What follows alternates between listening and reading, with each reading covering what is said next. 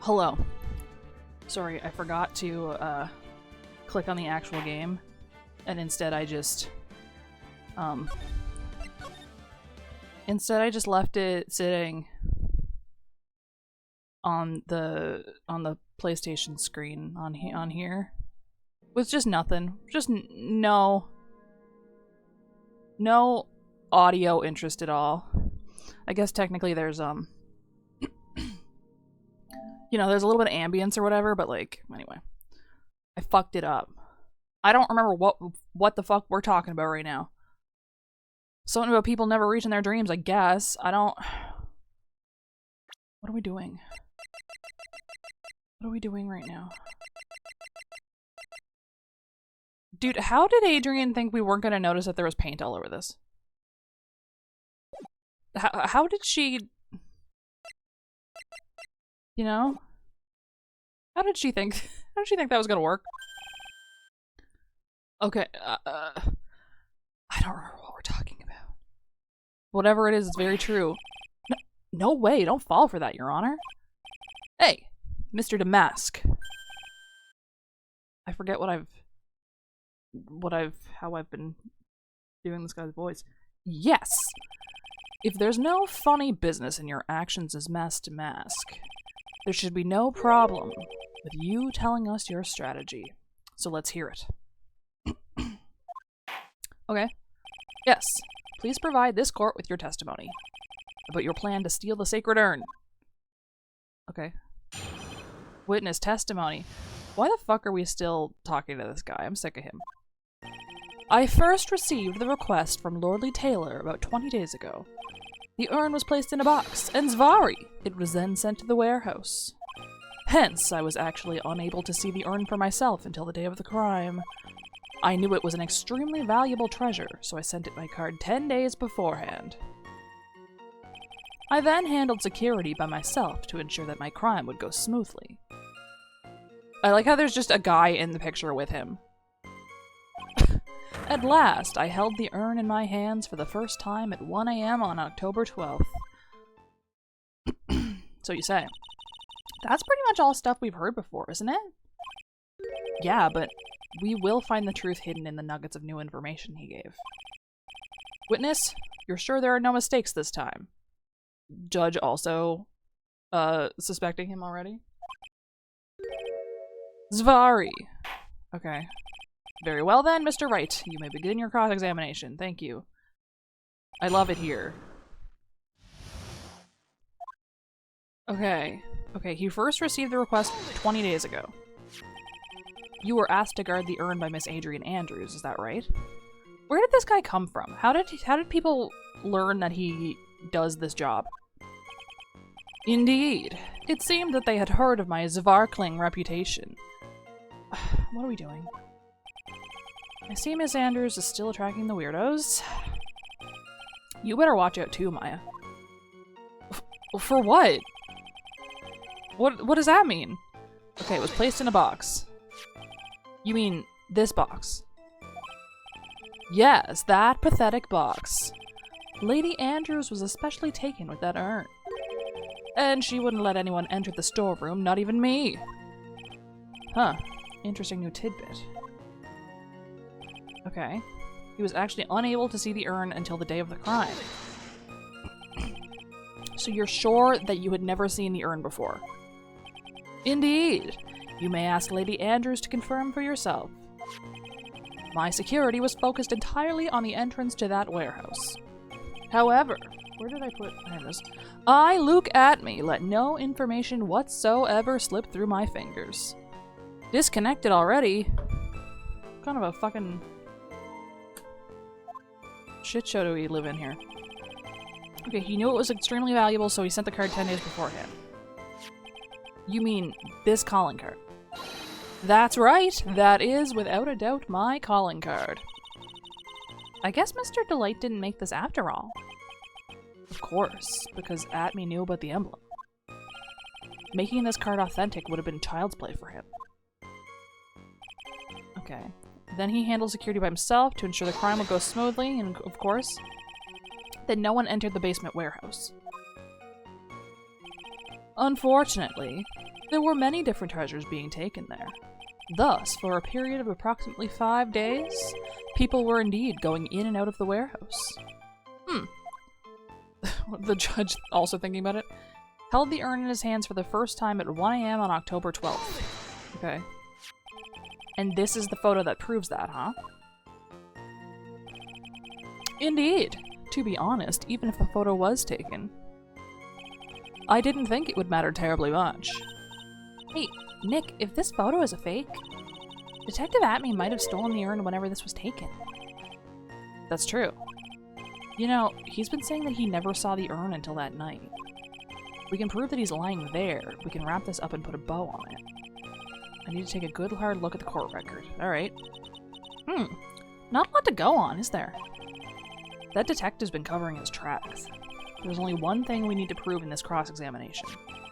That he took this photo well before the actual night of the crime. Alright then. How do we do that? There's one thing that Atme stated very clearly. That he had never seen the urn before he stole it. We need to prove that he's lying. Yep. We sure do. Okay. Let's see if we can... I mean... There's this. But what does he, when he says he never saw it, does he mean in person? Or does he mean like at all? Like he didn't know what it looked like.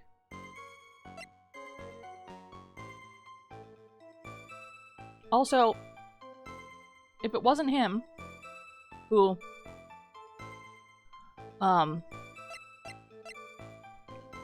was at the warehouse at 1 a.m., then why did the camera go off? Photo of storeroom entrance taken by the camera on the night of the crime. Okay. Written by the fountain pen. Found in the shadow of Amifei's statue.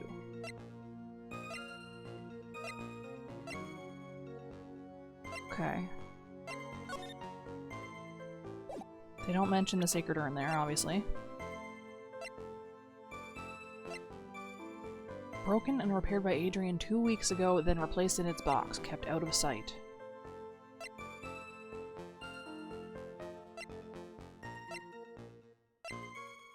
Like, the box that he has in the picture.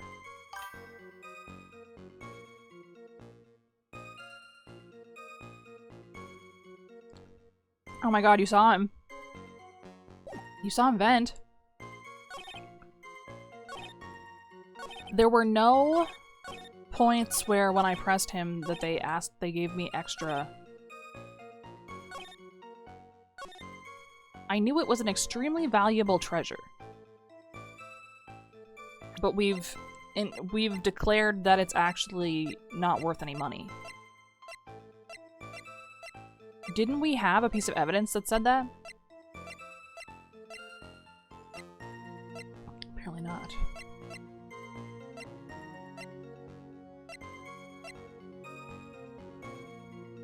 Yeah. We had somebody look at the urn, right? And they said it wasn't worth any money.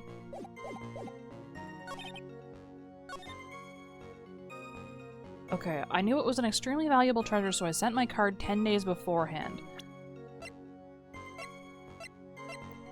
But how could you have... How could you have known about it? Just by this? Sent before a heist. The most priceless work of art on display. The speckled urn.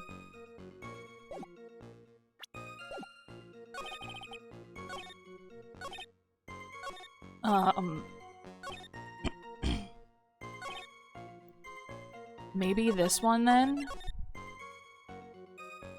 If he had never seen it, he can't know that it had speckles on it.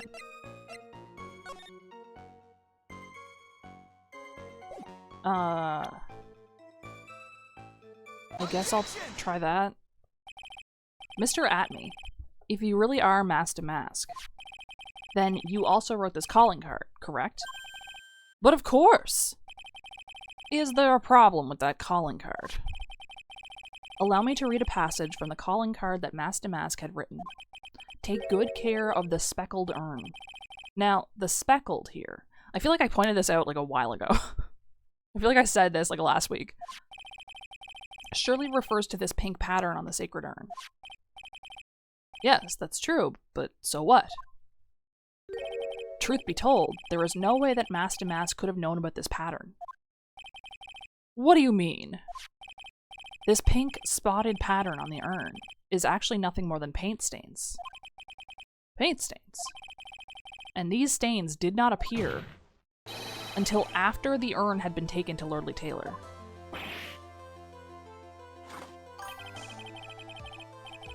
The calling card could present in 4 different statements? Holy fuck. I'm not finding this joke to be very funny, Mr. Trite. The day that the sacred urn was taken to the warehouse. Poor Adrian. She's just doing her best out here. The urn was broken due to human error, or should I say an error-prone human. And that's when the pink paint got on the urn. Ugh, you can't be serious. And yet this calling card clearly mentions the paint pattern. Which means Detective Atme had seen this urn long before the crime ever took place. And it doesn't have them in the picture. I mean, the picture's black and white, but still. This is what the kids call a girl failure, yeah. In fact, he saw it when this fake photo was taken. And because this photo is a fake, your alibi for the night of the murder no longer holds water. Bam! Get him!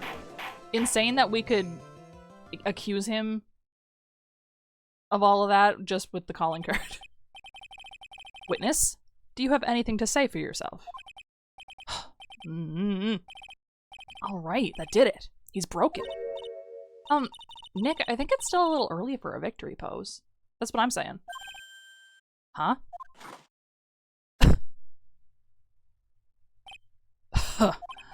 It's so sad. No one has any conviction these days. Conviction, you say? Yesterday, we all decided unanimously that this man was Master Mask, and now we're calling him a murderer. You don't think we're being a tad fickle? That's a good point. I mean... No way, don't fall for that too, Your Honor. You say that Luke Atme was the one who killed Kane Bullard. Then let me ask you this. Why would he do that?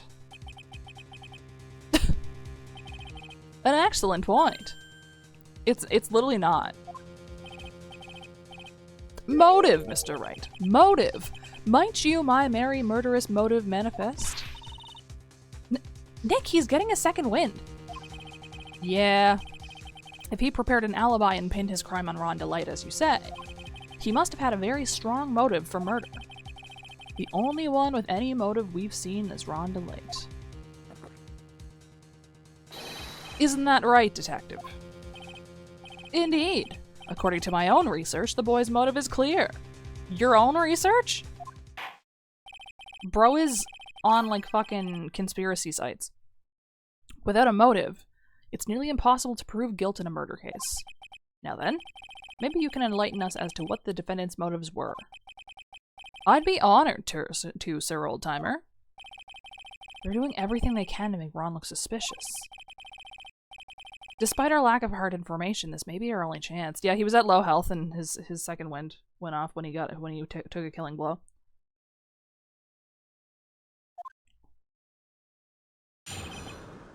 Motive for murder.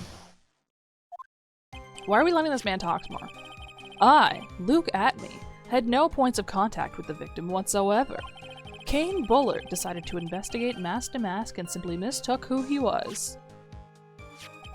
It was Mr. Bullard who wrote the blackmail letter and sent it to Ron DeLite. And it was again Mr. Bullard who harbored a grudge against Mr. DeLite for his betrayal. Mr. Bullett's mistake is quite excusable. The defendant truly believes he is Master Mask. That is why Mr. Delight saw fit to kill Kane Bullard. Truly a tragedy. It's still crazy that he put it in the safe. So the victim, Kane Bullard, blackmailed the defendant. This is the blackmail letter found in the defendant's apartment. A handwriting test confirms that Mr. Bullard was indeed the one who wrote the letter. Oh, fuck, okay. What? Yeah, we didn't know up until then. Blackmail letter updated. Very well, Mr. Wright. Begin your cross-examination. Okay. I'll definitely do that, thank you. No points of contact whatsoever with the victim. Okay. They only care about a motive if it's been too easy for me to get to this point. And who in the world is going to prove that? I will. After doing a thorough background check of Detective Atme and Kane Bullard, we were unable to find any links between them. It's all in the report. Can I have the can I have it? Can I have the report? Perhaps they were connected through their work. They were both involved in security. No. That was blunt. In any case, the only one with a motive was Mr. Delight. Okay. We decided to investigate him and mistook who he was. That sounds insane to me. Mistook. That's right, mistook. From the Old Norse mistaka, meaning to take in error. That wasn't what I meant. Just whom did the victim mistake Master Mask to be? Why, the answer is obvious. Ron Delight, of course. Boy, I'd like to wipe that smug look off to this guy's face. Press harder. Always press harder. Why would the victim mistake the defendant for Master Mask? Don't you already know that? Zvari! Take a look at this newspaper. That's the famous Tear of Emanon, a magnificent jewel. That photo shows a magnificent detective as well, does it not? No one's paying attention to that. Furthermore, it also shows an ugly guard, namely the defendant. The defendant? The victim clearly misread this article and Zvari, he got the wrong impression. Is that what you think happened? The impression that this ugly security guard was in fact Master Mask. I see. That was an unusually reasonable deduction. Was it? It's Mr. Bullard who wrote the blackmail letter. You mean this blackmail letter right here? Phoenix always having to, like... You mean this thing? You're talking about this? It says, bring $50,000. And the handwriting is, without a doubt, the victim's. There's no mistake. We have an official report to prove it. But I don't see an addressee on this letter anywhere. An addressee? This letter was discovered in Ron Delight's apartment. And Mr. Delight did show up at the designated place and time. The fact that there is no addressee is irrelevant. I wonder... What's that, Nick? I just had a thought. What if that blackmail letter wasn't meant for Mr. Delight? Whoa! Do you have any evidence of that? No. I'm just making it up. For some reason, I just can't shake the feeling that there's something not quite right about this blackmail letter. Well, everyone, are you quite satisfied? No. No, I'm not. Okay, harbored a grudge against him. What do you mean by that? Also, if Bullard harbored a grudge against Delight, then why is Bullard the one who's dead? Oh my, I was certain you were already aware. Zvari! KB Security has a lot of security info on all sorts of companies. And since I was a security team chief, I stole data from the company. Kane Bullard had yet to forgive young Mr. Delight, which is why he sent him that letter upon mistakenly believing he was the thief. Here is a file that we discovered in Mr. Bullard's office. evidence that Mr. Bullard was receiving money through blackmail. However, isn't this a bit odd? Why did the defendant pay Mr. Bullard the money, even though he wasn't actually mask to mask? On that point, there was an unfortunate bit of chance. His mistake is quite excusable. He truly believes he is mask to mask. Okay. I want this guy to get 40 fucking years. Do you really think that story is gonna hold up? That assertion is not merely my own, I'm afraid. What do you mean? I have here a memo from Ron Delight's wife, Desiree Delight. Okay. How many cups is that? 17? Ronnie thinks he's mask to mask. Don't you feel sorry for him? Please don't think too badly of him. Well, Mr. Trite. Was he trying to act like Miss Delight just now? He was doing an impression. I thought he was actually pretty convincing. Did you? Are you sure? That's why he saw it fit to kill Kane Bullard. Okay. Now that's just your imagination talking. Calm now, Sir Lawyer. I'm afraid imagination isn't the right word for it. This is a deduction, the result of carefully applied reasoning. Can we hear that careful reasoning for ourselves? No. It's a long story and better saved for another time. We got all fucking day here, man. Very well, another time. What other time? What? Those so-called long stories aren't usually all that long. At least not in my experience. So, you're gonna try to connect Detective Atme to Mr. Bullard, right? Yeah, that's right. Hopefully it won't require surgery either. In that case, you'll have to talk about the blackmail. That's true. Is that blackmail letter really intended for Ron? Since we don't have enough information, you should press him for more testimony. Maybe I'll be able to shake some contradictions loose that way. What do you mean, press him for more testimony? They're gonna meet up in the cafeteria and one of them's gonna poison the other one. Okay.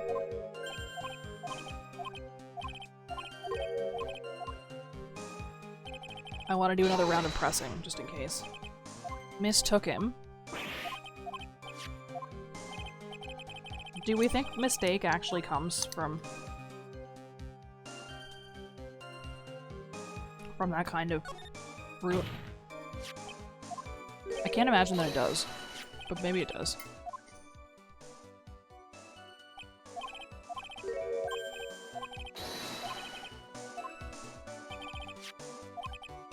Okay.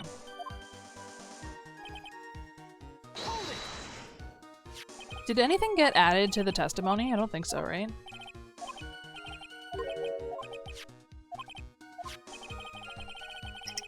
So, at this point we are going with the idea that it wasn't intended for him.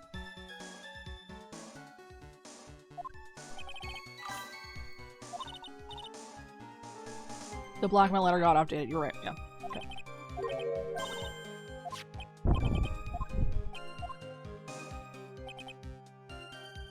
I'm trying to drink soup while I do this, and I should just fucking finish it off instead of going back to it over and over.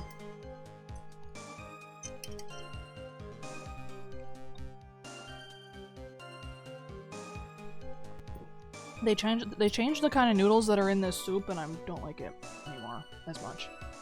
Soup stream. What would that even be? What would you do in a soup stream? Make soup?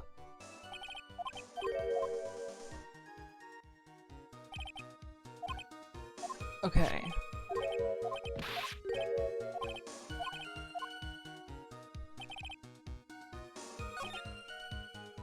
Okay, let me... This got updated. Written by Bullard. Your true identity revealed to the world. Come to KB Security at 1 AM on October 12th. Bring $50,000. Red diamond you have received. The red diamond.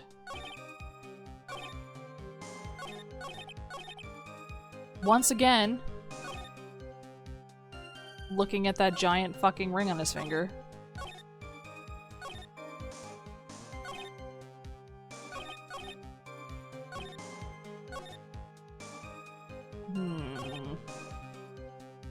No points of contact with the victim.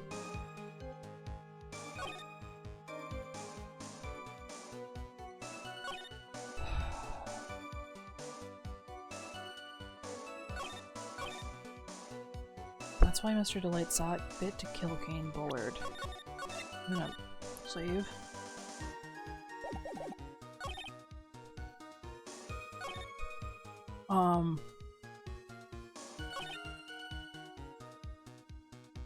Sent it to Ron. But if it's at Ron's house, then wouldn't it mean that it's probably, if it's not meant for him, then it's probably meant for Desiree?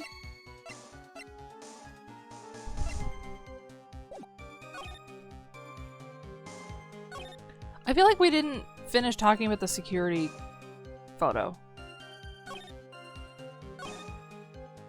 Mistake is quite excusable. The defendant truly believes he is masked to mask. That's why he saw it fit to kill him.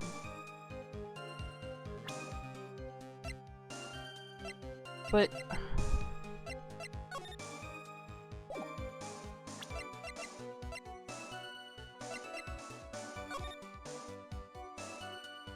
bring $50,000. And then what about this?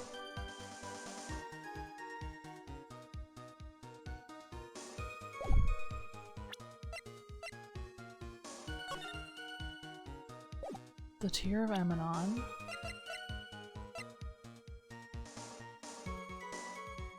He was stealing as directed by blackmail letters. Oh.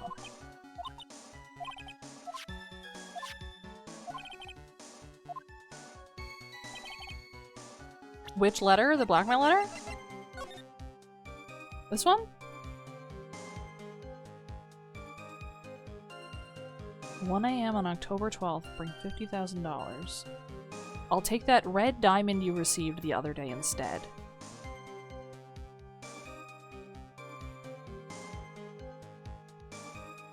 This doesn't feel like very strong blackmail, though.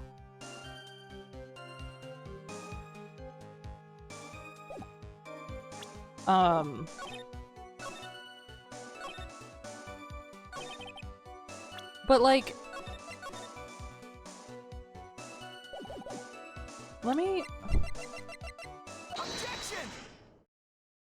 do this one. Mind if I ask you a few questions, Detective Atme?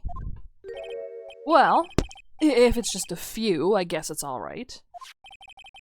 When you said that this letter was addressed to Ron Delight, oh, did he say straight up it was addressed to him? I couldn't help but notice one major contradiction. Contradiction? I don't know where a walking contradiction like you gets off saying things like that. You're one to talk. At times like these, men are made to express themselves with their fists. Why don't you show us what you've got there, Junior? Indeed. Time to man up, Mr. Wright. Listen, be fucking nice to me. Show us the contradicting evidence in the content of the blackmail letter. What do you want me to...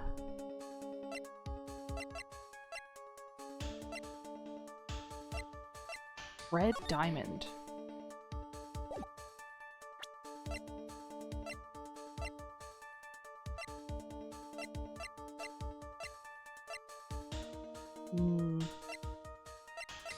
Okay, wait, let me read it again. Your true identity revealed to the world. Come to KB Security, 1 a.m., October 12th. Bring $50,000. I'll take that red diamond you received the other day instead.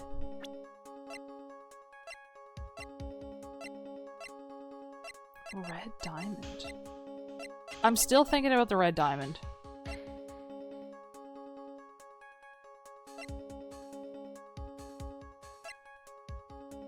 So, the key card for the office.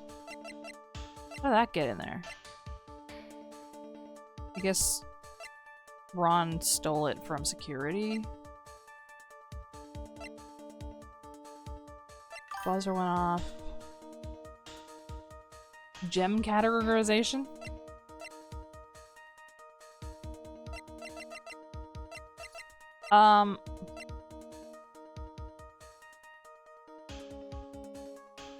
Show us the contradicting evidence.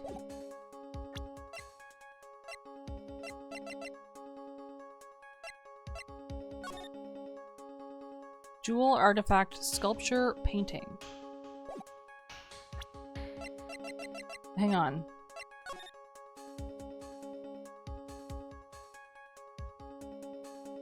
Yeah, why? Okay. Ayuki, why? What's up? Why?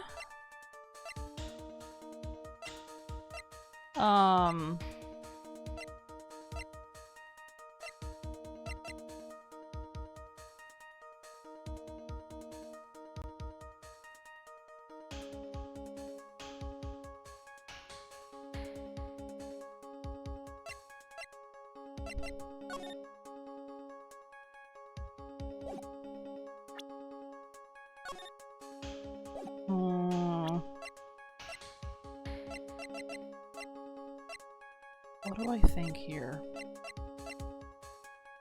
This was Ron's first heist. And then after the first heist, from the second one onward, he was stealing as directed by blackmail letters. Why then would he get this kind of letter, which is different? But I don't know what they want, what they want me to present right now.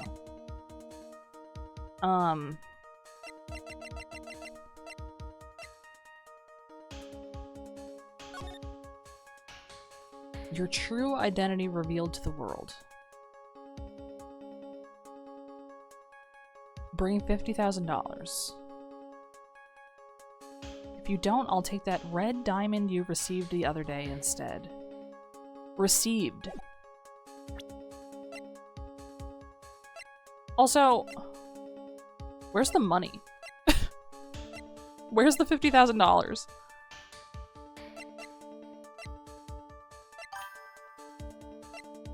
You ate it? What the fuck?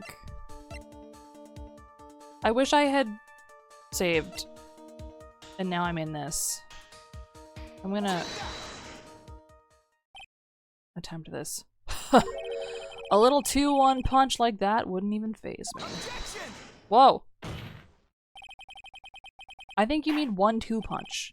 Mr. Right. Try thinking things through a little more before finding fault with others. Oh, okay. Well, I'm gonna save here then, even though I just took damage. Ouch. Sure felt that punch, Your Honor. Anyway, let's try reading the blackmail letter one more time. There's gotta be something else off about it somewhere. Like, how? Wait, I'm way back here.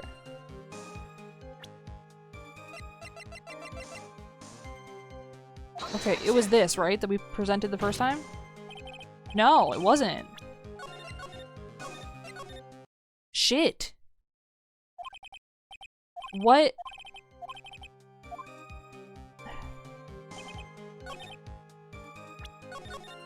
I think it was here, maybe.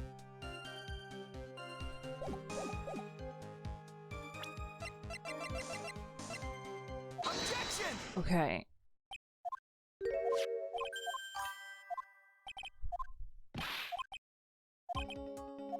I mean, they're alleging that there's something weird with the letter, but do you think I could just present it again? Based on Ron's other blackmail letters that he got.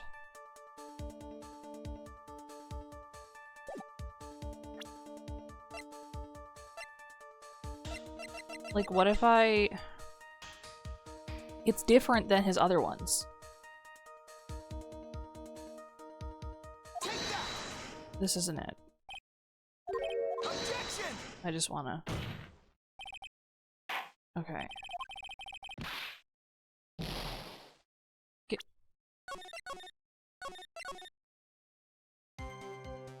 Okay. Let me... What if I present the letter again? What happens then? Okay, I don't...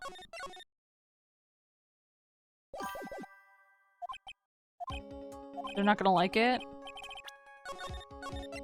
You think they won't like it? Okay.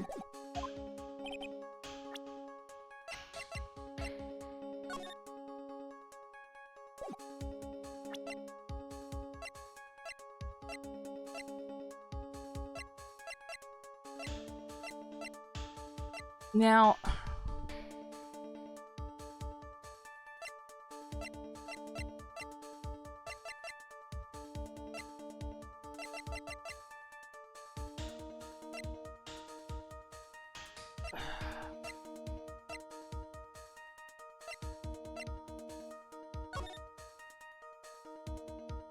Like...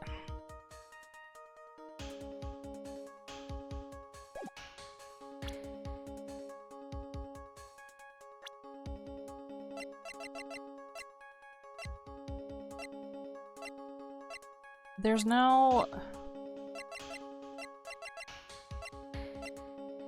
mentioning of the red diamond in the profiles, I don't think.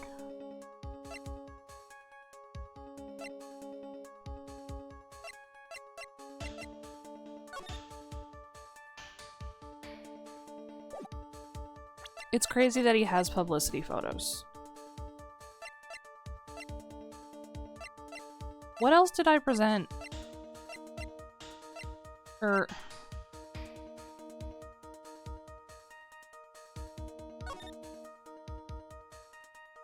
Okay.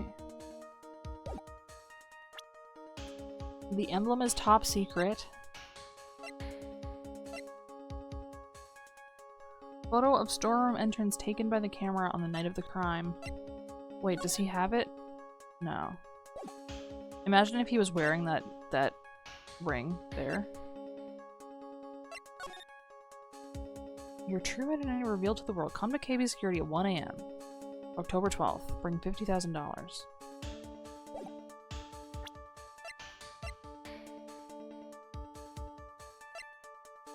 Why did he have to use the...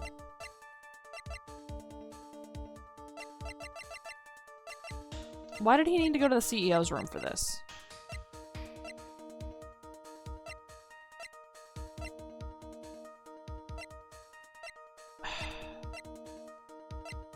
I don't know what they want from me right now. Nothing I have feels like it works. How did we say that he lost his wallet again? Bring $50,000.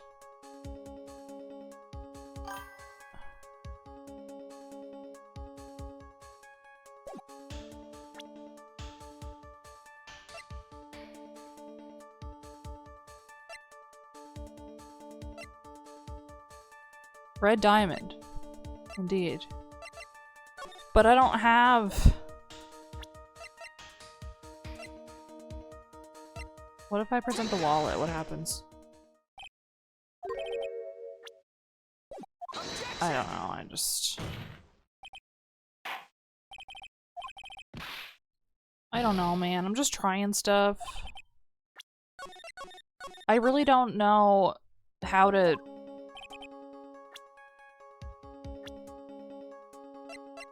What if I... What if I present... Red diamond.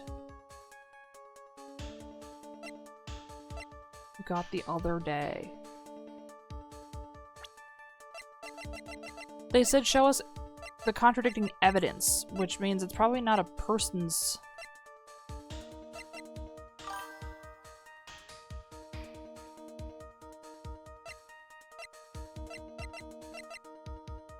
I mean, yeah, but I don't have anything that even... I don't feel like I have anything that fits.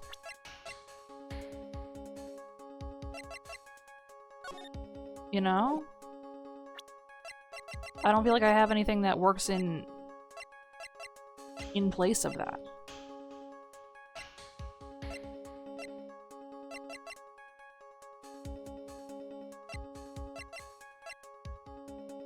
You know? Like, there's a red square on this, but that's not what they want.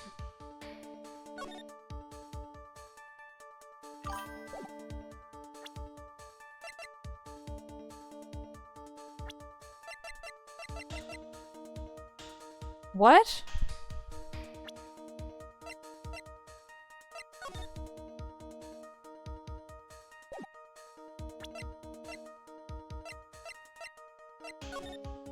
I don't know what they want from me.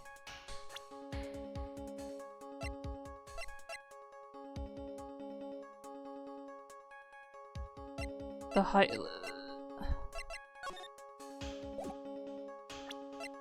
I don't know what you mean.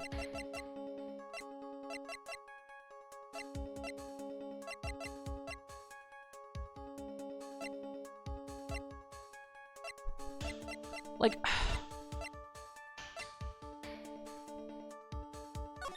I don't...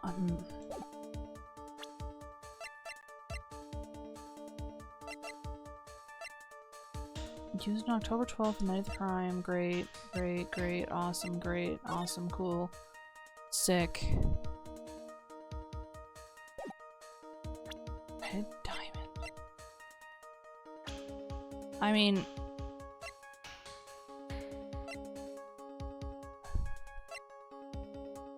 What if I would just present...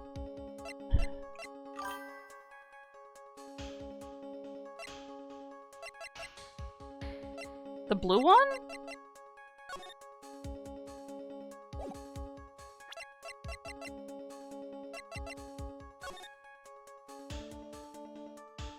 This one?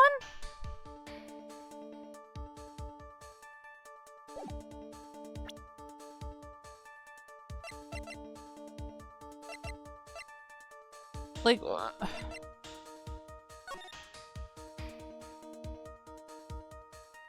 I don't know why this is tripping me up so bad. I feel like it's probably not that hard. Yeah, I don't understand what that means though. Like, and that doesn't...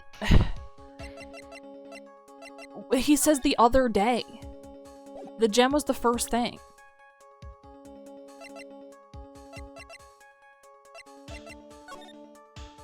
And I'm assuming that happened...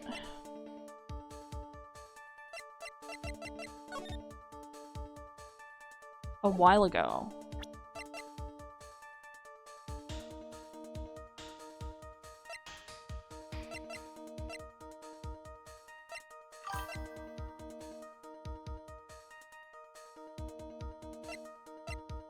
I guess? But... I guess? I don't... I don't know why this has fucked me up so bad. I don't understand why I can't grasp this. It seems very simple. Take a good look at this newspaper clipping. It contains a picture of the Tear of Emanon, the stolen jewel. Also, it's not a diamond. It's not a diamond shape. What about it? The problem is this jewel's color. Color. I'm not much for discussing color myself. According to the clipping, the color of the stolen jewel was blue. However, in the blackmail letter, a totally different jewel is mentioned. I'll take that red diamond you received the other day. Red? Yeah, which means the red diamond described in the blackmail letter is not the Tear of Emanon that Mastimas stole at all. Yeah. Uh-huh. Okay. And your point is, Mr. Trite. So you are trying to say that this blackmail letter was intended for someone else. That is what you're trying to say. Right, Trite? That is what you're trying to say? Right, Mr. Right? What is this joke we're doing? Yes. This is who Kane Bullard was actually blackmailing. Okay, well now I can... You have a redstone. Naturally. It was you, Detective Atme. Do you have some sort of basis for that claim? You have been personally involved in every single mask-to-mask case. Where did the red diamond come from? And in the last case, you recovered what was stolen and received a jewel. What? I don't remember that detail.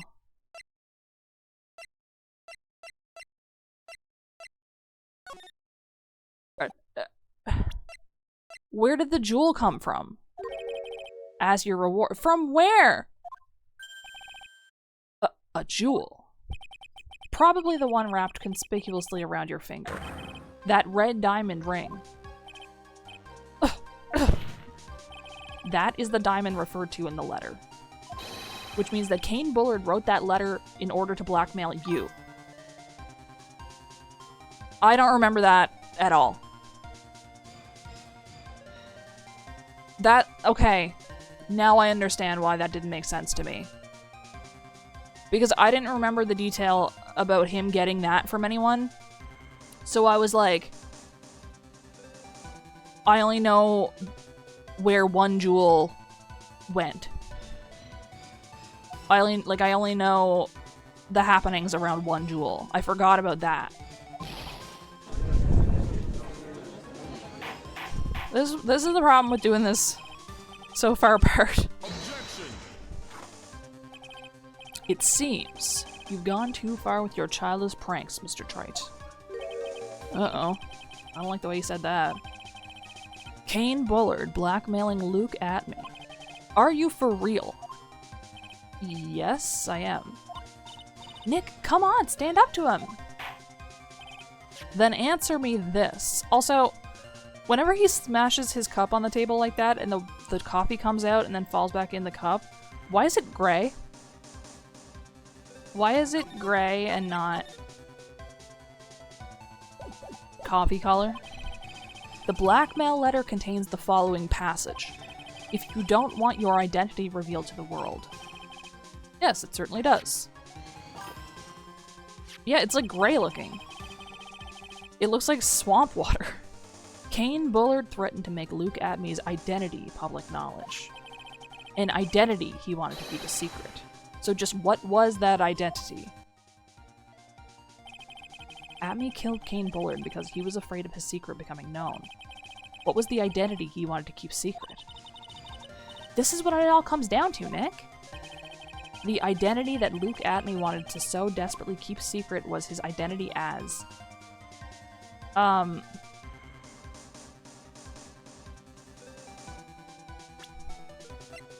did Ron get this letter? If it wasn't for him,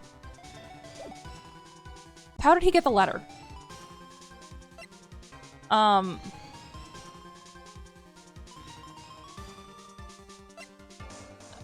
still not convinced that he is Master Mask. Clearly he's doing thievery. But I'm also not convinced that... Do you know what I mean? I'm not convinced about any of this. Luke Atme was Master Mask. Yeah. What? That's my line. What's that supposed to mean? That's my line too. Listen up, you. This is what you've been saying up to this point in time. The witness pretended to be Master Mask in order to pin the murder on the defendant. In which case, you'll want to insist up to and beyond the day you die that Ron Delight was in fact Master Mask. I must say, this sudden change of heart doesn't reflect well on you. This is what I'm saying! I didn't think it made sense. But I was also like, he's proud of the detective thing. Right? Like, I don't think this makes sense either. Yeah. Wait. Yeah. So... what... We got two blackmailers going on then. Luke Atme was a blackmailer. Objection! Hey now, isn't that a little different from what you've been saying? You said that Kane Bullard was the one blackmailing Luke Atme. Are you saying that Atme was blackmailing someone else on top of that? You have to admit, that does sound a little odd. Okay, so then that's... Okay. Ron was getting letters from Luke, who got the letter from... But then how does Bullard know about Atme doing that to Ron? It's not odd. It's the only thing that makes any sense. Kane Bullard was blackmailing Luke Atme. But Ron DeLite was also being blackmailed by a certain someone. So, did you start receiving blackmail letters after this incident? Yes, just a few days after the Tear of Emanon heist. After that, I started getting the plans in the mail. I received plans from some very kind person. Incredibly detailed plans. Detailed plans. Well, he knew he was blackmailing somebody, because that's why he called him out like that. In which case, that would mean that Ron DeLite was actually Mask to Mask. That is what we are claiming. But then why... How does he know any of this? I still am like, how is he even involved? Someone else came up with the plans and had Mr. DeLite steal his targets for him. And that someone was none other than Luke Atme. Shh! Silence! Now I see. It's all becoming clear. What is?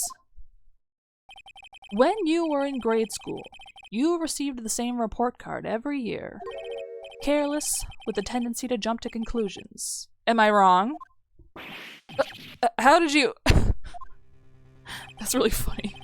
You say that I, Luke Atme, was blackmailing Ron DeLite. In which case, I would naturally know all about his relation to Mask to Mask. Well, yes. Ron DeLite started receiving plans from his second crime onward, correct? Which means I learned of his identity when he committed that first crime. Good point. You certainly could have blackmailed him otherwise. Uh-huh. In that case, let's see some hot, bitter evidence. I mean, they're in the fucking picture together. During the first crime, how did Luke Atme know that Ron DeLite was Mask to Mask? I mean, they're in the picture together.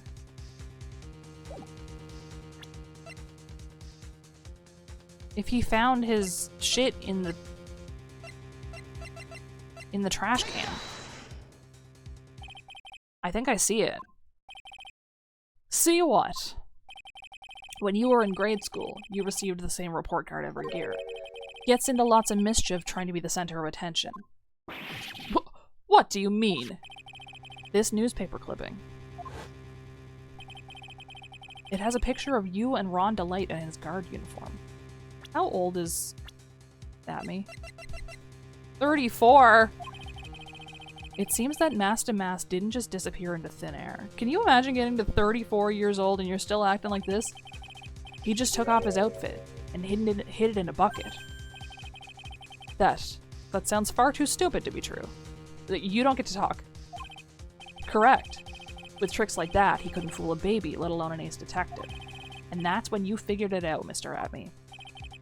That's when you learned that under his mask, Mask to Mask was really Ron DeLite. I didn't even press the... What the... Wasn't he supposed to be Mask to Mask? Not only that, it looks like he wasn't even an ace detective.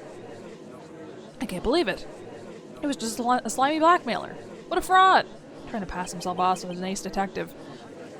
How did he do any of this? How did he become popular as ace detective? Why, you. How dare you expose me like that? Why, I mean, I've never blackmailed anyone in my life. I'm a famous and proud detective, and also mask to mask. Why can't you understand that? Oh, you're having a breakdown again, huh? I'm afraid you are neither a proud thief nor an ace detective. You're a blackmailer and a murderer. That is your true identity. What? Well, why you? Oh. Why not trying to do something yourself with those big mouths of yours? You're all real fools. None of you can compare to my genius. You're all just jealous. So go on, just desecrate me, commemorate me. Ace detective cannot handle blackmail murder threats. Okay. I'm so sick of this guy. It would seem we finally arrived at the real answer. That was quite a performance by Mr. Atme. Haven't you been here for the rest of them? Bailiff, please prepare a cell for Mr. Atme. Objection. Oh! Uh-huh. The hammer that strikes too fast has no time to aim. What do you mean? I'm already prepared to deliver my ruling. See, it's great! Allow me to say one thing. I will be the one to judge. How do you intend to do that? You don't get much more in your face than that. It appears that your claws weren't quite sharp enough, Mr. Trite.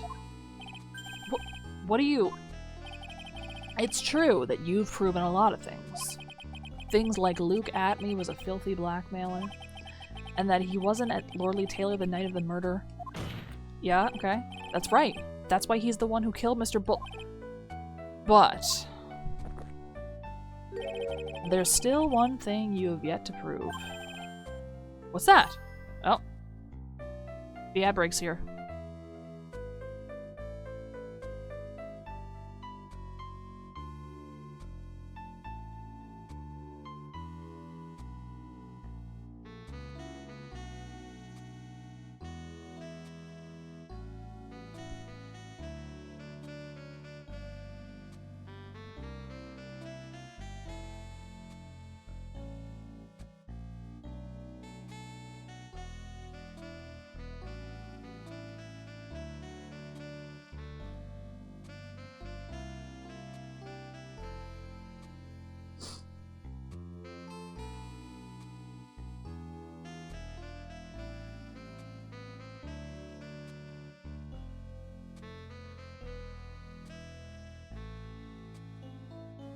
I found a website where you can, they just like all of, it's just a repository for incremental games. So I've been trying to like look at them and like see what other people are doing with them and get ideas. A lot of them have like a lot more visual elements than I was planning on.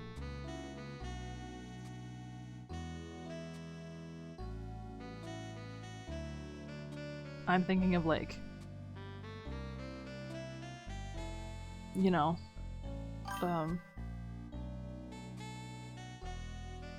it's the one I found is galaxy.click. The person who made the website also has they wrote a tutorial in a Reddit post of how to make one from scratch. So I have a button that you can click and number go up next to it. And then I have a thing where you can spend your number to get a building, which then gives you more number. Yeah, I'm telling you. I haven't done a whole lot, though. I have like 20 lines of code between, like, in each file right now.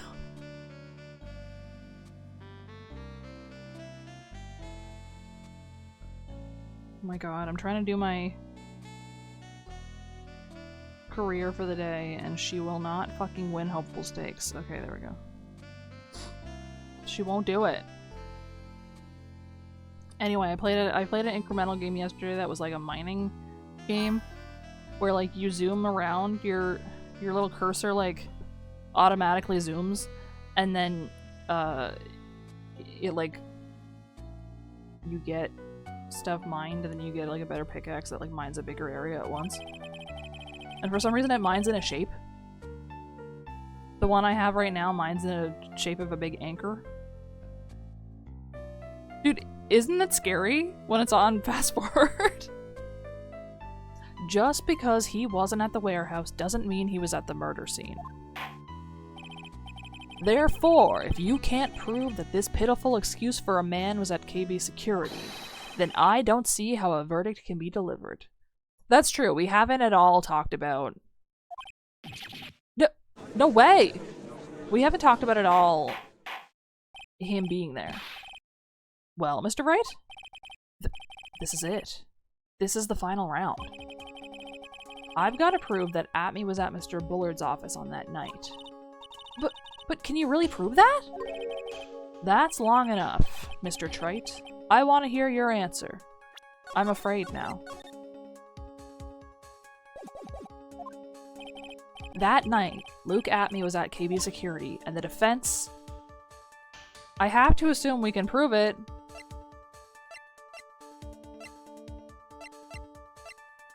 I must assume that we can prove it somehow.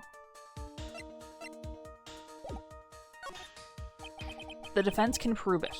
With evidence. Are you sure? Don't you worry, I'll watch over you. As you break down and fall to pieces. Very well then, let's see this proof. Proof that Luke Atme was at KB Security that night. Fuck. I really thought that maybe they would,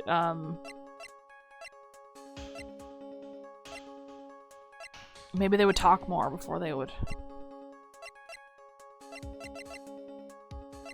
You know? Can I prove it? I must be able to. The CEO office keycard. Ron's wallet.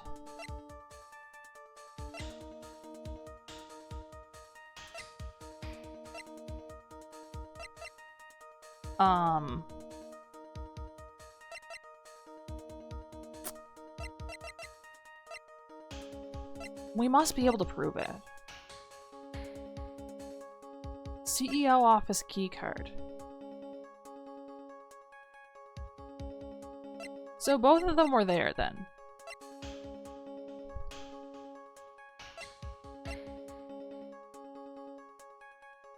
There's no fingerprints on the buzzer, but it went off. He's the only guy that wears gloves all the time. Fuck, dude.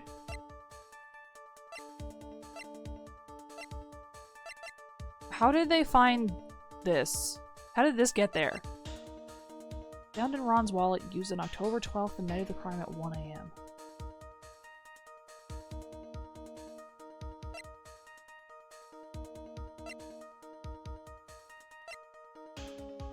Written by Bullard. How did anything happen in the warehouse?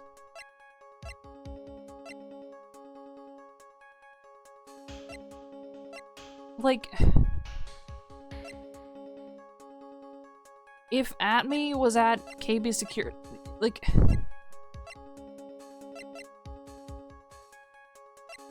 something's not clicking here for me. Ron's wallet found in the building. CEO office keycard. Cerebral hemorrhaging. They're not gonna let me look at the testimony where he said that he got knocked out. Buzzer record. It went off once.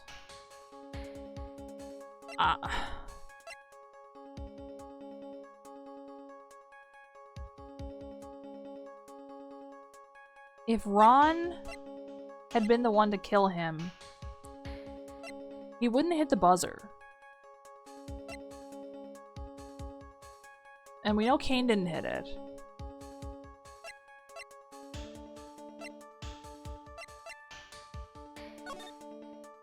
Do we know that Kane didn't hit? I don't know. Found it on a table at the scene of the crime.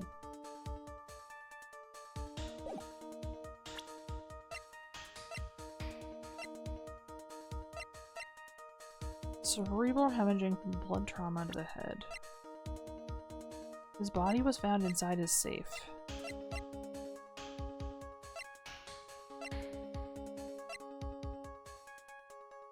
Okay. Great. The office buzzer. I really thought they were gonna let me talk more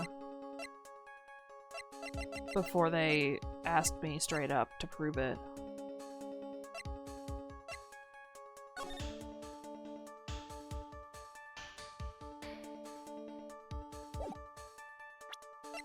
Proof that he was there.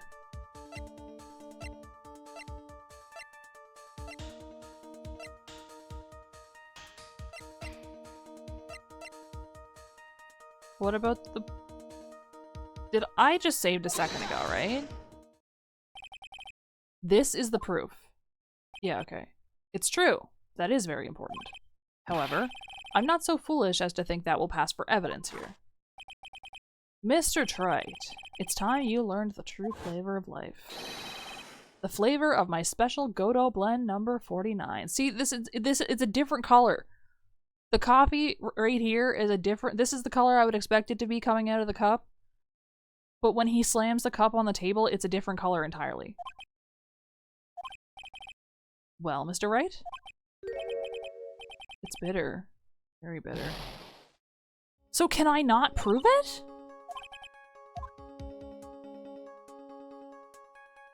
Like, I must be able to prove it. If I say I can't prove it, I can't prove it. Yeah, like if I say I can't.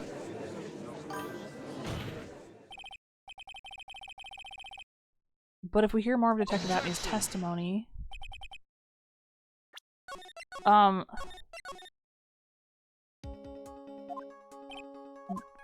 What do you mean, the text box?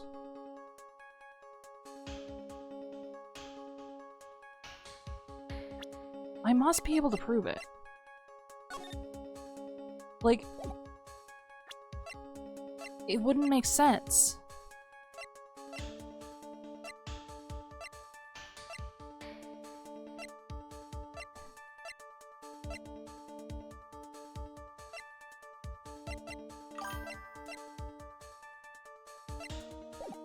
Oh, yeah, it comes up above the text box.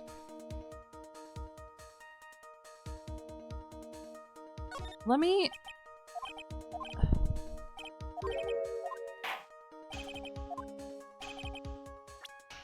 What about this one? No.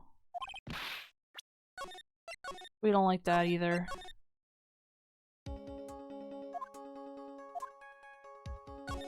Okay, if I say we can prove it...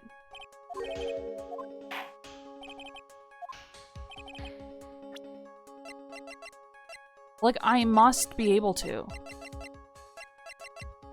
If the buzzer went off,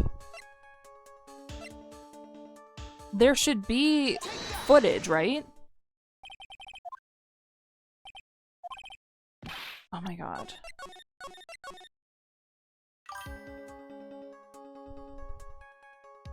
Did I fucking do that again? I'm gonna freak the fuck out. But I also don't...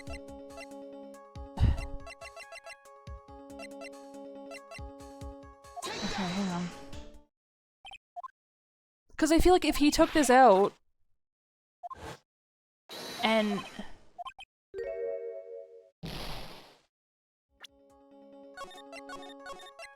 was looking at it. I don't see how any of this could prove it. Like, this is the only thing that I think makes any sense.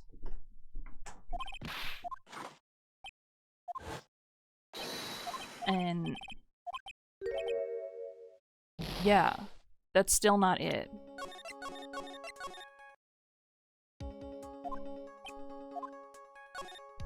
How do I...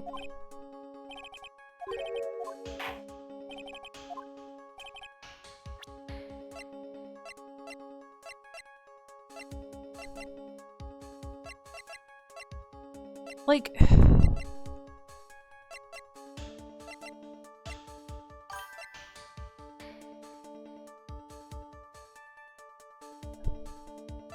Like, I don't have anything, right? So... Okay. Let me just get out of this text box. So what if I say I can't? He's just gonna take my health again. Okay. We hear the testimony. That's as far as you go. I won't allow for any more testimony. That's what I mean. What? Have you forgotten? Luke Atme is here after we interrupted his own trial. And you have failed to prove that he committed the murder. I think it's time for this witness to return to his own trial and face his guilty verdict as Master Mask. No. Well now, Sir Lawyer, it seems that love wins out in the end after all. You don't get to say that. I am the ace detective as well as Master Mask. My verdict will verify that. Just as Ron Delights will verify that he is the true murderer. I declare that with the full force of my ace detectiveness.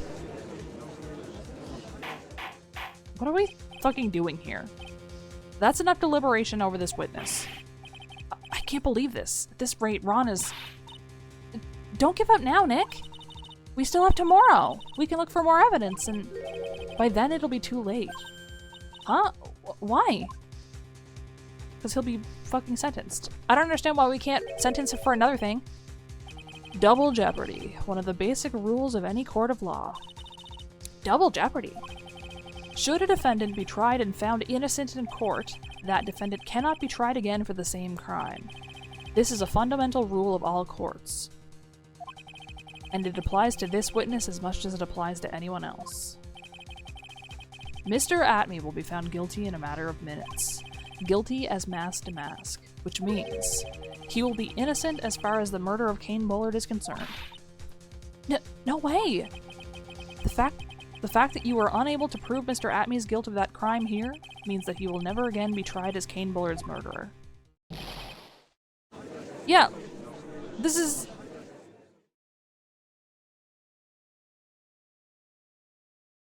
Like... Now there's nothing I can possibly do to win. Even if Ron is proclaimed to be innocent, the real killer, Luke Atme, will go free. You have cross-examined every statement the witness has made here today. Like, it's fucking over. Why are we still talking? Why did they not... As long as there is no more testimony, I'm afraid I have to declare that there will be no further questioning of this witness. Are there any objections? What the fuck? Just tell me it's fucking over. And I hereby end the cross-examination of Luke Atme. Like... What the fuck? What the fuck are you doing here? I think I see it. Your Honor, when you were a child, this is what was on your report card every year. Has poor hearing and often makes mistakes as a result. How did you? Phoenix, raise your head up high. Have you forgotten what I used to tell you? Oh, it's Mia. A lawyer is someone who smiles no matter how bad it gets. How did she get here? That voice, no way. Long time no see, Phoenix. Mia! He does that every time. He stutters it every time she comes up. This is the true power of the Korean channeling technique. I can't believe they let me get this far. I know that it's really Maya who's standing before me, but right now she's my mentor, Mia Fey. Now, let's do this. But there's nothing more we can do, Mia. Without any more testimony, I can't cross-examine. Not yet. The testimony's not over yet. What do you mean? Your Honor, just now you said something very interesting. You have cross-examined every statement the witness has made here today. Yes, that's true, but unfortunately, Your Honor, you're forgetting something. Earlier, after the last cross-examination, this witness made a number of remarks. Love wins. He's the ace detective. Okay, the verdict will verify that. Yeah. Yes, but these comments appear to have no importance whatsoever. Very well. Then we shall prove their importance by a cross-examination. At any rate, as long as the witness has made these remarks, we, the defense, assert our right to question them. Is that all right with you, prosecutor? Is something the matter? Mr. Godo. Ah, nothing. Oh, Sir Lawyer, it looks like you're one step too late. If you think such falsehoods will do anything to me, look at— Let's hear it. Huh? It's true that the witness has made some remarks. So then, let's hear this last bit of cross-examination. Mr. Godo, what are you— Very well then, Mr. Look at me. I'm going to allow the defense to cross-examine your earlier remarks.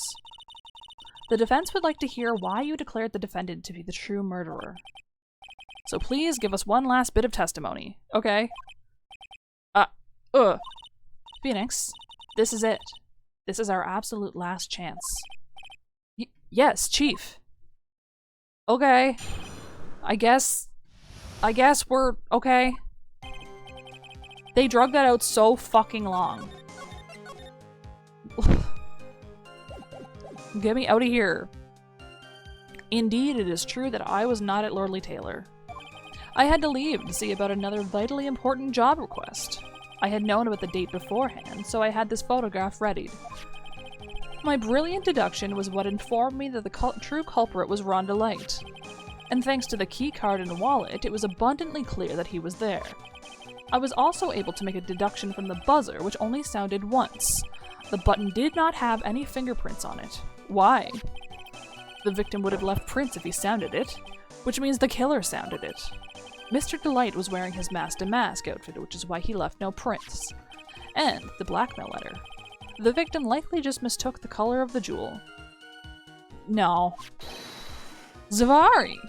Therefore, all the evidence points to that poor boy. You can't, okay, no. You can't be like, oh, they just thought that. This testimony actually seems to hold up pretty well. The witness's earlier remarks do not appear to have been hastily prepared. All of his points have been explained, and none of them seem to contradict anything. That's not your job to determine. But of course!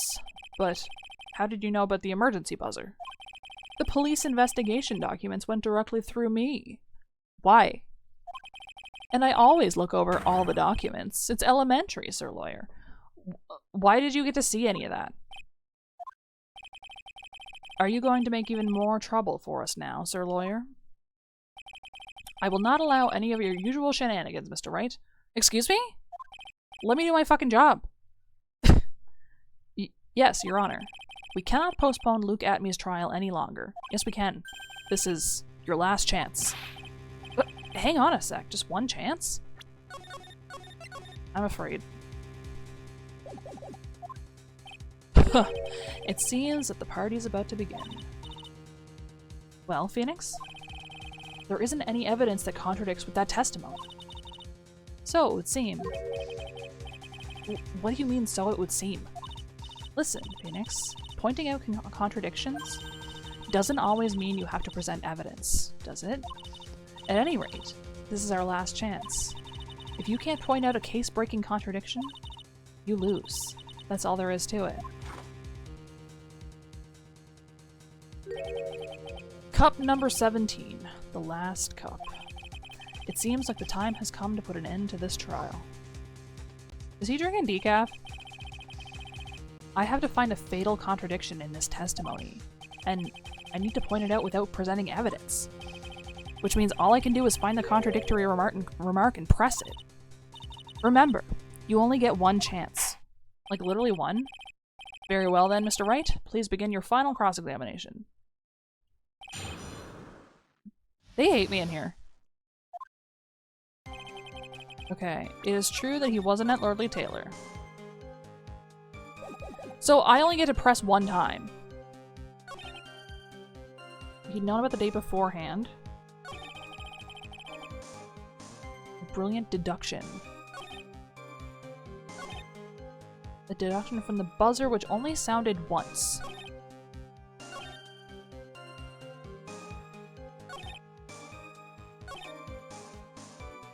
The victim likely just mistook the color of the jewel. That doesn't make sense. And also, the jewel is the first thing that he stole. So that means it wouldn't have been the other day, quote unquote. Mr. Atme, about this last remark? Objection! Okay.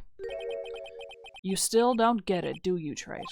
This isn't the time to be pressing the witness on every little statement. What? I said this before. There's still one thing you haven't proven. That this scum was in Kane Bullard's office that night. And now, it's time for me to drink my last cup. What the fuck?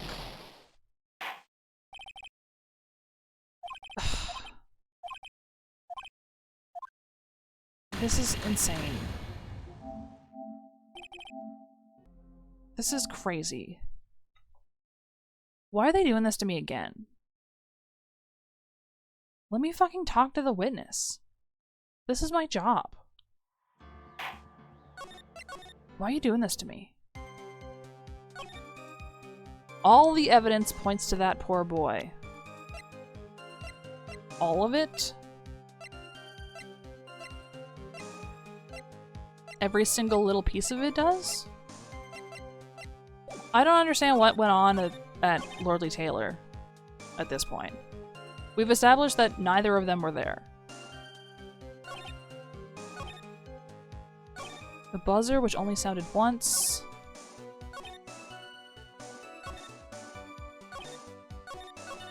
I had known about the date beforehand.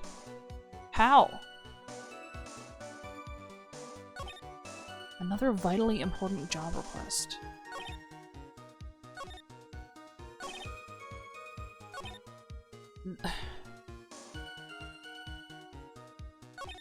So he's saying he's willing to leave his post for dumbass, stupid shit. But I don't understand a single thing about this case. Like, not even a little bit. Who the fuck was at Lordly Taylor?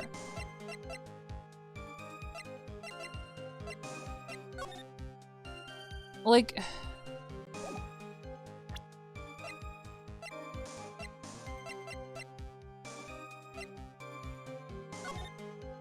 He said this was a fake picture, but it can't be fake because there's paint in it.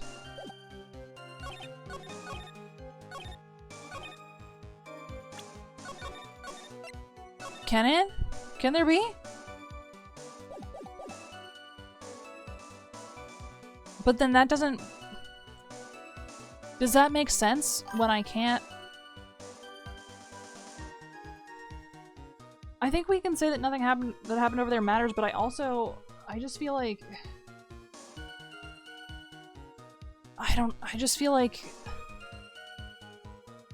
Something happened over there, clearly.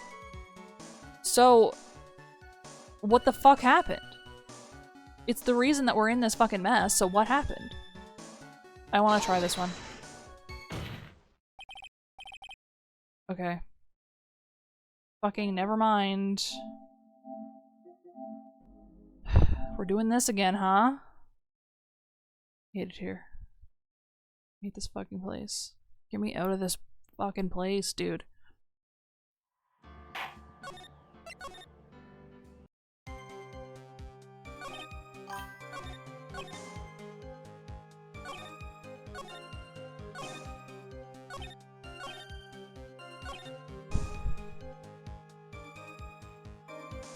But then, didn't they come in and a bunch of shit was different the next day? So, like, what? Like, how did the sword happen? You know?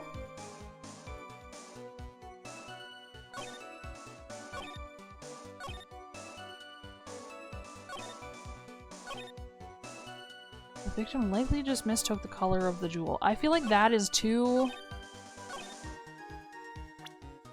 All the evidence points toward that boy.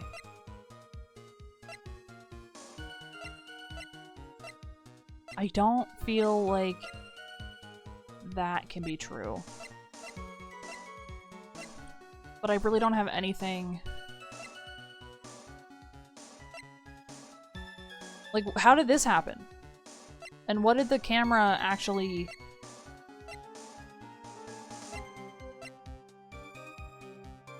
I guess the camera didn't actually go off and he just made it act like it had gone off, I guess.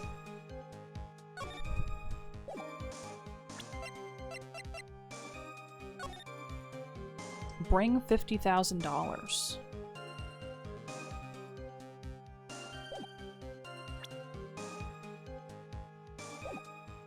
I don't think all the evidence does point toward him.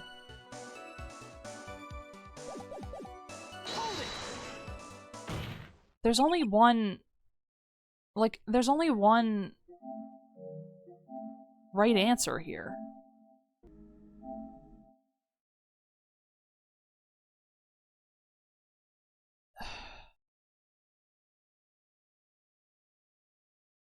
I'm so confused. I don't understand how any of this happened. Like, I don't feel like this case makes sense to me. How did he know that it only sounded once? How did he know any of this? Was he here during...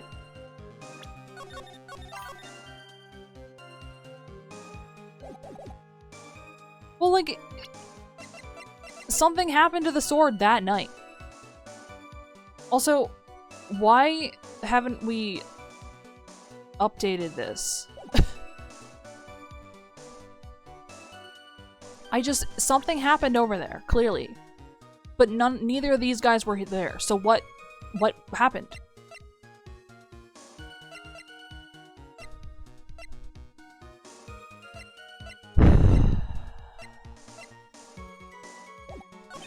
I also feel like this one doesn't make any fucking sense, knowing what the...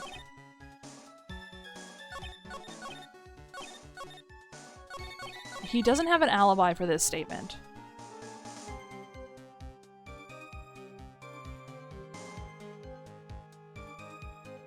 Like, he just said that. Objection. He just... Like, why do I have to take his word for that?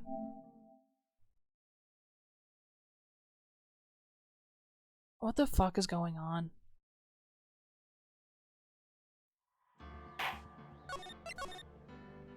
I feel like I know less than what the game wants me to know at this point.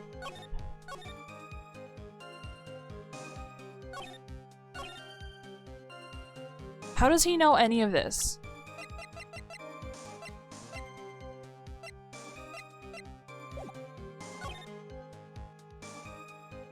Mistook the color of the jewel.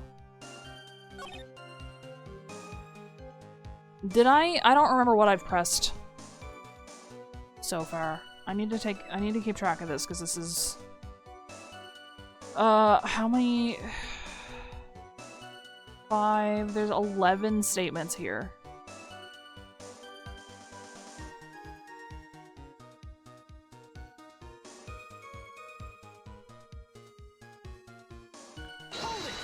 I think I've done this one already.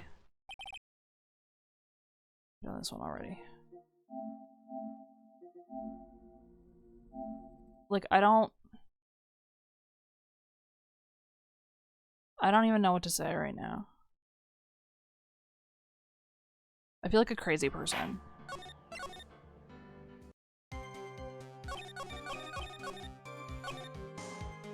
The victim likely just mistook the color of the jewel. Doesn't make any fucking sense either. Objection. I just... Okay. That was number 10. Like, I don't want to have to go through every single fucking statement like this.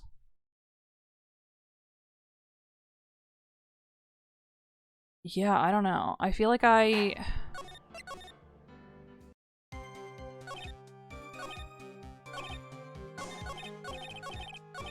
That's the 9th one?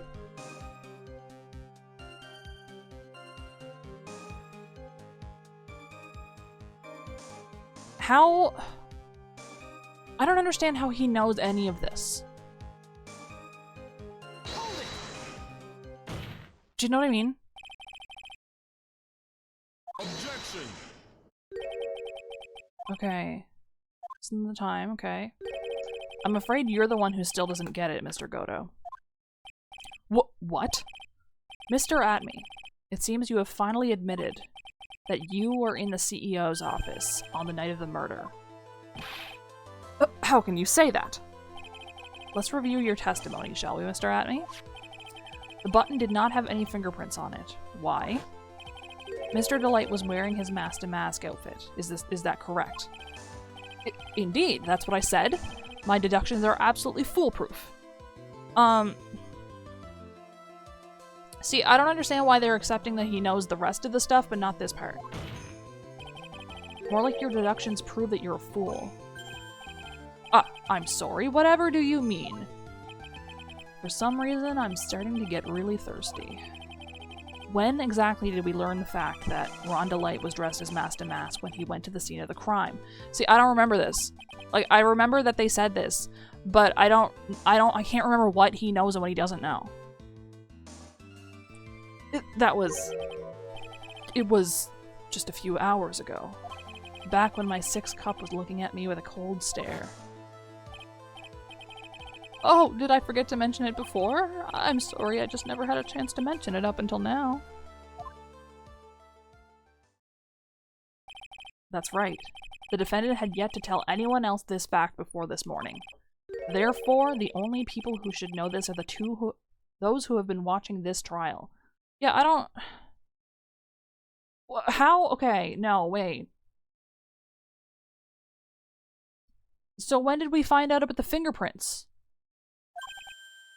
And then, if we found out about the fingerprints during yesterday's trial, then wouldn't the...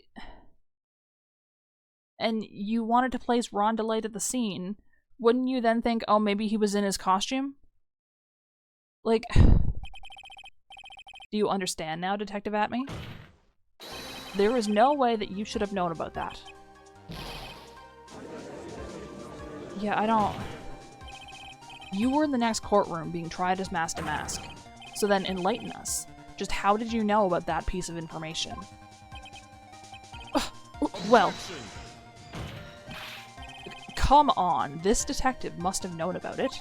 He probably had plenty of chances to find out beforehand.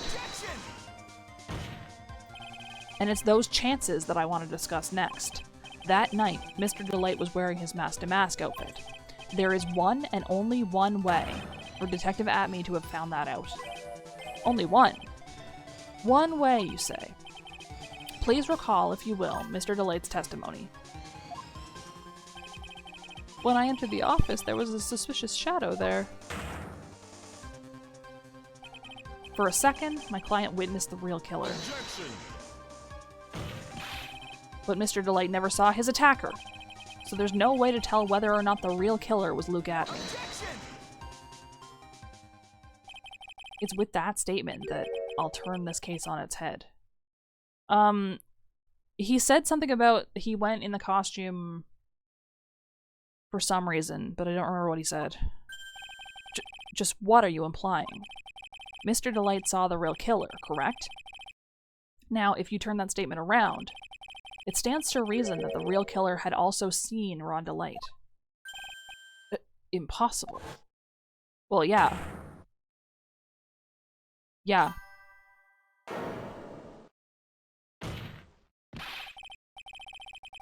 Because Ron thinks that he is...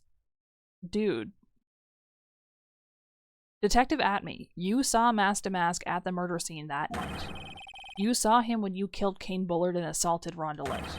That was the only way that you could have known what Ron was wearing. Whoa. Ugh. He's blasting off. Oh. I thought he was gonna blow away into space. Take a good look, everyone. Unable to find a rival worthy of my genius, I was forced to create one by myself. Here I am, the tragic clown. That's the same line you gave yesterday. But I think there's a little more meaning behind it this time. He's so annoying. I'm so sick of this guy. What an awfully complicated incident. Kane Bullard was blackmailing Luke Atme, who was in turn blackmailing Rhonda Light. And upon killing his blackmailer, Luke Atme tried to frame Rhonda Light. He then claimed to be guilty as Mask to Mask in order to escape his true crime. And to that end, he came up with this plan. To use the double jeopardy rule when making his alibi.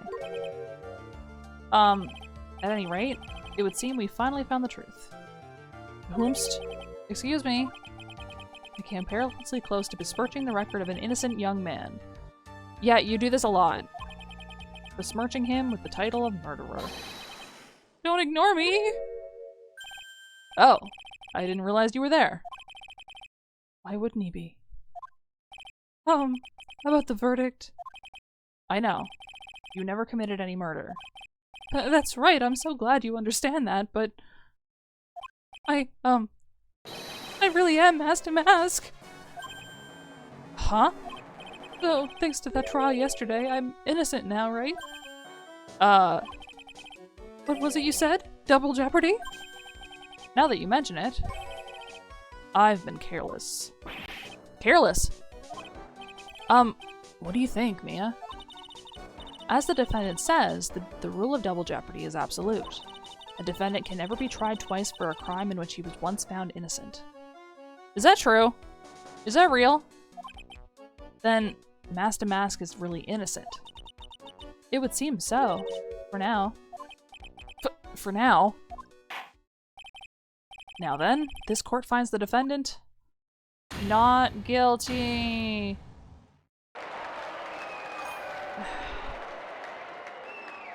How did I get here? Boy, this is really lucky. Wait, wait. This isn't so good after all. You see, the thing is, I still am Mask to Mask after all. 3:35 p.m. You did it, Phoenix. Thanks, Mia. It's been a long time, hasn't it?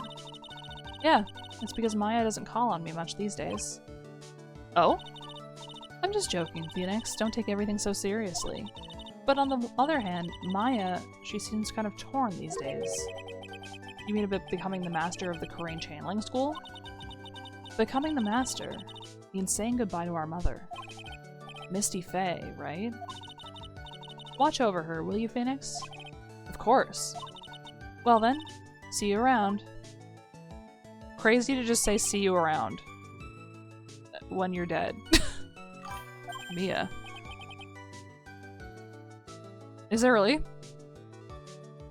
Mr. Wright. I don't know what to say. Congratulations, Mr. Delight. Thank you so much. No, wait. Nothing really matters anymore, though, now that all of this has happened. Come on, just be happy already. Maya, you've been cleared of the murder charges and got off as Mask to Mask to boot. But in exchange, I lost everything. Huh? What do you mean? Stealing security information from KB Security, becoming Mask to Mask. I did it all for one reason, for her. I couldn't communicate with my wife. You mean your wife, Desiree? She hates criminals more than anything. Come to think of it, she was once held hostage by some robbers, wasn't she? She always said how she hated sneaky criminals. I knew that, but once I got fired from KB Security and lost all the money I had, she wouldn't have any reason to stay with me. I thought she would leave me for sure. So that's why you became Mask to Mask? Yes, but it's all over now. A broken bowl can never be put back together. That's not true, right, Nick? Right. Okay. Really? Can we go back to the way things were? You'll be fine, and Nick can prove it. I can. I kinda wish you would check with me first. Mr. Delight, even if a bowl is broken, there's always a way to put it back together. I mean, I have urn. I have busted ass urn. Do you think? The sacred urn? Bessie was the one who found this.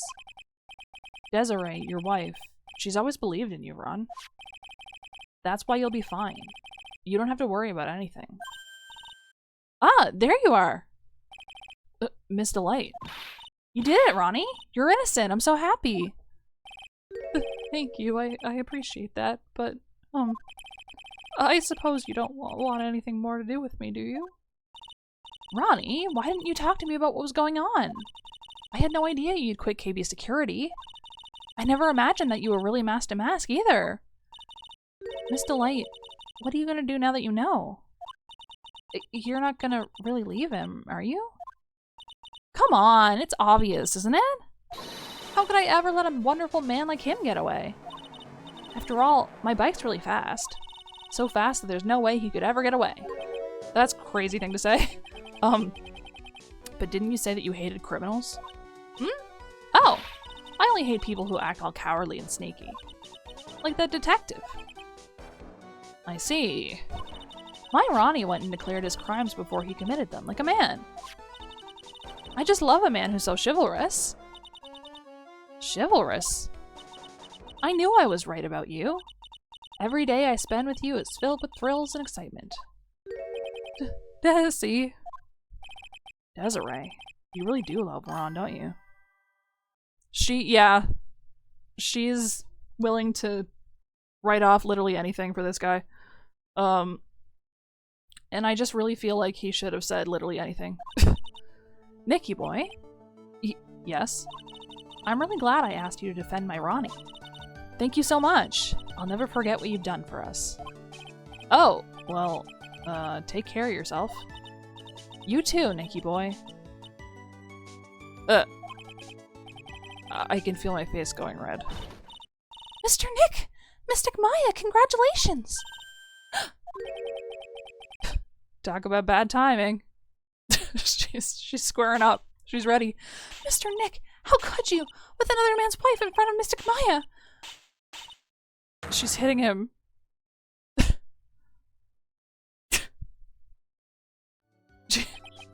So just as the case came to a close, so too did my consciousness. Holy shit. Ron said, a broken bowl can never be put back together. But I know that's not true. I mean, just look.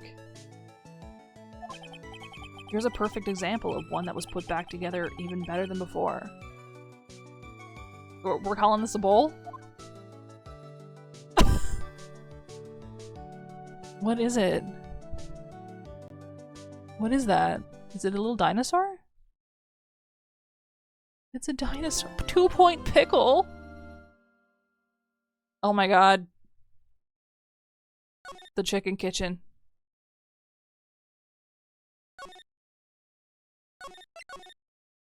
It's the chicken kitchen. Actually, I think that this uniform I think is based on like a specific restaurant. This court sees no reason to further prolong the trial. This case is extremely clear. I see no room for misinterpretation of the facts. It wasn't me. I swear it wasn't me. The evidence and testimony we have seen and heard are conclusive. The victim was alone at his table when he drank from that poisoned cup of coffee. No, you're wrong. I know what I saw. I saw...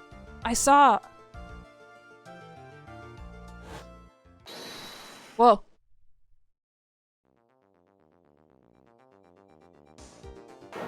I saw someone else there. A man. He's the real killer. What the fuck?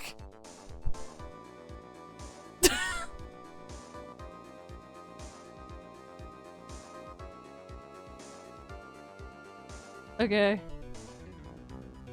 Why won't anyone believe me?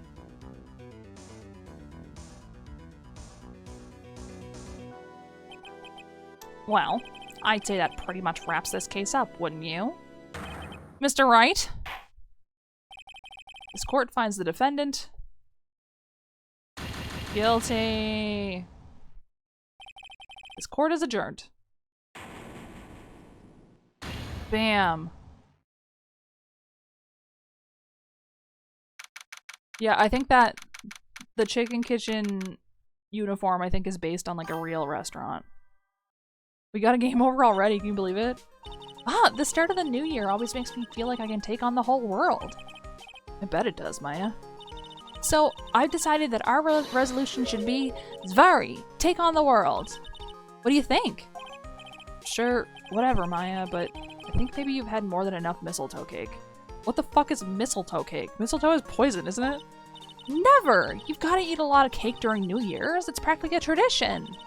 Like watching the fireworks on TV or playing a board game. Hey, pal! Why are you fucking mad? Detective Gumshoe.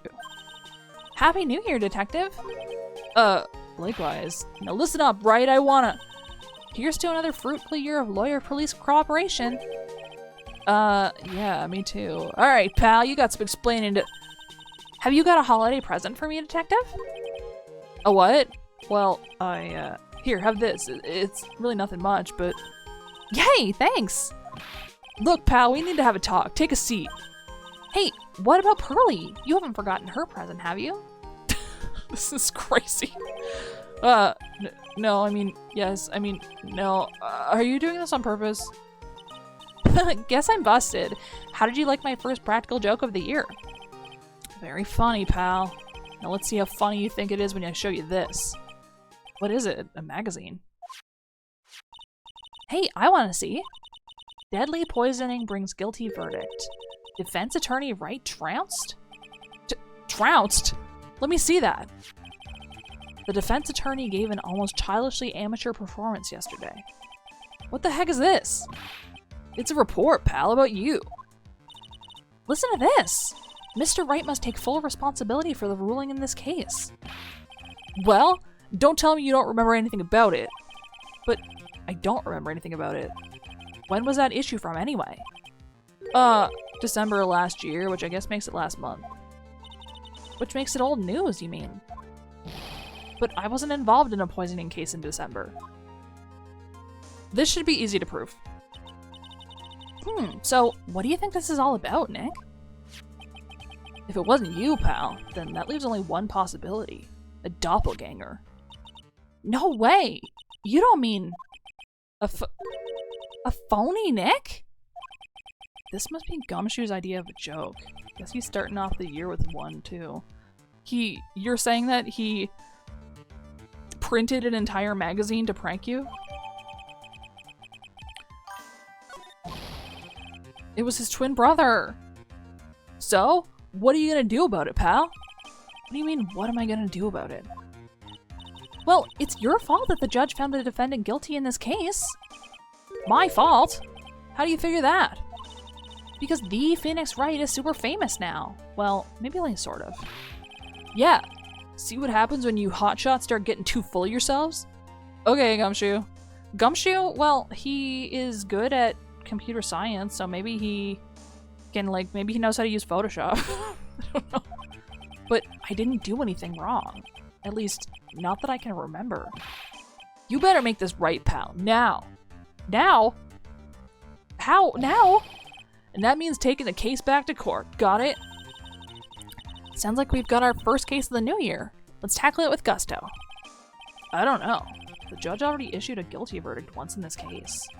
It's not going to be easy to get it overturned. I guess that New Year's resolution is going to have to wait until next year. Well, no, back at this point, Photoshop was a one-time Purchase. So you're taking the case, right? Good, I'm gonna head over to the courthouse then. After that, I'll go back to the precinct. Drop by if you need something, okay, pal? Okay. Thanks. Guess people are starting to know the name Phoenix right. If a client entrusted a case to me based on my reputation, I guess I am kind of responsible. But why would someone want to impersonate me? What sort of a guy would do that? Literally so many people. So, what's our first move? I guess we go down to the detention center and talk. Wait a sec, Nick. This person's behind bars because of you. Whoever it is isn't going to be jumping at the chance to meet you, right? Hey, let's get one thing straight. It wasn't me. It was a fake me that did this. I wonder if he looks exactly like you. You're phony. Zinni off, I mean. I hope not. What kind of name for an evil double is Zinni off anyway? Nick, I've got it! If you're gonna ask whether I got a twin brother, the answer is no. Spoil sport. Did you notice Gumshoe was acting weird than usual, or was it just me? I don't know, he's kind of fucking weird all the time. What do you mean? I mean, he was really worked up. Like a guy who's just found out he's gonna be a dad or something. Yeah, in a bad way. Yeah, I guess he was acting kind of strange. Maybe he realized he's got strong feelings for you, Nick. Is that what it is? Considering how we interact, I seriously doubt that, Maya. Well, if he wasn't nervous because of you, then maybe it's because of our new guilty client? Okay. What do you think about this? I can't believe you got an impersonator. I can't either. Oh, but look on the bright side. Only famous stars have people impersonating them. This isn't funny, Maya. It's not just an impersonation. This guy stole my identity. She's gonna write the steamiest shit of all time. And someone may have been wrongly convicted as a result. Guess you should have gone into showbiz, huh, Nick? I will never understand how your mind works, Maya. Yeah, okay. Well, there's two places we can go. RPF, yeah. Real person fiction, I think. It's been ages since we came down to the precinct, huh, Nick? There's two Blue Badgers now. There's Blue Badger and Blue Badger's girlfriend. Looks like Gumshoe isn't around. Or maybe his boyfriend? He's got it so easy, leaving everyone else to do the work? No, he's out there somewhere. My bet is on the courthouse. He's probably trying to arrange the retrial of this case. Guess that means we should go to the detention center and chat with our killer, huh? After being convicted without a fair trial, I'm not sure killer is the right label. That's true. Hey, that's the police mascot, isn't it? It's so cute. That's the Blue Badger. It was my idea. I made it. And now it's the national symbol of the police force. So, what's with the pink one? It's new, right? She's not an it, Nick. She's a she, right, Chief? Yep. Meet the Pink Badger. So, one's called Blue and the other one's called Pink, but they're both called Badger? Well, yeah. They have the same surname. You got it. They're married. That's why they're handcuffed together. Mr. and Mrs. Badger seem to be cuffed together, Chief. You got it. That's marriage for you. Whoa, a mascot that's deeper than the deepest of deep oceans. Yeah, yep. This guy over here. This guy's writing fanfic. I can tell you that for sure. January 6th. January 6th. This is so nerve-wracking, waiting to meet our new client. I wonder just what kind of person you tricked and got found guilty. Keep it down, Maya. That kind of talk could ruin me.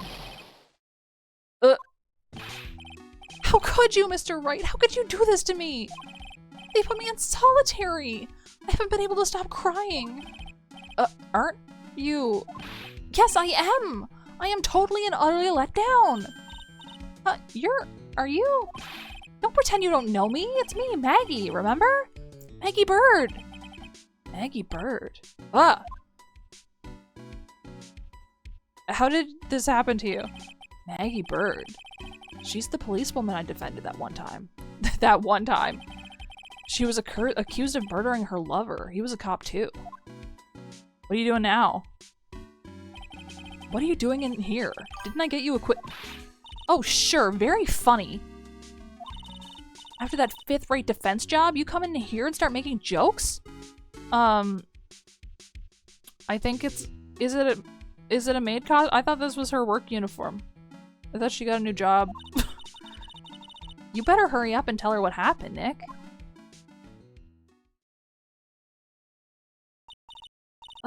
Oh, I see. So that's where we stand right now. I'm sorry you've been caught up in another murder. My whole life has been nothing but a whirlwind of bad luck and failures. I vaguely remember her saying the exact same thing last time. Didn't she say she was going to leave the force? But I don't mind. What's one more disaster in my life? At least now the real Mr. Right is here with me. I won't let the world keep me down, sir. You know what? Good for you. So, how come you're dressed like that, Maggie? Last year you looked so sharp in that police uniform. I was fired after that incident last year. Oh, I'm sorry. It's okay. I don't mind one bit. I enjoyed being on the force, but I think it was time for me to move on. So, what do you do now? In the second act of The Life of Maggie Bird, I'm playing the role of a waitress. A waitress? Sure. Yes, in a French restaurant. It's a small place, but it's quite fashionable. My charming smile and shapely figure came through for me. And the owner, Mr. Armstrong, hired me straight away, sir. And then you got into this mess straight away, right? Yeah, you could put it that way. Okay, we're about to have an ad. This whole mess started on the 3rd of last month. Is that when you got hired? Okay, hang on.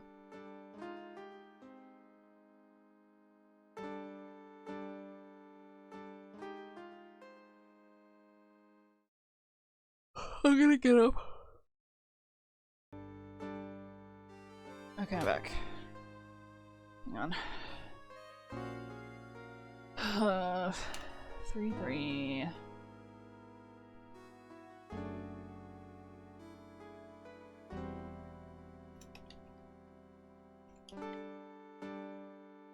Chicken kimchi. Okay. Now. Okay, the whole mess started on the 3rd of last month. And it happened at TRIBULATIONS. TRIBULATIONS? Yes, it's a restaurant where good service and a friendly smile are always included. Oh. Oh. There were 2 men at the table, both drinking coffee. And then... Naturally, it's... a dude with huge sideburns.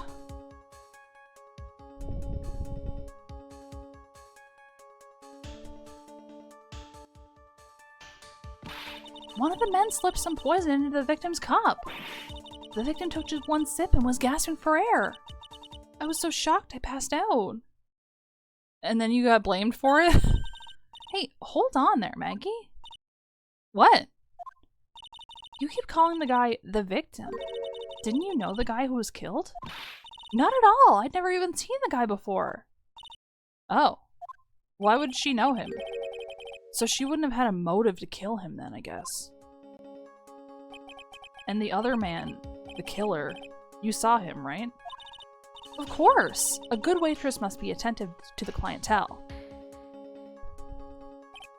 So, you saw the killer, but you were found guilty of the crime anyway? How come? You tell me, Mr. Right? Guess the answer to my question is my phony. Anyway, she saw the killer. Better see if I can get a description of the guy. It's crazy that she got declared guilty for this. So, if you saw the murderer, why were you still convicted? Because no one else saw. Saw what? The other man. The one who put the poison in the victim's coffee. Everyone testified that way.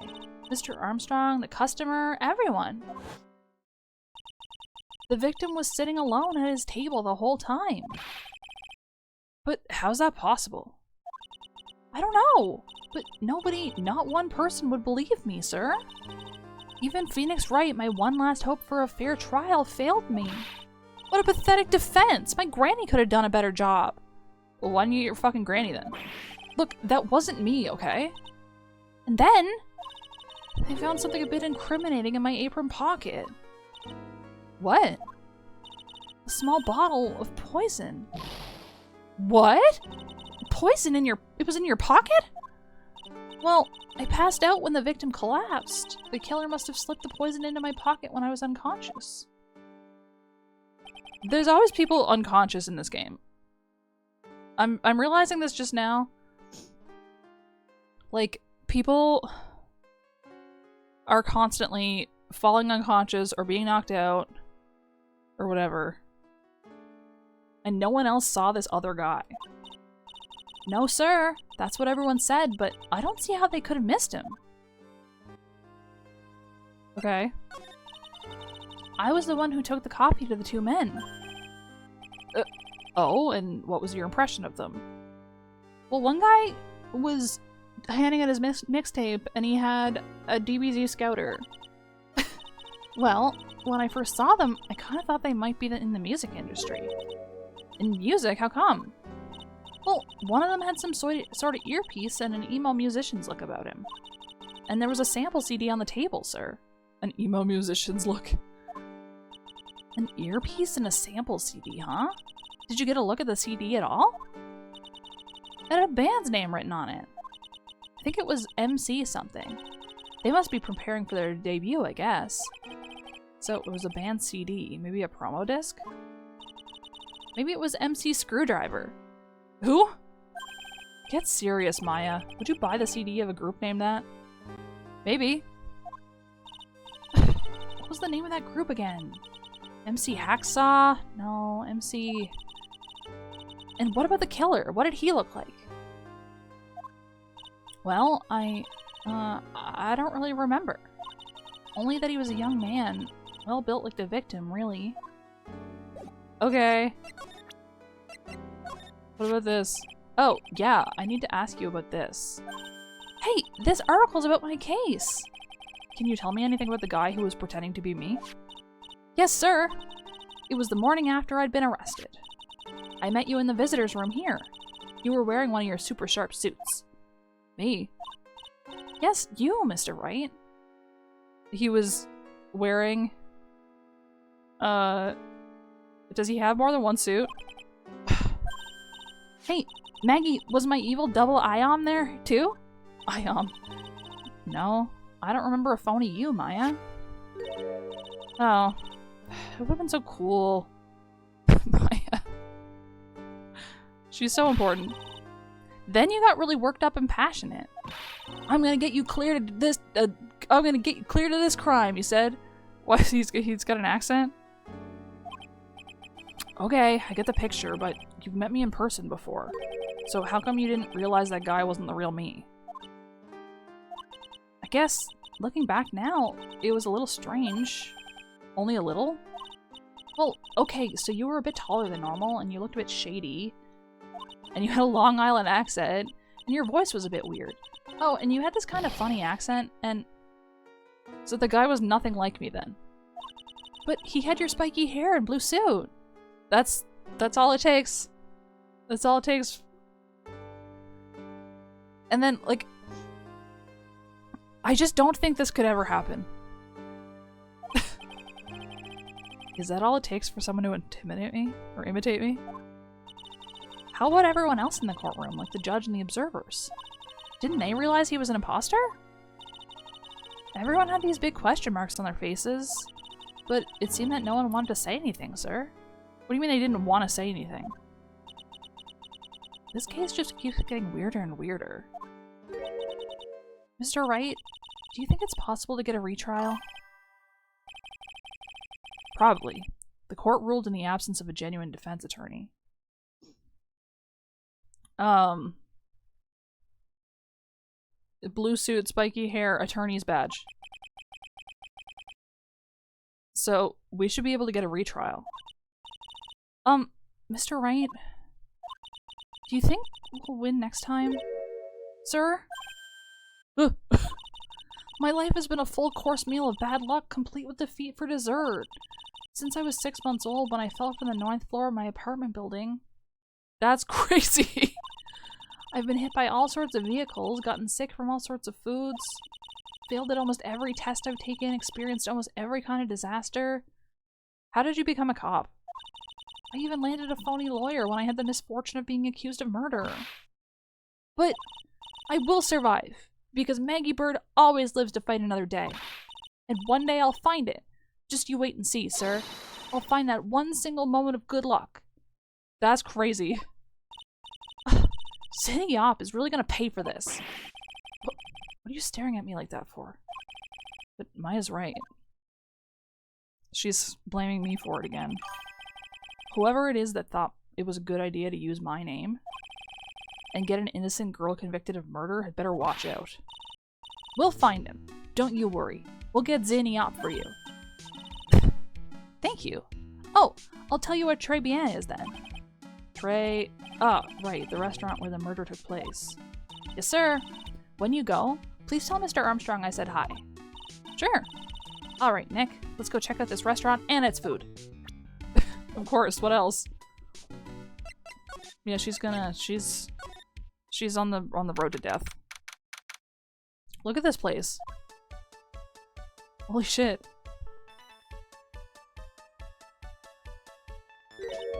Wow! Look at this place. Look, more like smell. What is this with the suffocating scent of flowers in here?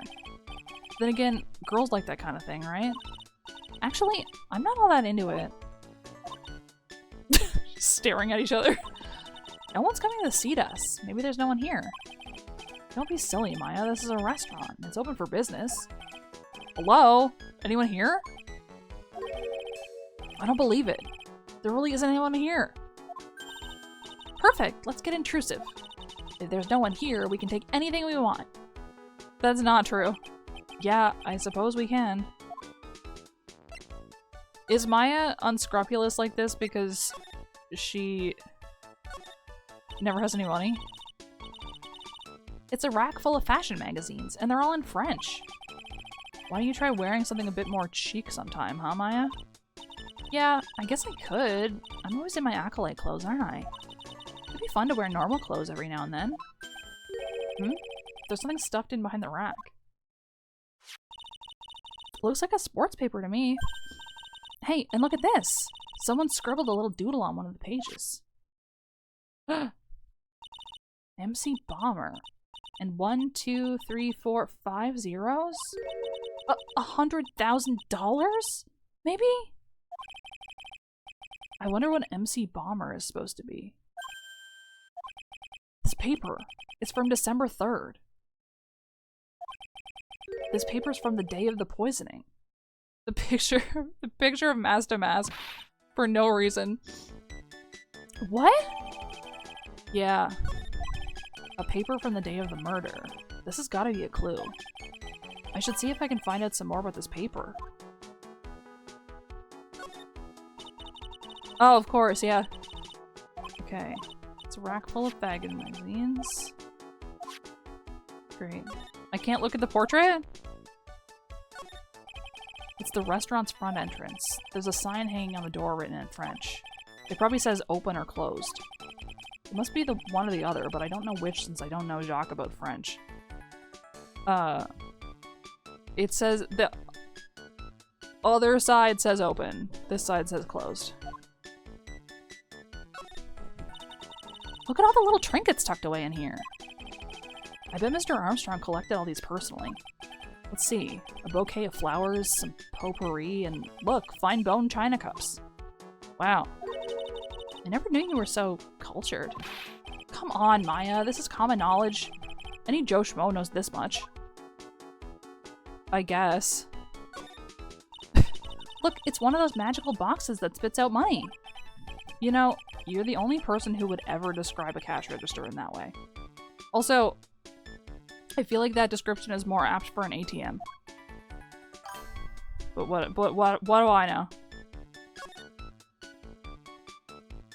That's so funny.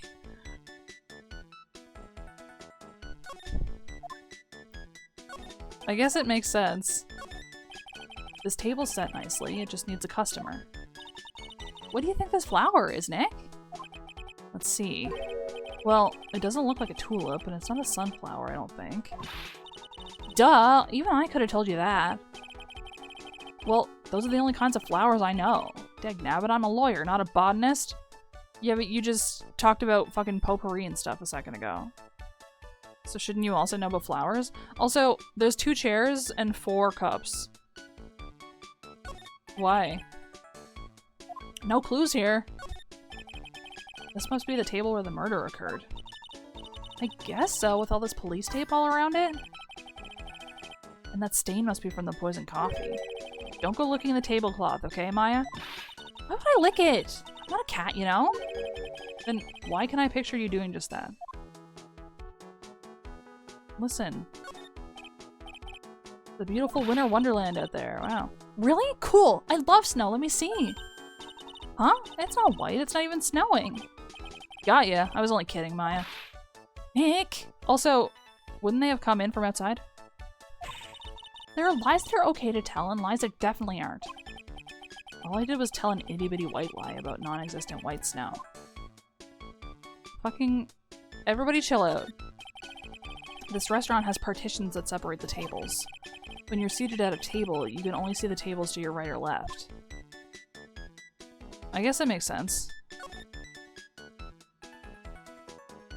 What else is here for me to look at?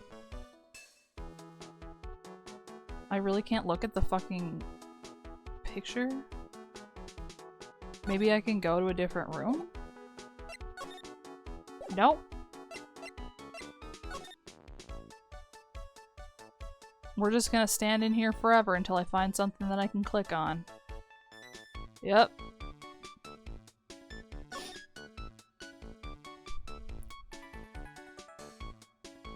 There's really nothing, huh? There's nothing else that I haven't... Okay.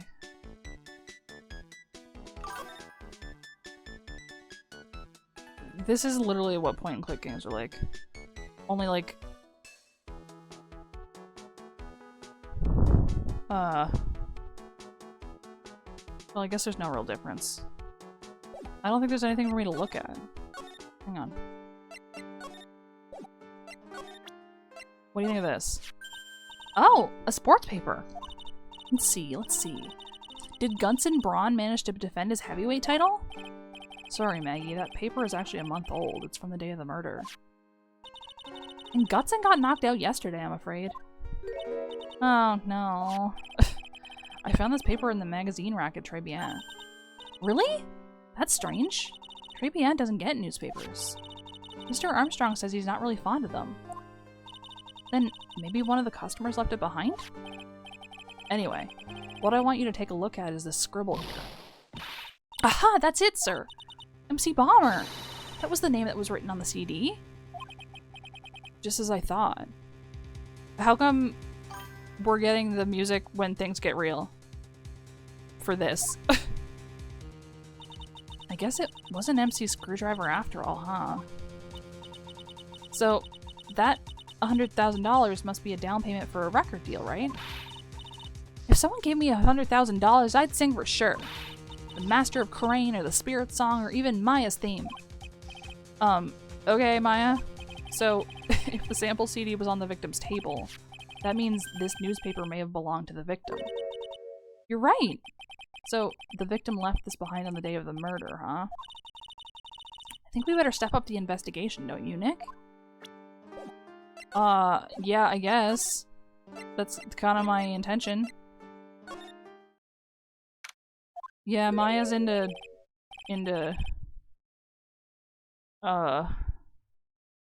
What do we think that was? Wrestling?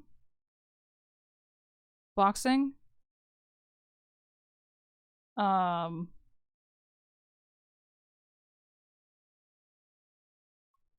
trying to decide what kind of a voice this guy should have.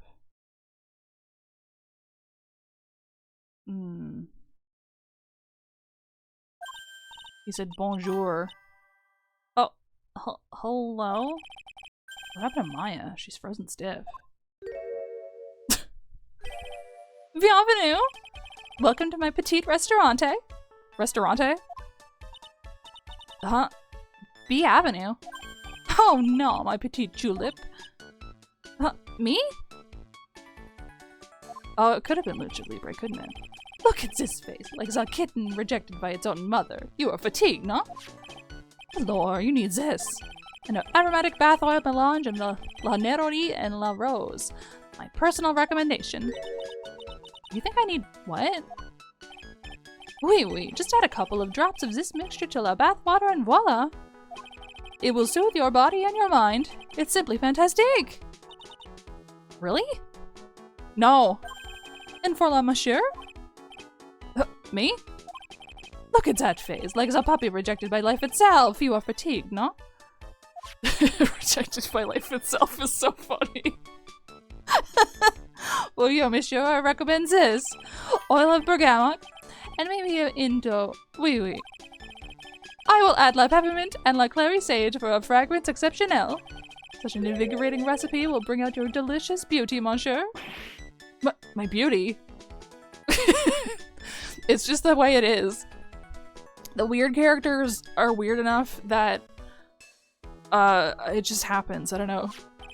Alors, if you'll be seated, I will bring you la special menu of the day.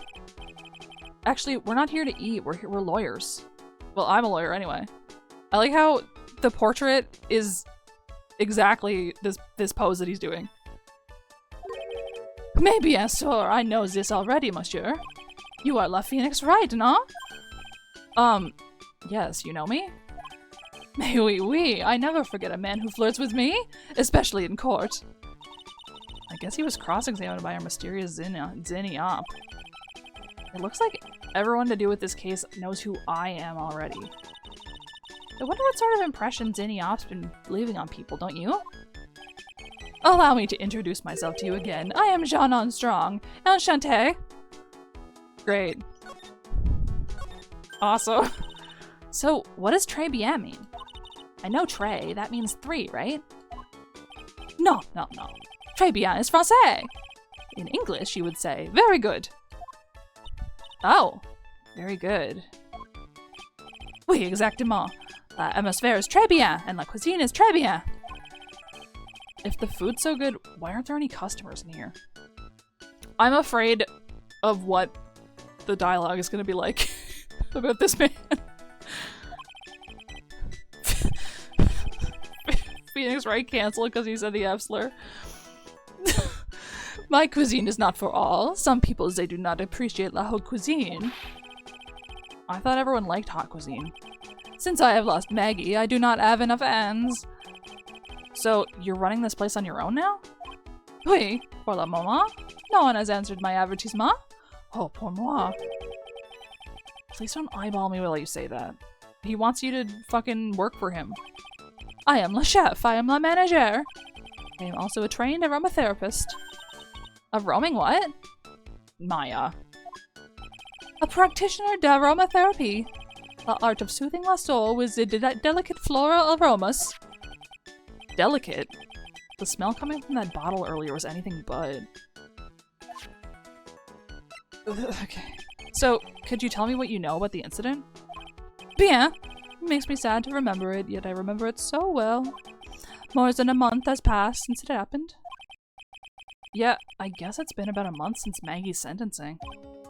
So, it was this 3rd of last month, just after 1 in the afternoon. A man who was in here for a coffee suddenly became ill because of the poison in his coffee. That is la truth as I know it. It was Maggie who took his drink to him. I was in la kitchen. I heard the sound of someone collapsing.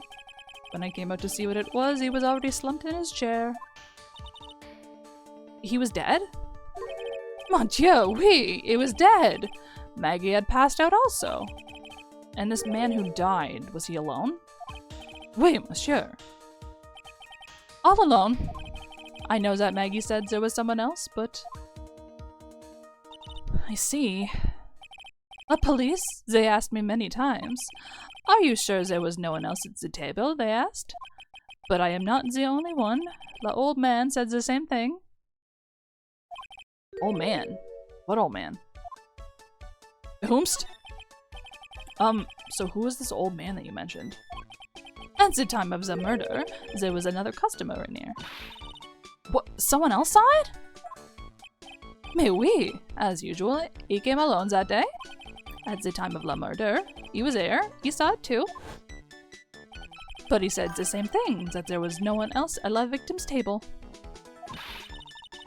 Yeah, I'm afraid. There's only a couple of old men. But Maggie swears there were 2 people. Mais, mademoiselle, the lawyer, he could not prove this, no? About the lawyer, that was me, I suppose. Mais bien sûr! Wow. He's the first person who said it wasn't me. Don't kid yourself, Nick. Now who's the one making stuff up? Hey, what do you think about this? We found this sports paper in the magazine rack here. One of my customers must have left it behind. Do you have any idea which customer it was? The only ideas I have, mademoiselle, I save for my kitchen. Okay. Cool. I am not a lawyer myself. I do not wish to speak out of turn. But your defense in court that day was a little, how you say, lacking, perhaps? Even a Frenchman who cannot speak any English could have done a better job. Damn, okay. You were very cool, though. Oh, oui, so handsome. Wow. I wonder just how bad the defense could have been. Every time you opened your mouth, the old courthouse stirred. Oh man, that is something I don't want to imagine. I mean, they kind of do that anyway. Everybody starts gossiping as soon as... Hey. Okay.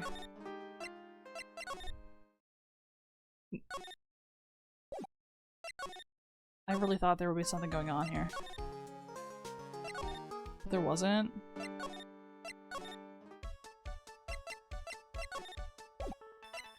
Okay. How about my badge? Please, monsieur. There is no need to show me that. You are mon Phoenix Wright, the worst defense attorney in town. I think I can imagine how he formed this completely wrong impression of me. The last time we met, did I show you this badge? Wait, you flashed it to everyone in la restaurant. He said restaurante at the beginning, and then he never said it again. Looks like Zanioff is a bigger fan of flashing stuff than you are, Nick. That's a weird way to say that, but okay. What the fuck else is there for me to do? What haven't I done? Oh, that's true. I forgot about those. Maggie. Maggie was a policewoman once, n'est-ce pas? Yes, but she had to quit for reasons beyond her control. Oui, she was la suspect in la murder investigation, no? Oh, you know about that? That is why I gave to her la perfume for la happiness. Happiness perfume? Oui, blended from bergamot, like I have given to you before. But she's been arrested again, and found guilty this time. This is true. Her natural aroma of unhappiness must have been very strong. Just admit it, your perfume didn't work. I am not surprised she was la prime suspect. After something like that took place before my very eyes. Something like what? What's this guy talking about? there was weed in there. Does this mean Maggie did have a motive? We've got to ask this guy for more info stat. Why wouldn't we just do it right then instead of talking between ourselves? Yeah, somehow they extracted just the scent of the weed. Nothing else. When Maggie took the coffee over to the victim, did anything happen? Oh, Ooh, I suppose you could say so. So, what happened? No, it was nothing.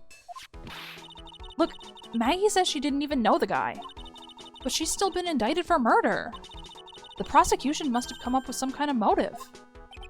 Wait, it is true. If there was anything at all between Maggie and the victim, it could be relevant. So please, tell us anything you know.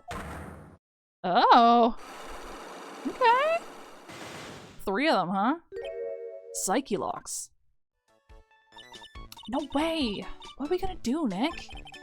We'll just have to remove— What the— What's wrong? The Magatama. It's gone. Huh? I had it in my pocket, but it's vanished into thin air. What? I did notice my inventory was smaller than I expected it to be. But I could see the Psyche locks. Maybe that means the Magatama is nearby? Mr. Armstrong, could I just confirm something with you again?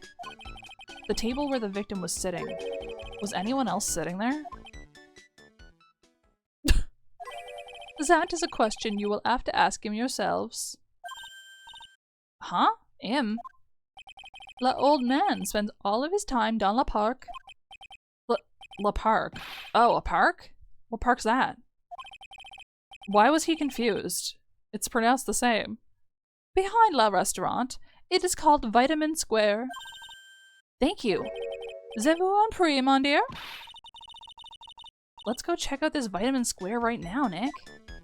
Okay. Let's go to Vitamin Square. So this is Vitamin Square. Yeah, I see where they get the name from now. The fruits scream vitamins at you. Hey, Nick. That's the guy, right? Isn't that the old man Mr. Armstrong was talking about? That grouchy-looking grandpa? He's throwing seeds out for the pigeons. He's not throwing seeds for them, he's throwing seeds at them.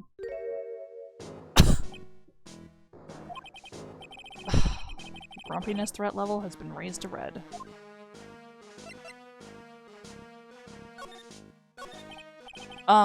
Excuse me. Would you mind if I had a word with you? Yes! I just want to ask you a couple questions. What's the matter with you? Can't you see I'm busy? So you don't like my seeds, eh, pigeons?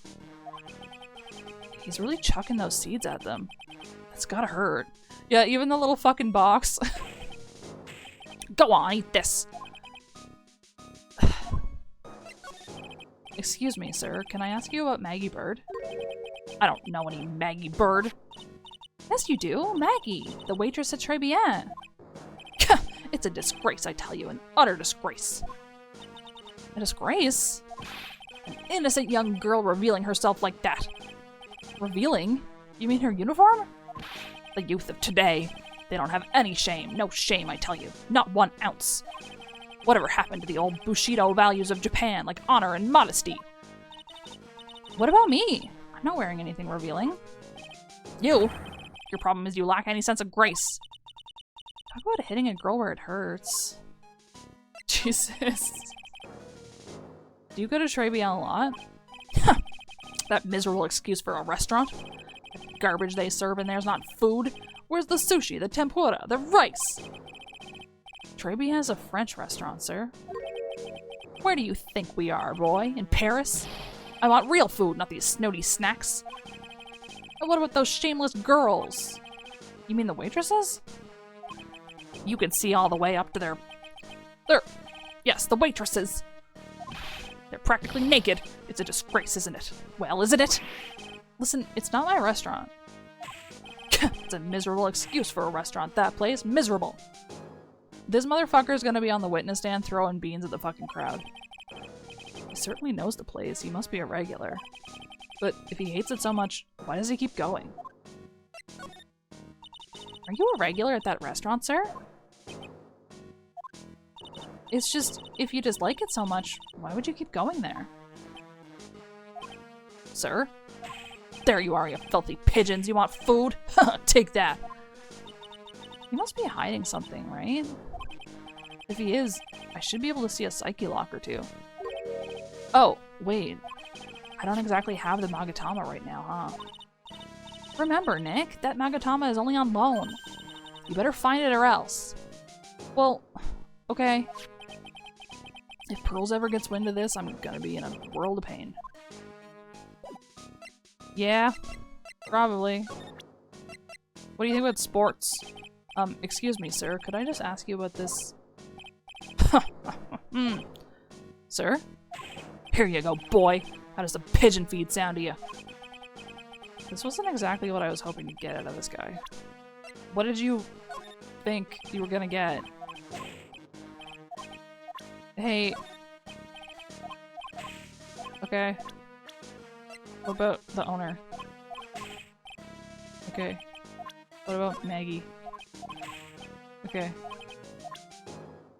Okay. Well. That's it, huh? What about the pigeons? Hey, look! Pigeons! Yeah, and heaps of them, too. Did you know that pigeons are a symbol of peace? That's a dove, not a pigeon. Yeah, they're the same fucking type of animal. Poor things. So they can't be symbols of peace and harmony just because they're gray? Is that it? You're overthinking this one by just a smidge, Maya. Was the length different? This place is so fruity. That's not a bad thing. Besides, I love apples. They're among my favorites. Then that apple slide is perfect for you. And what is so perfect about it? Oh, come on. Don't be a stick in the mud. Slide down it a few times. Go on. Whoa. No way. I'd get covered in sand if I slid down that slide. Anyone can see that. Yeah, you're right. Otherwise, I'd give it a try too. Okay, so she just wanted somebody to go on it, but not herself, though. I used to love sandboxes like you wouldn't believe. Really? You? Sure. Finding iron filings in the sand with a magnet was my favorite thing to do. Iron filings? Wow, that's too exciting for words. It was my ambition to collect every single shred of iron in the sandbox. I was such a kid back then. So, did you manage to get all the iron? No, I never did. I think I came close, though. Come to think of it, I still have all the iron filings I found way back when. You want them? No? What the fuck? No, I don't want them. Oh, there's a magazine here.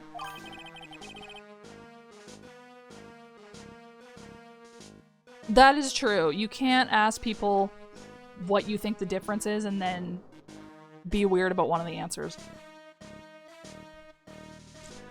It's a magazine full of job listings.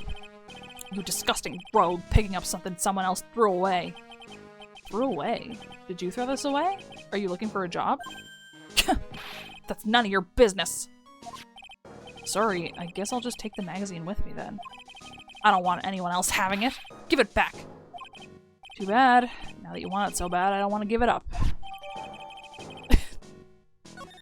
It's gone right in my court record. Hey, that's mine. Nope. It's mine now. Goodbye. The person on the magazine. They do appear to be fighting. Perhaps.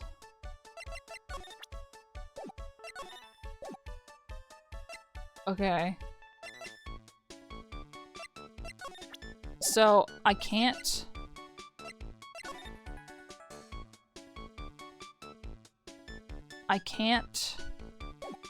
Can I do anything about the locks while I don't have the Magatama?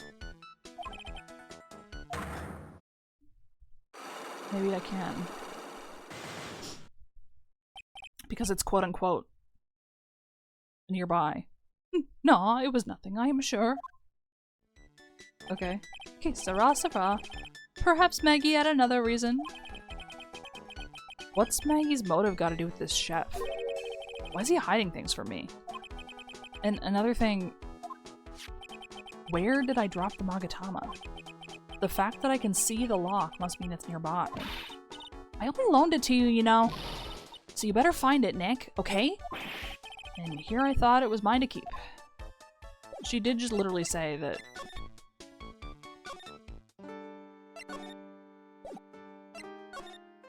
that it was on loan, so I don't know what you're talking about. Maggie? Oh, are you looking for some part-time work, Maya? Why don't you take a job at the restaurant? I bet Mr. Armstrong would hire you. Really? Me? It's pretty cool being a waitress, you know? And in the kitchen, you'll get to see all the chef's greatest secrets. What secrets? You can't make it obvious, but just spy on him for a bit. You'll see, it's interesting. Wow! I can't wait to get my apron on now. Okay. Are you really gonna fucking try to get a job, Maya? Mademoiselle! Yes? Foot lettuce. Please, no. Are you looking for a job? What? No, I was just... Let me see. Your style is un peu different, but you have a good face. Different? Félicitations! You have passed. I will hire you. Bien, come with me. I will teach you everything I know. Nick, help! I don't know whether to laugh or feel bad for Maya. Maybe I should do both. He's been left alone. It's a rack full of fashion magazines, and they're all in French. All the clothes in these are absolutely atrocious. Some of them have been circled in red. Why? I really hope Mr. Armstrong is not thinking of buying those. Okay, judgmental. There's a bunch of little trinkets on a shelf by the door. I bet Mr. Armstrong collected all of these personally. Cash register? It's really tight behind the cash register counter. Can Mr. Armstrong even get in there? And if he got in, could he get out again? Okay. That's how it is, huh? That's how we're gonna play this? Mr. Armstrong must be a pretty big neat freak. He already has this table ready to go. Now, if only the food in this place was edible. It might be. This must be the table where the poisoning occurred. The stain tells the story well. The whole area is still cordoned off with police tape. Guess it must still be under investigation. Well, I guess I'll keep moving while... What about this? Oh, I've already shown him. What about the magazine? No. Okay. I don't know what to do while I wait for her. Oh! Looks like they have Maggie in questioning. I guess I've asked her pretty much everything. I'll come back if there's anything else I need to ask her later. Great. Criminal affairs. Well, pal? Have you found the evidence yet? The one that's gonna find her innocent? I forgot that Gumshoe put me onto this. No, not yet. We've only just started our investigation. Well, whatever you need to know, I'll give you the dirt on it. I'm putting off all my other cases for now, pal. Gumshoe's really fired up about this. Oh yeah, one more thing. The retrial's been approved. Court's sitting at 10 AM tomorrow. And Godo's gonna be the prosecutor. Oh, him. Now, listen up, pal. If Maggie's found guilty again... Yes? I'll make sure you get locked up good for it. Got it? Thanks. I really appreciate it, man. So the guilty party was Maggie Bird, huh? Yeah. Back when she was on the police force, you were her mentor when she was a rookie, right? Yeah, I kept a close eye on her. I mean, not too close, you know. just dead silence. Hey, what's with the funny looks, pal? I was just sure. It wasn't anything like... Look, sure, I was her boss when she was doing her training, but that was it. Nothing happened. Gumshoe sure is sweating up a storm over nothing. So that's it. Our big old Gumshoe has a little old crush on Maggie. Yeah, man, you didn't fucking notice last year? I don't like her or anything. I was... Note to self, gossip with Maya about this later. Look, pal, don't tell anyone, okay? You gotta keep it a secret, got it? Sure. And would you mind not guessing what I'm thinking all the time? Hey, Tell your face, pal, not me. You'd have to be blind not to see what's on your mind. Damn, okay. Though, if Nick has absolutely no poker face like this, should he really be trying to bluff in court like that all the time? So, I was wondering, could you fill me in on the victim? Glenn Elg, he was a computer programmer. I see. Programmer. He was just a regular Joe working for a small-time computer firm. Maggie never had any contact with the guy before that day, and all she did was take him his coffee on the day of the murder. Yeah, Maggie also claimed to have never seen the guy before. Did the victim go to the restaurant often? Not according to the chef. Said it was the first time he'd seen the guy. Programmer. And a first-time customer at that. What possible reason could Maggie have had to kill a guy like that? That's what I thought. But a motive was still somehow established in her trial. You're kidding, what was her supposed motive? Sorry, pal. I'm real busy. I haven't even got enough time to sift through these papers. Look into it yourself, okay? What could this motive have been? So, are you gonna let me into the room with the records, or what? This isn't really a proper investigation. I'm kind of working on it by myself. Oh, that's right. That makes sense. I would murder somebody too. The judge already ruled on the case, and all the evidence is in already. The only problem is with Maggie's testimony. Yeah, doesn't sound very good for us, huh? Look, pal, I got a mountain of papers on this case to look over before tomorrow, so I'm just gonna say this. Maggie Bird's no liar. She's... Okay, so she's a bit out there and a bit off base sometimes, but she was a good cop. It's not exactly complimentary, you know. So, what do you think really happened? And just how contradictory is her testimony? Biggest problem with Maggie's testimony is the number of people at the table. Yeah, my thoughts exactly. Maggie still insists there was another guy sitting with the victim. Right, but get this. Everyone else in the place says the guy was alone. Even the chef. And then there's that CD. CD. Oh yeah, she did mention something about a CD. And there was a sample CD on the table, sir. But our guys turned that place upside down. There was no CD. What?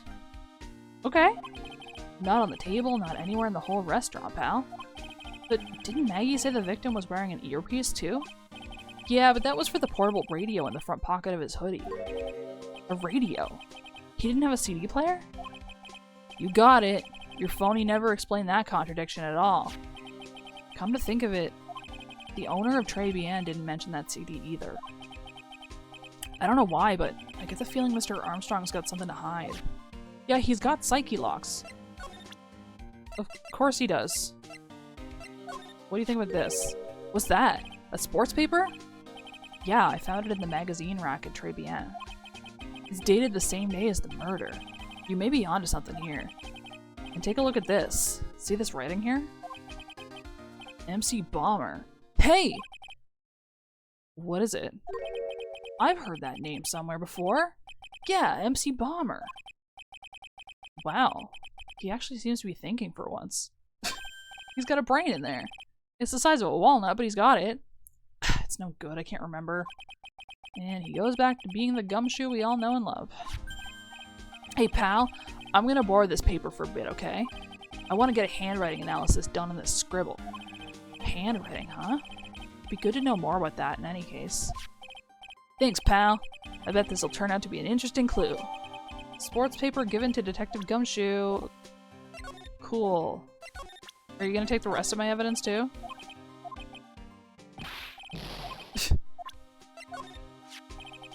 I wasn't at the trial myself, but I asked this one detective I know how your defense was. And what did he say? He started off by saying, I'm at a complete loss for words. But he must have found some quick because he went on about how bad you were for an hour. But he said you sucked so much it seemed like you were trying to get Maggie found guilty. It looked like I was trying to get Maggie found guilty. Okay. Did they check through books and stuff? I don't know. I would assume so, but I don't know. Okay. Then... Okay. I was gonna say maybe I didn't show Gumshoe something, but... Poor Maya. It looks like Mr. Armstrong's really taken a shine to her. I suppose I'll just have to let her work at the restaurant for a while. I'll go pick her up from TRIBULATIONS once things have cooled off. That's crazy that you've abandoned her in this way.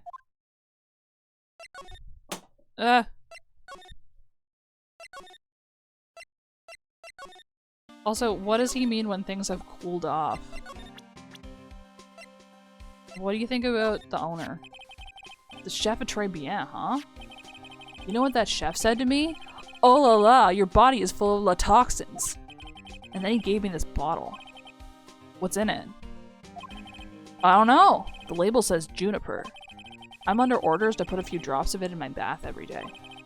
Under orders? Yeah, you know. There's something about that lady. I mean, guy. You can't stop thinking about him?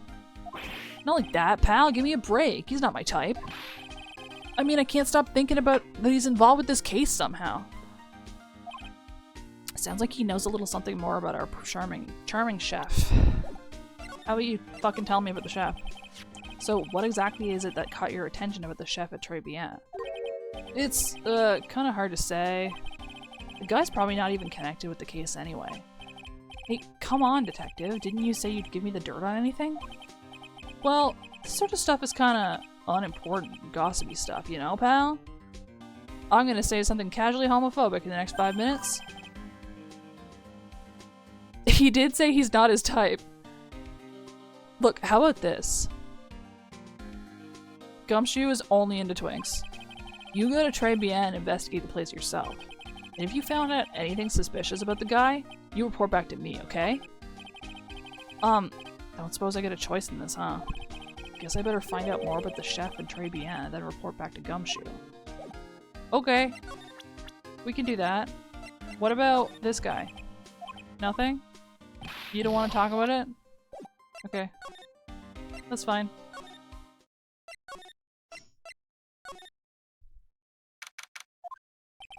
The scent of flour sure is strong. It's almost making me dizzy. Yeah, I would not be able to eat here. Oh, hello? Okay. Who was that just now? A customer? She had sort of a dark aura about her.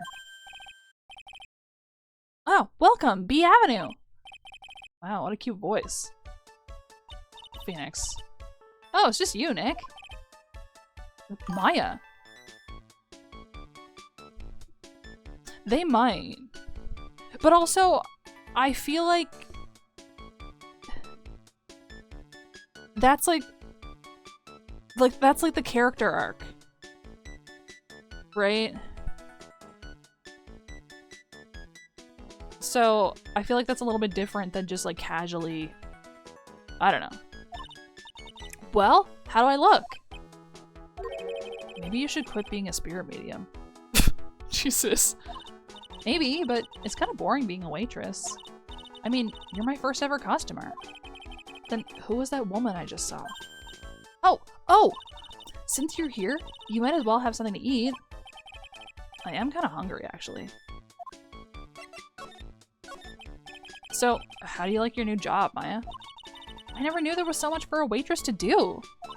Take people's orders, bring them their food, make coffee, work the cash register. Of course, we need a customer before I can do any of that. Yeah, it's a nice looking restaurant. It's a shame more people don't come. Don't forget about the ultra cute waitress. Check out my gimme a tip smile. Okay. Hey, Nick, why don't you order something? The chef's preparing a tasty lunch set at the moment. Or so he says. He's lying. How much is it? It's the twin tea set, so it's $20, of course. The twin tea set. I believe I'll be taking a pass on that. It's kind of expensive. What? But you can't! Come on, Nick! It's not every day I get to be a waitress. I want to try carrying plates and working the cash register. How about cleaning the toilets? That should keep you busy. Yeah, right. Maybe later. How about you clean the fucking toilets, Nick? About the lunch. Oh! A fine choice, sir. No, she's just fucking gone. Kitchen! A lunch special, please. With all the extras. Drink, side salad, dessert, and gift. I don't need any of that. Gift? Just a moment, please, sir. Okay.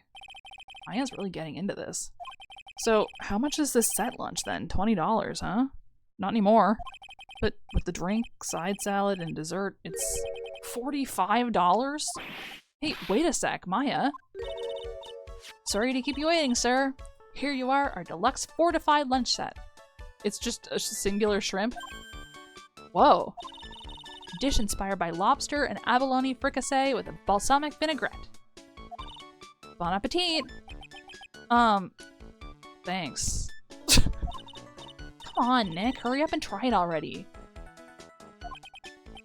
Lobster, huh? Alright, down the hatch it goes. It looks more like a shrimp to me. I think because there's no claws visible. Well? Are you hungry, Maya? I'm starving. Here, it's yours. Really? Please take it away. Ugh. Remember, Maya, my wallet doesn't print money, so you better polish off that plate. I just remembered. I've got to clean the toilets. Hey! You can't be in that much of a hurry to clean the toilets. I mean, I don't know. You were cleaning the toilet 45 times a couple of months ago. Yeah, it could have been a shark head, you're right. Oh my god, I just remembered. The Dave the Diver DLC has a short film for promotional purposes. It's a live-action short film. Cost $20 despite how unbelievably bad it tastes.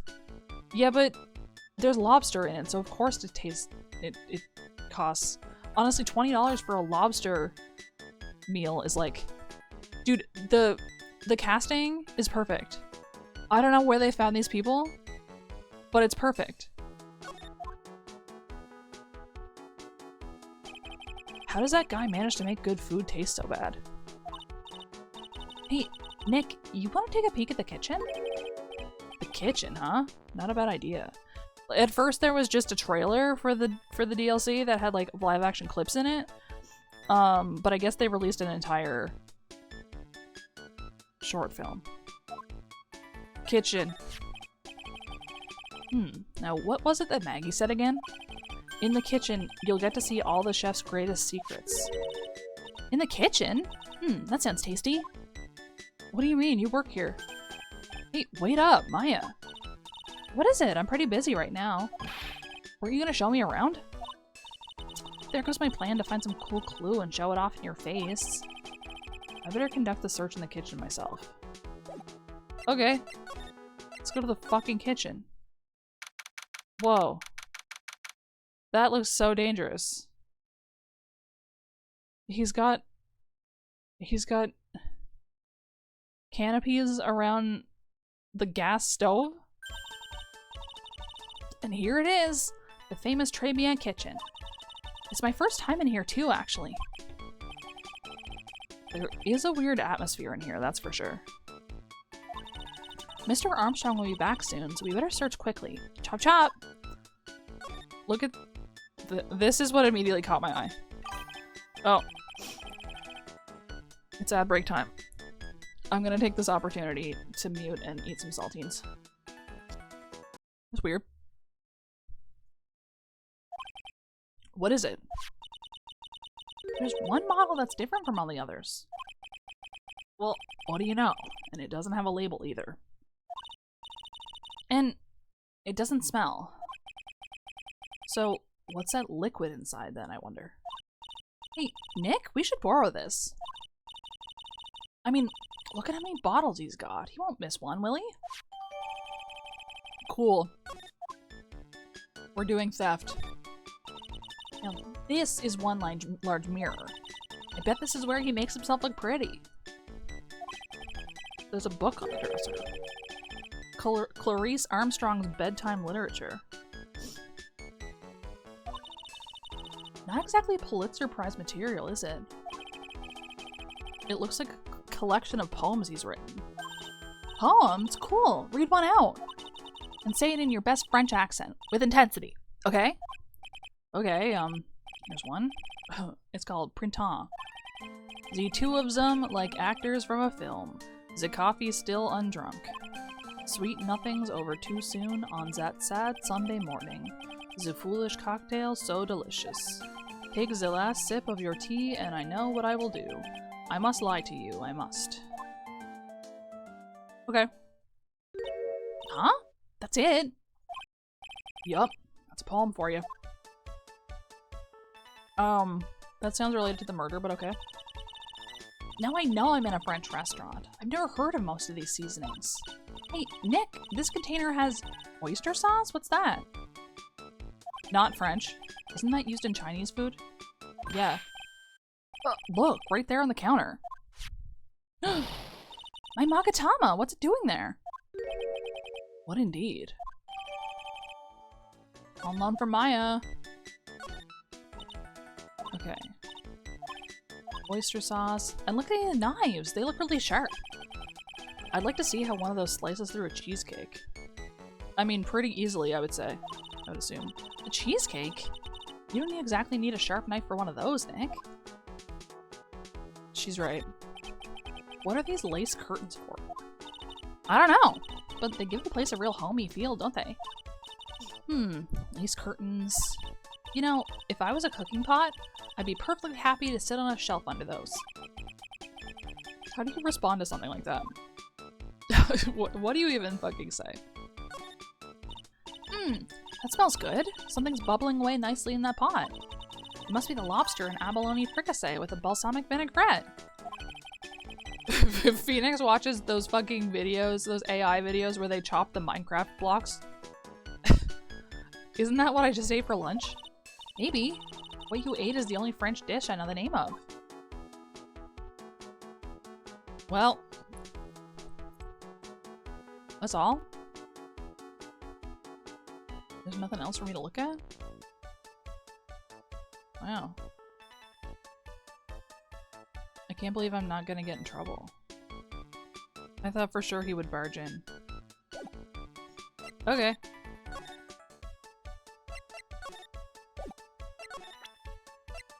We got it back.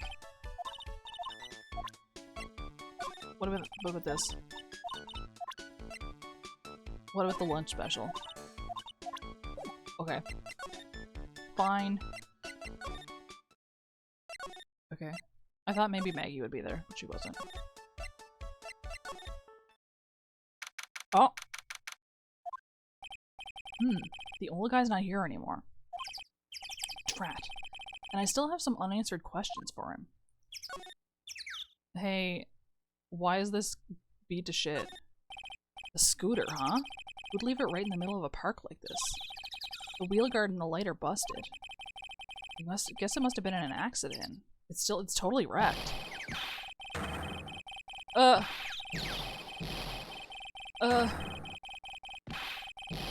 Okay.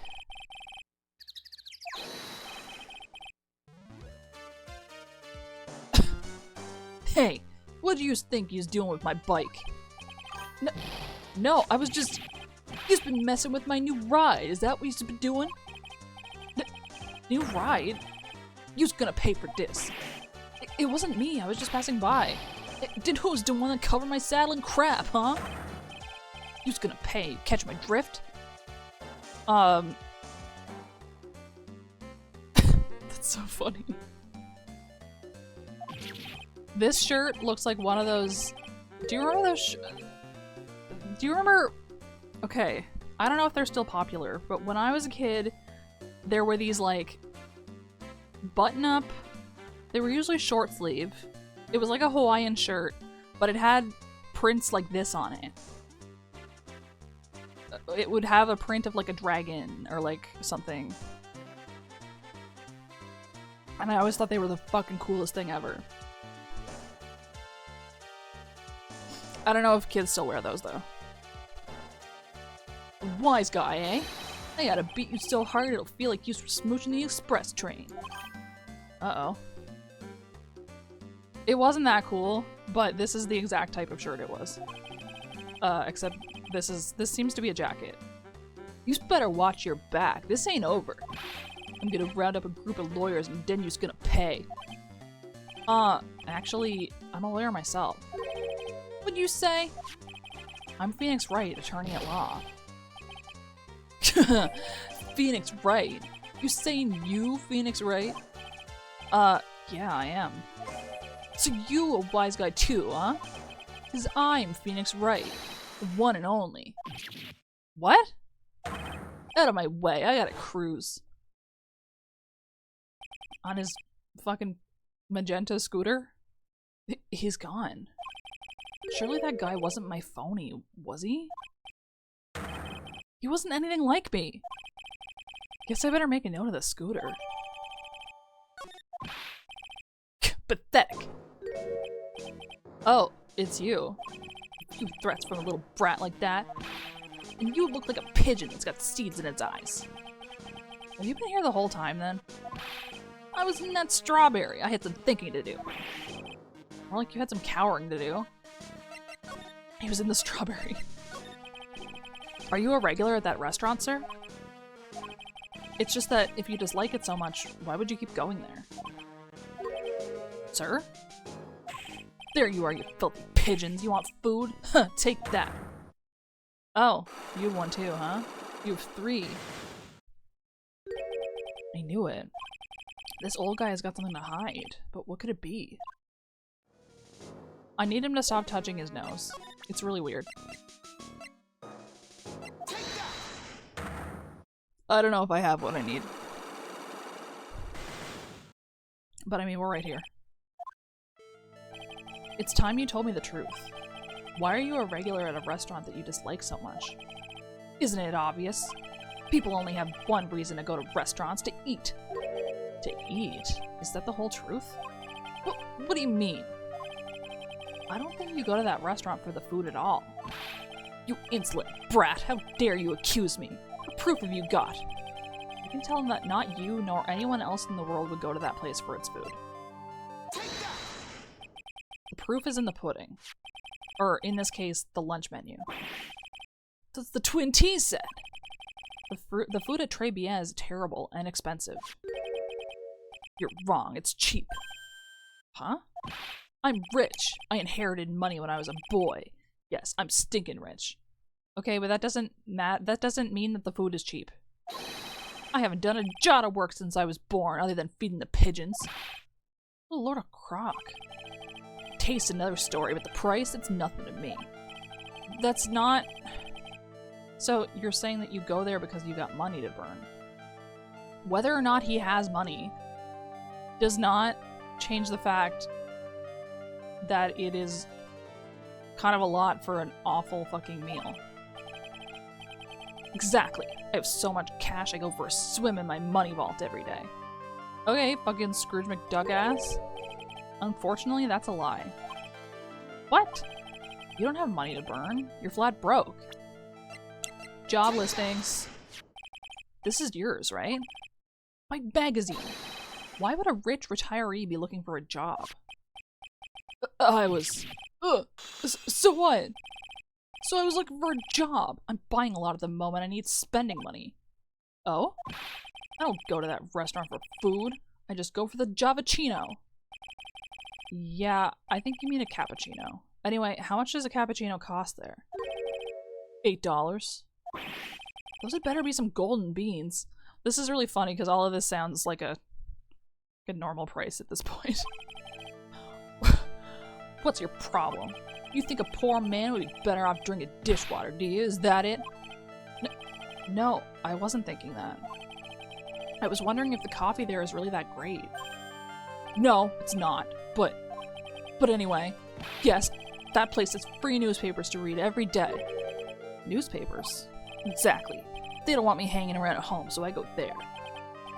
I'm sorry, sir, but there are no free papers to read at TRIBULATIONs.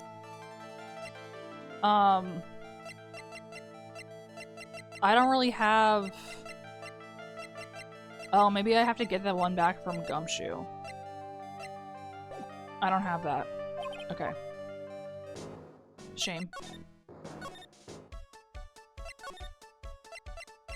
That's a shame. Is he here? No. Where'd he go?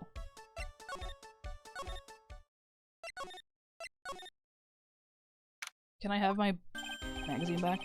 Hey, you're just in time. What is it, Detective Gumshoe? The lab got back to me with that newspaper you gave me. You must mean the sports paper with the memo scribbled on it. So? What did they say? Did the analysis turn up anything? They said the doodle was written by the victim Glenn L. No doubt about it. I expected as much. The victim took the paper with him to the restaurant on the day of the murder. That's our best interpretation of the facts at the moment. Okay. He went to bury the body. No! MC Bomber? I get the feeling I've heard that name somewhere before. Oh, well. I guess it'll come back to me. Don't forget to report back to me with whatever you find in the restaurant, okay, pal? Since when did I start taking orders from Gumshoe? Although, I get the feeling there's something I need to show him. There sure is. Check it out. You got one of those aroma bottles too, huh? Only this one doesn't smell. Huh? I don't get you. This was mixed in with all the other aromatherapy bottles, but it's not the same. It doesn't even look the same. Wouldn't you agree? Cologne bottle that doesn't smell, huh? Smells like a skunk to me, pal. Yeah, actually, you're right. We haven't even filed for the retrial yet, I don't think. Mind letting me borrow that bottle for a while? I want to send it to the lab for analysis. The victim was poisoned, so the contents of this bottle are pretty important. I had a hunch there was something funny about that chef. You suspect Jean Armstrong? I got that guy's number. I know what his secret is. He's literally got his number. That must be the same secret Gumshoe was talking about before. I guess I better fill you in on the details. About this Armstrong guy's secret, I mean. So, what's Mr. Armstrong's secret? You ever had lunch at Tribulation, pal? Yes. So, how was it? To put it nicely, it was inedible. Hey, don't worry about being nice around me, pal. You and I both know the reason that place is so empty is because of the food. I mean, the place is clean, and he's got a girl like Maggie as a waitress, so... Yeah, I guess that's probably the food. How does this guy keep his restaurant open? The real scoop on the guy is he's up to his ears in debt. Once again, how does he keep it fucking open? Really? How much does he owe? This is a copy of his loan contract. He's about $500,000 in the red. $500,000? Are we talking dollars? Yeah. Hey, if it was sterling, he'd really be in trouble. Sorry, that figure just took me by surprise. Yeah, this case is full of surprises. And I'd be willing to bet that Chef's got something to do with most of them. That's my hunch. Jean's debt is $500,000. Tender lender. Okay. Okay. Hey. Okay.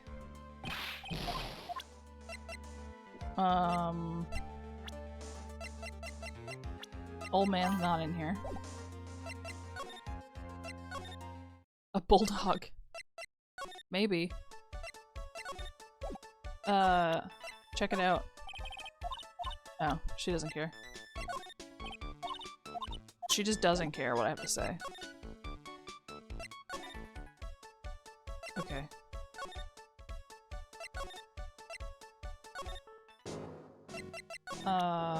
Okay, I have what I need now. I'm pretty sure I just needed the... Oh, Gumshoe has new dialogue? Okay. Do I have what I need for this, though? Now that I got back the newspaper?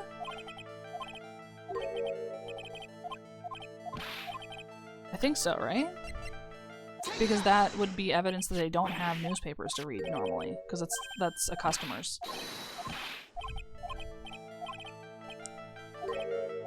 Okay. He doesn't have money. He's looking for a job. Oh, were you? Okay. Okay, he goes for the cappuccino. The coffee's bad. The place has newspapers. There's no free papers. I think it's this. Take a look at this. It is hard to keep up, yeah. That's fair. What is it? It's a newspaper I found behind the magazine rack at TRIBULATIONS. So, what of it? This was the only paper there, and it's dated more than 1 month ago. What? Do you see what I'm getting at here? That restaurant doesn't get newspapers. This is just one that a customer happened to leave behind. Tell me, why are you so determined to hide the truth? I'm not hiding anything. I'm gonna have to put this guy out of his misery. I'm gonna have to take him out back and kill him. Listen, the real reason why you go so much to TRIBULATIONS is... I'm assuming... I mean, it's one of them. I really wanted to be the chef. What are you asking me about that girl for? She was the waitress at TRIBULATIONS. Therefore, the answer to the mystery of why an old man would drink expensive coffee at a terrible restaurant is the waitress. But I don't recognize that face. And you are probably telling the truth here. Because you weren't looking at the girl's face, but at her outfit. Is that what it was? Her outfit. That's the truth, isn't it? You became a regular at the restaurant because of the waitress's uniform. That uniform is all you can think about, isn't it? He did go off about the uniform a little while ago. I can't take it. To you, that waitress was your...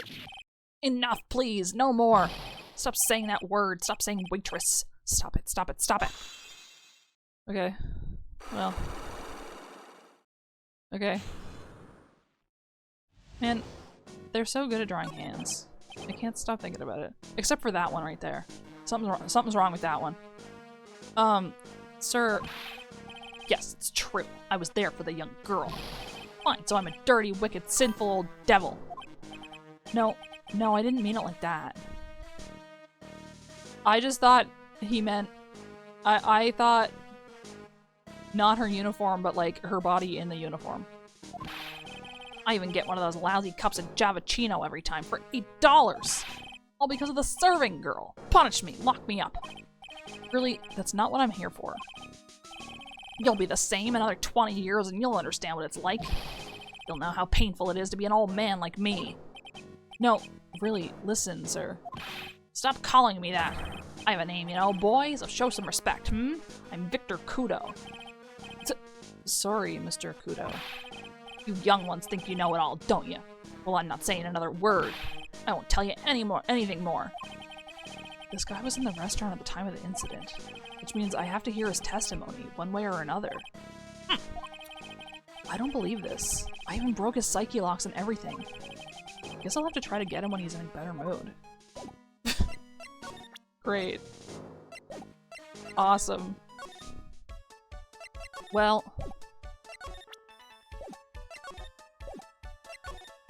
What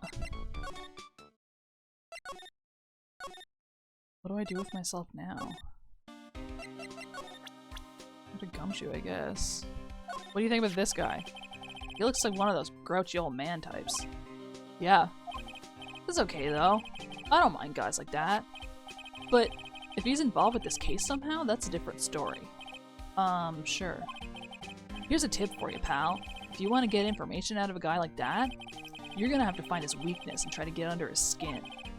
His weakness? I wonder what that might be.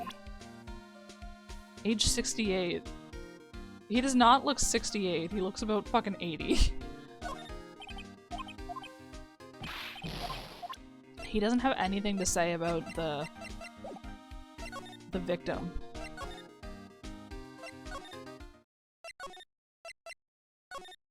Crazy. What do you think about the old man? Oh, it's that old man. Is he still feeding the pigeons? Yeah, he fed me as well. I got a bunch of those seeds in my eyes. Oh, ouch. Hey, Maya, would you mind coming with me for a while? Huh? Me? Why? There's something I really want to ask that old man. Sure, okay, I'll just get changed. No, hang on. Can you go like that? I guess.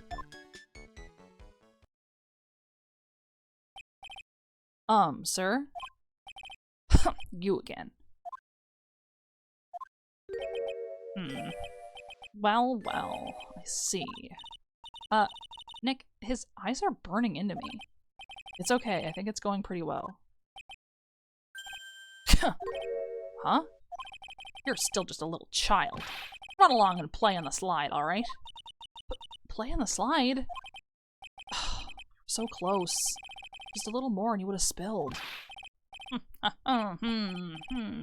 Pigeon. How can we crack this guy?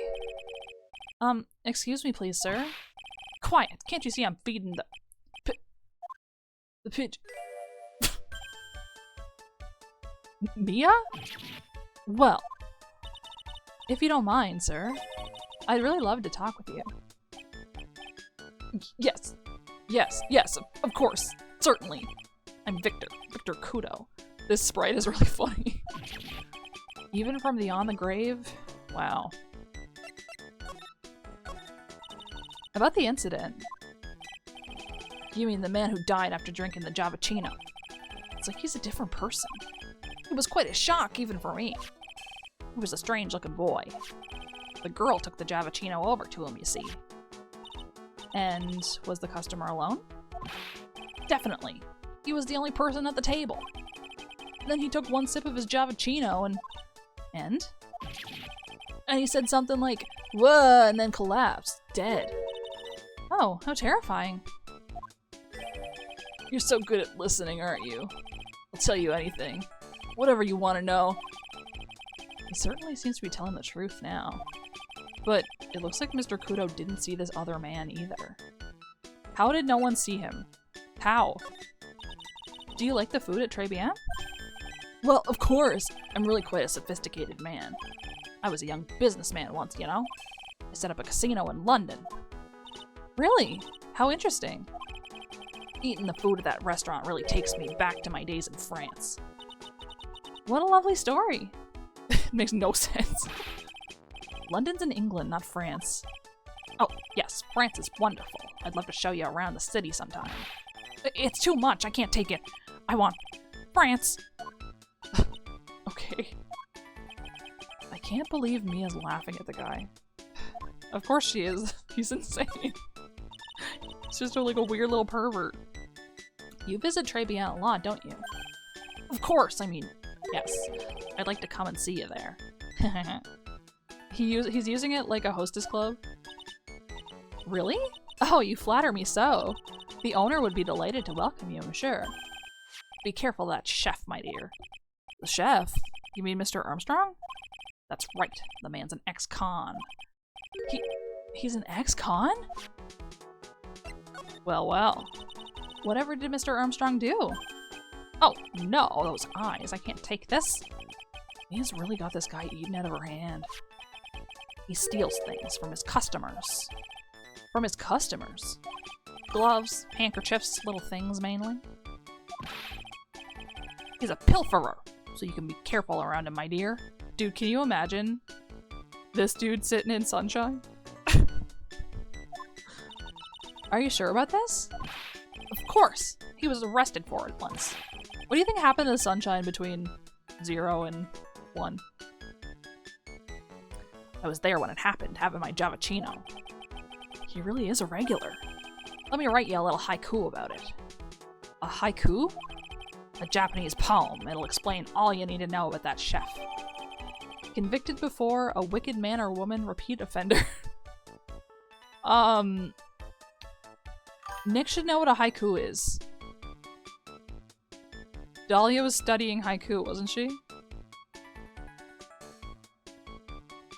Dude, I hope they, well, I don't see how a truck could get it, because considering where it was in the street, but, I hope it didn't just, like, go under immediately. If he takes anything again, you let me know. If it's not too expensive, I'll buy you a replacement. Poor guy. He couldn't do enough for Mia. Okay, Phoenix. That's about as much as I can do to help. Thanks, Mia. We got some really important information thanks to you. Honestly, I can't believe Maya called me for something like this. She was right to do it. She knew what she was doing.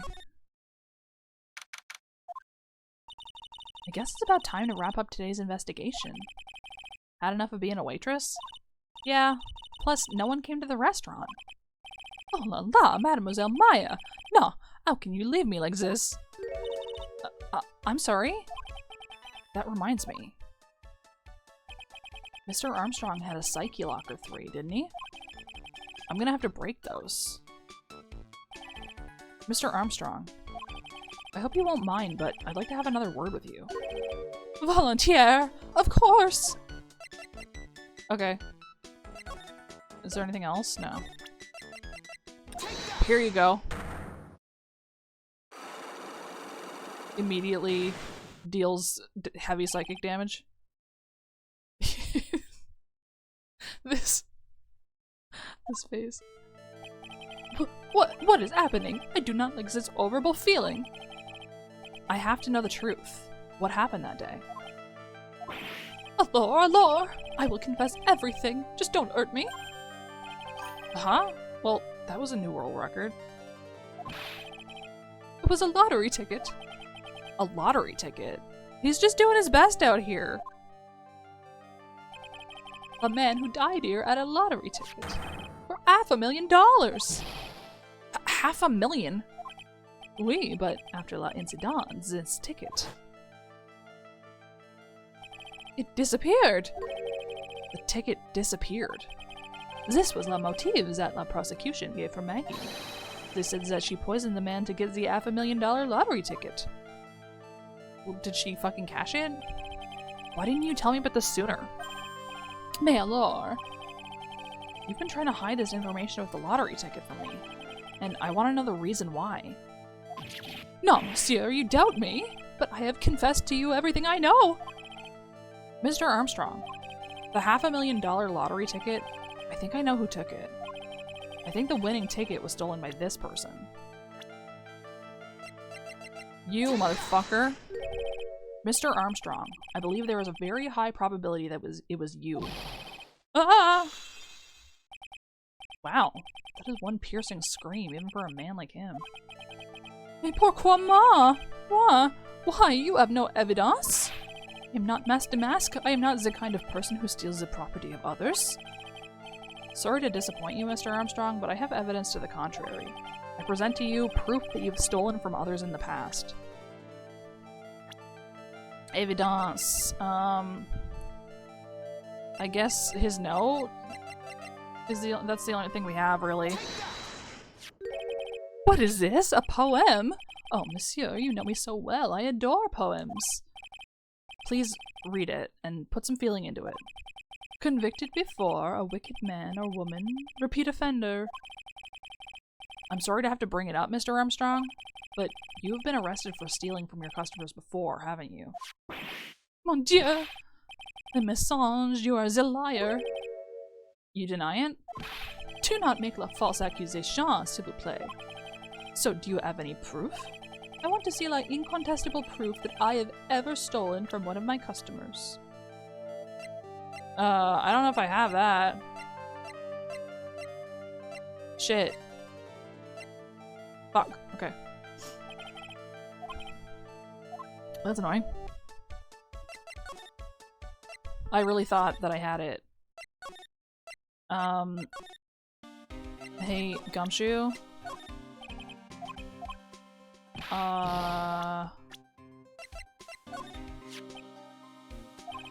Okay. We did this already. We found his weakness for sure. The chef, he gave him the bottle. There's something about him. He's involved. He had nothing to say about the poem. It's for $500,000. Is there really that much money tied up in this case? I can't give you an answer on that, pal. Not without the case file in front of me. But I'll tell you this, that Armstrong guy would have done anything for cash. He was desperate, you know? No, I don't, but I think I sort of get the picture. I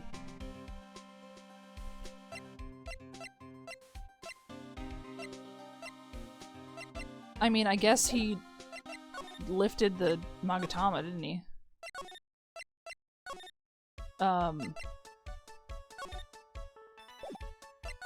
And obviously the ticket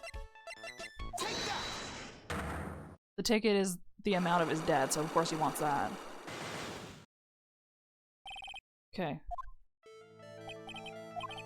You're a little fucking stealing rat. It was a lottery ticket? Because, like, why would the chef have noticed that a guy had a winning lottery ticket if he was in the kitchen working? You know? Okay. You know what thing he stole? Proof that you have stolen from others in the past. Great. Incontestable proof that he's ever stolen anything. This shit right here in my pocket. It seems old habits die hard, Mr. Armstrong. What is that? This is my Magatama, and I found it in your kitchen. No! Wow, that scream just about broke some windows. Hui! I have a weakness for little trinkets and figurines. My end, it just slips out. I cannot stop it. You've stolen handkerchiefs, gloves, and other things from your customers, right? Wait, it is la truth. I am just a timid little girl inside, monsieur. A timid little girl. Besides, this time it was not a small trinket, oui? It was $500,000. Mais no, why would I steal it? I have no need for such money. Really now? Oh, monsieur, what is it? Isn't it true that you're in some pretty serious trouble? And that you are in desperate need of a large amount of cash? Loan contract. This restaurant is deep in the red, isn't it? Ah! You have a loan to the tune of $500,000. That lottery ticket would have wiped out your debts.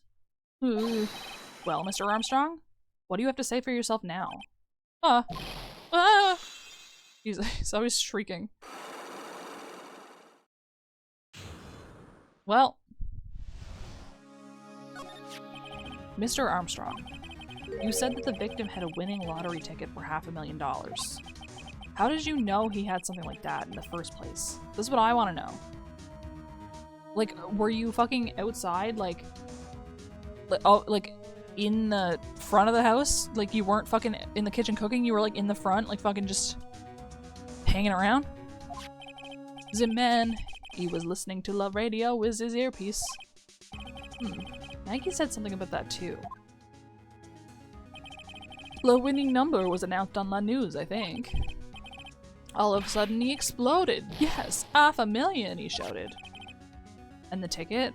Yeah, don't do that, by the way. If you ever fucking win the lottery, do not ever fucking announce it to anyone. Do not tell it to fucking anyone.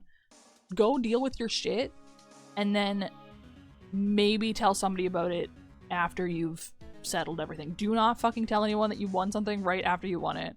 Crazy. Oui, he had all of his tickets spread out on la table.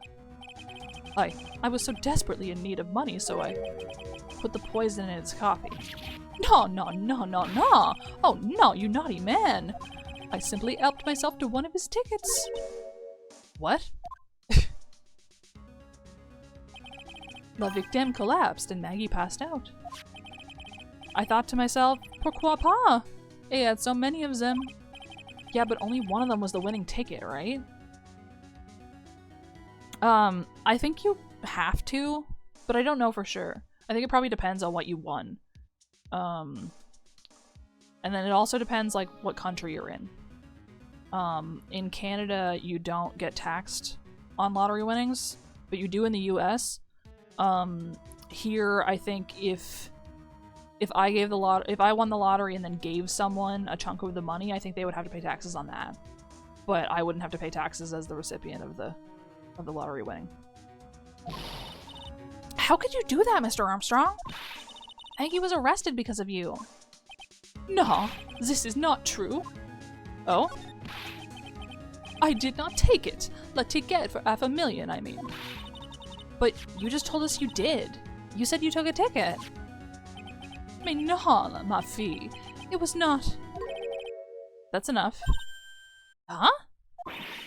Oh! Mr. Godo! What the heck are you doing here? He's here for the Javachino. This is without a doubt the worst coffee I have ever tasted, Mr. Armstrong. He came in here for coffee? Does his craving for coffee know no bounds? Do you think this guy has taste buds left over? Like, does he have any... Can he taste the coffee at all? Perhaps Mr. Armstrong stole one of the victim's tickets on the day in question. I am la heir, Ed, no. Just a pretty little girl who everyone is laughing at. But in that case, Maggie shouldn't be the only one under suspicion. Dude, he might have been. He might have been here. He had the wrong ticket. What? Mr. Armstrong made off with the winning ticket's pretty neighbor. So, the ticket he took was worthless. Not quite. He did win something, $1. You see, I am just a pretty face. Without my looks, I have nothing. So, what happened to the winning ticket then? The one he meant to steal? Indeed, what did happen to it? I don't like spoiling myself by watching trailers, so we'll just wait and see how the movie turns out tomorrow, won't we? Maybe. He just drinks so much coffee that I can't imagine that his mouth tastes like anything else ever. Voila! You two. Time to laugh at the pretty little air, Ed. Looks like I won't be needing this note anymore. Victor's note thrown into the trash! Okay. Looks like we got a new mystery now. Namely, where did the winning ticket go? I got a bad feeling about this. Well, anyway. Well, Maggie had the poison planted on her. So maybe the other ticket as well. Other tickets, multiple.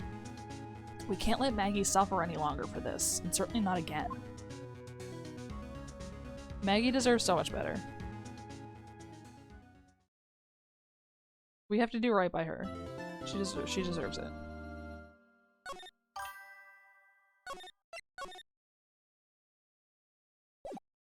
Oh, I see. Of course.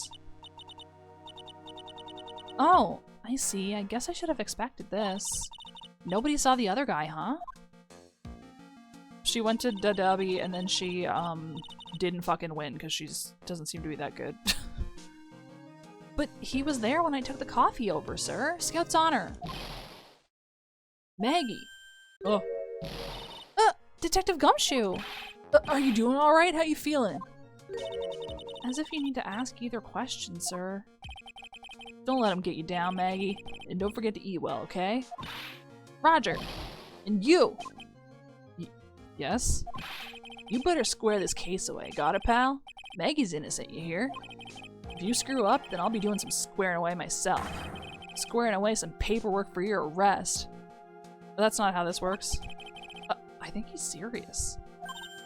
Hey, detective! You're on our side for once, right? Yep. He's like, I'm not even involved in this case, technically. So you'll be able to help Maggie out, right? Really? Can you, sir?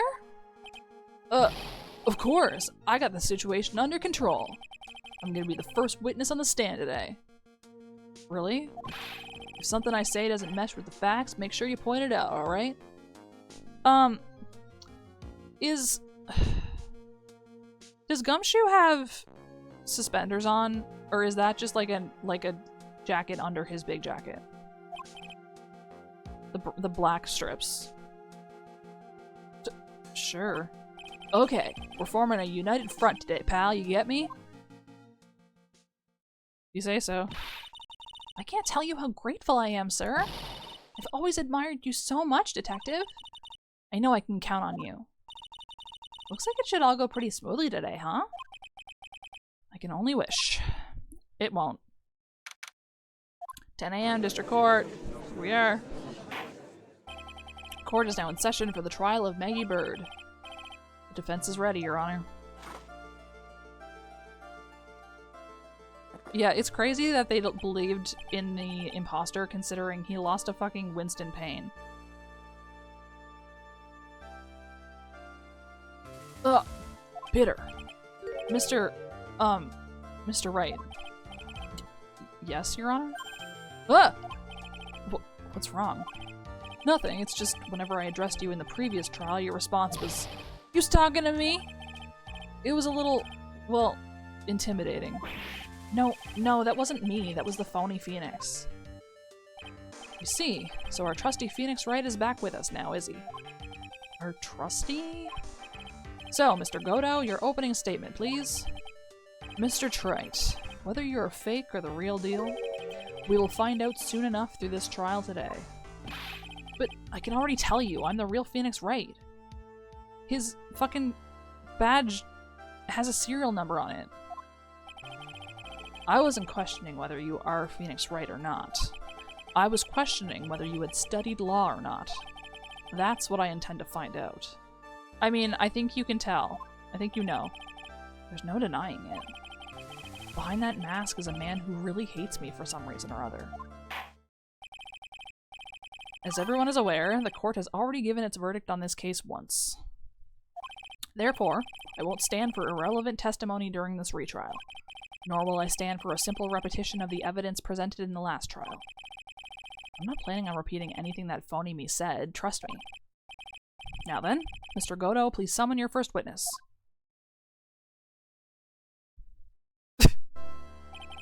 Let's start with the formalities, shall we? Name and occupation.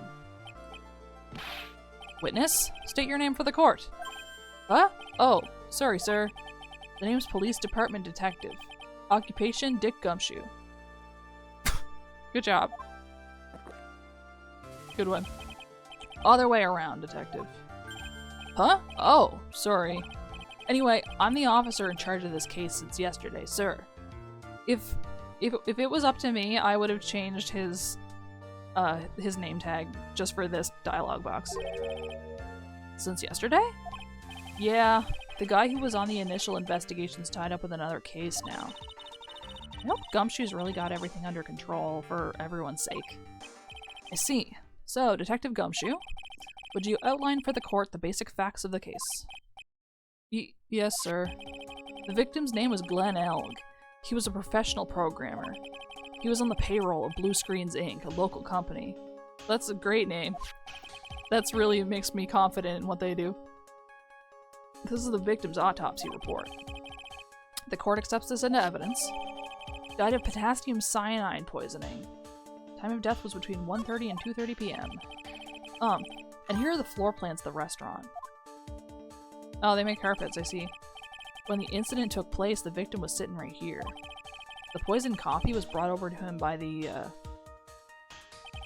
waitress.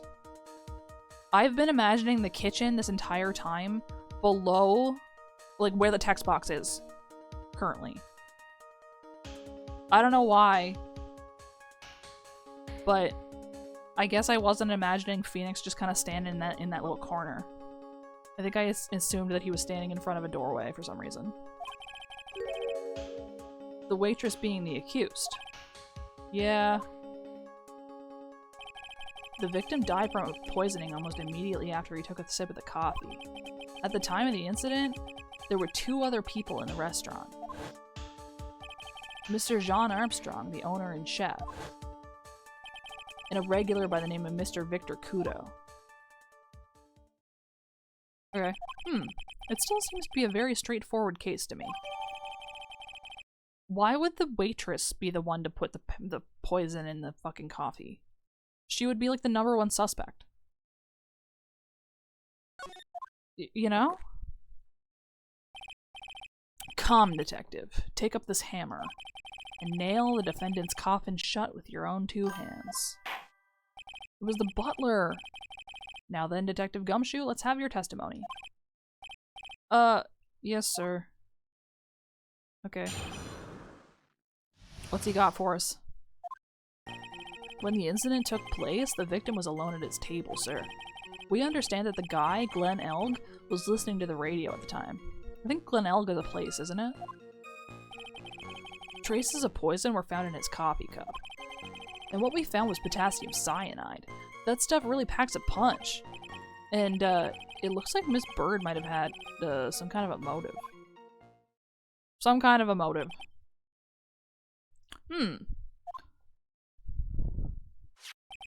Using the dark, aromatic depths of coffee to conceal the poison. Classy lady. Yeah, I bet you think that. The facts of this case seem to be ironclad. Mr. Wright, I would ask you to begin your cross-examination, but... Yes? Please, no intimidation tricks this time around. Is that understood? I already told you that wasn't me. He's gonna have to say this for a while. The judge has been traumatized a little bit. I really think. Okay. The victim was alone at his table. Can I stop you for just a minute? Huh? What is it? Did I say something that contradicts the evidence? He's so desperate for that to be true, he's practically crying. Your testimony just now doesn't match the testimony given by Miss Bird. She claims that there was another man at the victim's table. Yeah, that's what she said, and What killer wouldn't say that when faced with a homicide conviction? Hey! Sadly, her testimony isn't supported by the owner or the other customer. Isn't that right, Detective Gumshoe? Yeah, it's true. Their two testimonies tie up on that. They both said there was no other guy at the table. What should I do? Should I press on this point a little harder or not? Press harder always. I think, Zinniop definitely rolled 20s just constantly. He had like a rigged dice. Well, maybe the other witnesses just missed him. Perhaps their view of the victim's table was obscured in some way. Huh. That argument is as weak as the coffee at TRIBULATIONS, right? I have here in my possession a ticket. A ticket? Looks more like a photo to me. Yes, a one-way ticket to Guiltyville. Population, the defendant. This is a photograph taken from near the entrance to the kitchen. This is the scene as witnessed by the chef moments after the poisoning took place, correct? I think the court will agree that with such a clear view of the scene of crime... How, Mr. Trite, could anyone have overlooked a second person at the table? I don't know, man. It certainly seems to show the victim's table extremely clearly. There's a divider. Wait. There's a whole divider. There could have been another chair. Okay, he was listening to the radio. He was listening to his radio, you say? Yeah, he had a portable radio in his chest pocket. Maggie told us that too, didn't she? Something about how one of them had some sort of earpiece. What should I do? Should I press on this point a little harder or not? Press it. And what was it that the victim was listening to on the radio, Detective Gumshoe? Huh? He doesn't know. How should I know? Thanks a lot. Now one step closer to the middle of nowhere. This isn't going very well, is it? Detective, could you perhaps tell us about the poison and how it was used? I like how sometimes Gumshoe will start off and he'll sound like an actual cop, and then if he gets off script at all, then he just, like, does not sound smart at all. So, traces of the poison were found in the coffee cup and nowhere else. Not sure I get you, pal. Was the poison a liquid, or was it a powder? If I had to put it in layman's terms, I'd say it was a powdery substance. So, the poison could have been in anything that was on the table. Sugar, salt, pepper. Objection! Huh. Do you put salt and pepper in your coffee, Trey? The victim took his coffee black with no sugar. It seems that the poison could only have been in the coffee. They would have had to stir it in though, right? Because it's powder? Are you absolutely certain the victim even drank any of his coffee? Huh? What do you mean? According to this file, the poison was found in the victim's coffee cup. But what proof is there that the victim ever drank any of it? The autopsy? Man? Oh, hey, you're right. That's what I was thinking. In case you were wondering, that last objection was for the detective there. For me? See, it's gray! The coffee's gray! Oh, hey, you're right. You may be fooling the court, but I'm not falling for it. If you have the time to waste, you have the time to present that piece of evidence. That piece, sir? Yes, that piece. What piece was it again?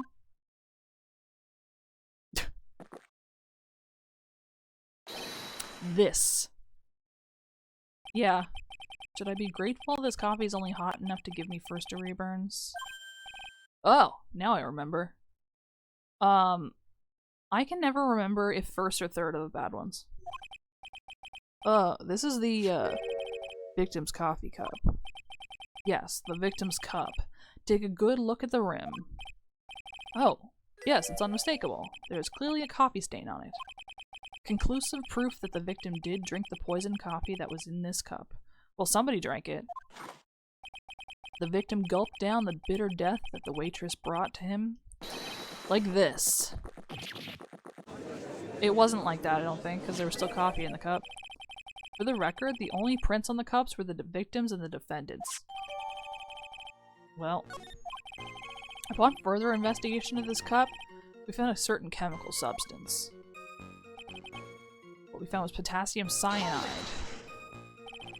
Potassium cyanide. Heard of that chemical before. Exactly how strong is this poison, Detective Gumshoe? It's, well, that stuff's lethal. Eat too much and you're history. How much is too much? It doesn't sound like very fucking much, considering.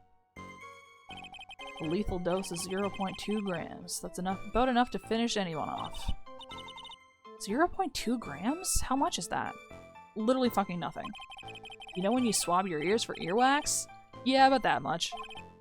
Earwax, huh? Sounds like something Gumshoe's got an abundance of. Great. I think he needs to go to the doctor then. Such a small quantity of poison could have been concealed anywhere. It looks like she might have had a motive. Some kind of a motive? Yeah, but if you ask me, it's been blown way out of proportion. You know what my golden rule is, Detective? Chuck out a bad cup of coffee, you can always get another. Huh? I don't get it. It depends on how much Japan and how much Ifornia it is, I think. I'm saying we can always get another witness on the stand if we have to chuck you out. So stick to the facts, Detective. Now then, what was Miss Bird's motive? Come on, Gumshoe. They said she wanted to steal a lottery ticket. Knew it. That's what we heard yesterday, too. It disappeared from the scene of the crime. And it wasn't just any lottery ticket. It's gray. The coffee's gray. It was a winning ticket for $500,000. Mr. Armstrong knew about the ticket too, didn't he? But he stole the wrong one. Then, is it possible Maggie stole the winning one? What should I do? Should I press on this point a little harder or not? Press on it. Wait a minute. The mere fact that the lottery ticket disappeared in no way implicates my client. I have here in my hand the very ticket in question. It was gray, though. That's the $500,000 lottery ticket. One of the female police officers found it when she was conducting a search of the defendant. Yeah, but they also found the poison on her. She's quite a lucky bird, our little waitress. You will submit that ticket as evidence to the court, immediately. I better keep an eye on that ticket. The way the judge's voice is quivering. Yeah, he doesn't... yeah. This ticket was presented to the court in the previous trial, too. But it feels heavier now, somehow. But $500,000, you say? Yeah, you don't get to do anything with that. It's just a scrap of paper. What matters is where it was found, Your Honor. That's on Maggie's person, unfortunately. That's enough. The facts of this case seem overwhelmingly clear to me. The defendant had ample opportunity to commit the crime of which she is charged. Oh. Ad breaks here. I should probably be, trying to get my, career done. But instead, it's happening in 3 seconds. The outbreak is done! Alright. Seems beyond reasonable doubt she did indeed commit the crime. No, it doesn't! I like an old man who knows the score. There is also the matter of the $500,000 lottery ticket. You need to stop talking about that, man. That alone provides a very credible motive. I mean, for that sum of money, even I might be tempted to bend the rules. Shut up, man. Stop talking. I don't mind an old man who is weak to the siren call of money. Not good, Nick. The evidence against Maggie is starting to pile up fast. Yeah, that's because the court has ruled guilty once already. I'd say it's about time to wrap up this repeat performance with one final, decisive piece of evidence. He's got more evidence against Maggie? Of course he does. This is the apron the delightful Miss Bird was wearing at the time. Wow, that's not the cleanest apron I've seen. That stain looks like it can't be blood, can it? If it was blood, I don't think it would be that red anymore. It seems the star of our play was a little flustered. And somehow spilled coffee on herself. But coffee? That's not exactly the first thing that caught my eye. Of course, the coffee stain isn't the most interesting thing about this apron. No, there's something else that stands out even more. Something else? I presume you mean... Of course, I'm referring to the pocket. The... pocket. A search carried out right after the incident uncovered this. Potassium cyanide, the very poison used by the killer, was in her apron pocket. A bottle of poison in Maggie's pocket. Yeah, and Maggie's prints were the only ones on it. Okay, well that changes things, unfortunately. The court will accept these items into evidence. Okay. Small pocket, big stains on the apron. There's something still bothering me, Mr. Goto. Why have you not explained the blood stain to the court? It's probably hers. Blood stain. What blood stain would that be? Don't play games, prosecutor. The blood-colored stain that's smeared all over the apron. That's ridiculous. No one told me anything about a blood stain. You don't need to be told, just look at it. It's gray. Well, detective, could this stain really be blood? No way, sir. It's just ketchup, sir. Ketchup? She must have gotten some on her apron while taking some of their breakfast that day. You could have spoken up a little sooner, Detective Gumshoe. He's right. Pull a stunt like that again and I'll have you drink 17 cups of ketchup, witness. Ugh. Thought everyone knew what it was already. I haven't seen anything yet to make me doubt the last ruling I made on this case. The motive, the opportunity, and the supporting evidence. They have all been clearly established. Yeah, why would she pass out if she had done it? Why would she be that in shock? Well, Trite, it seems you really are a phony after all. You really know how to drive a man nuts.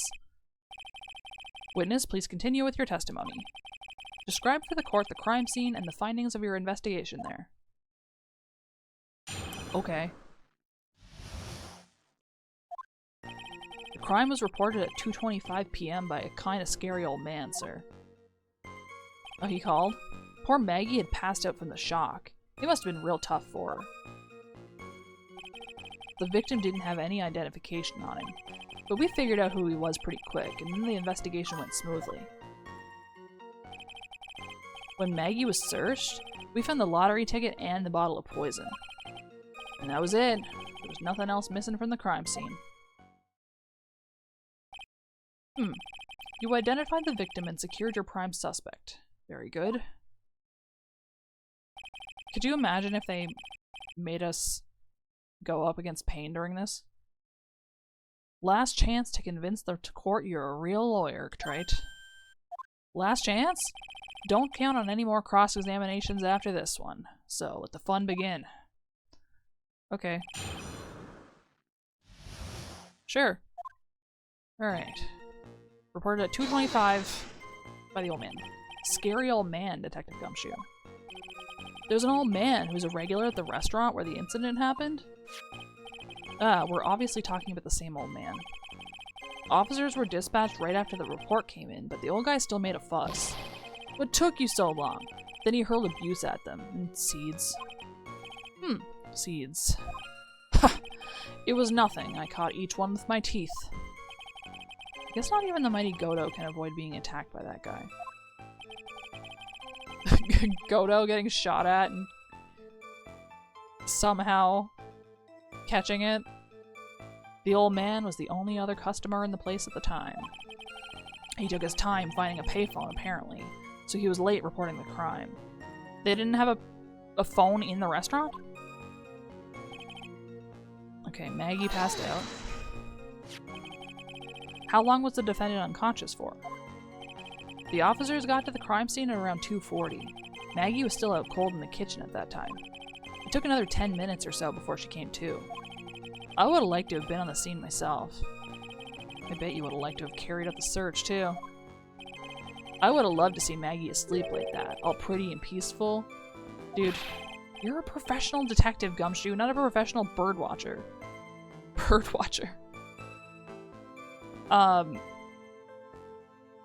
Yeah. I believe in him. I think he could do that. Save the romantics for your own time, detective. All we need to know about is the investigation. Oops. I guess I'm pretty red right now, aren't I? Literally, no, your sprite looks exactly the same. You're fine. No ID on him. He didn't have any. Are you saying that it was stolen then? No, I don't think so. The victim didn't have a driver's license or even a credit card on him, pal. All he had was 58 cents in his wallet.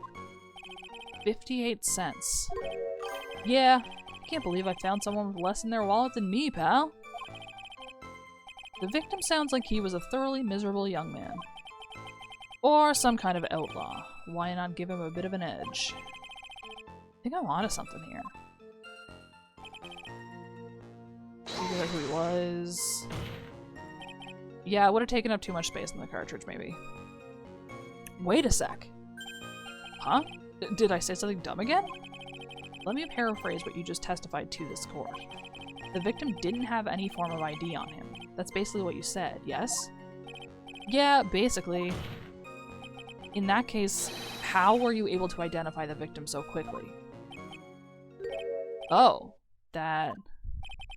He's so let down, he's got the whole sagging shoulders and puppy eyes thing going. There was a prescription bag on the victim's table along with the lottery ticket. No one decided to tell me that? It seems Mr. Glenn Elg visited his doctor before he went to TRIBULATIONS. We got the victim's name from the medical records of the doctor who prescribed the meds. That's a reliable enough source for the court? What should I do? Ask to hear more.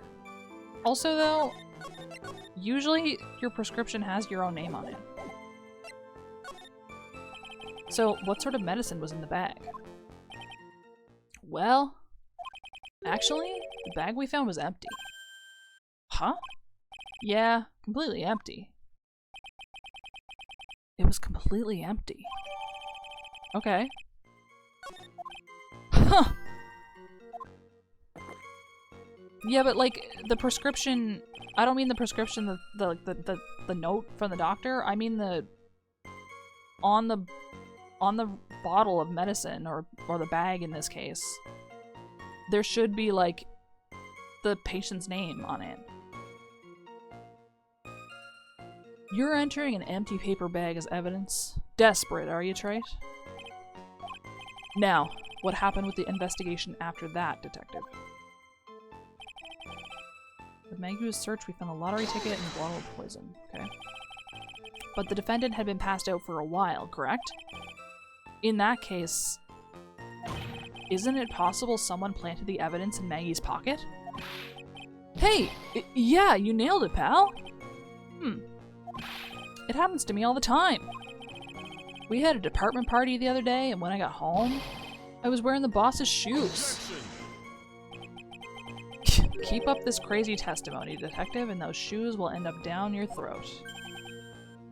Sorry. So, Trite, someone planted the evidence in Maggie's pocket. That's a pretty bold statement. Care to back it up with some evidence? Well, I'd love to if I had any. It appears you have no evidence to support your theory, Mr. Wright. Continue with your testimony, witness. I had another thing I could do here, right? There was the prescription bag, I guess. I've never seen medication that come in a bag, but... Oh, I guess there's nothing else missing. So the $500,000 lottery ticket and the bottle of poison were accounted for. Yeah. Interesting. It's true that those two items are accounted for, but wasn't there another lottery ticket that was stolen that day? Oh, yeah. The one the restaurant owner took. He won a whole $1 with it. What a lucky guy, huh? And they're just gonna let him get away with it? It was just $1, Detective. I guess no one cares when it's that little, except for Gumshoe. If I don't find a hole in this testimony, the judge is gonna hand down his verdict. Gumshoe isn't giving us anything to work with. And we can't find any contradictions if he doesn't give us something. Yeah, that's true. But Maggie and Gumshoe are like Dumb and Dumber. Our only hope is that they were so dumb they missed something obvious. Come on, Gumshoe, be the dumbest you've ever been. Yeah, that's great. Yeah, he's not necessarily...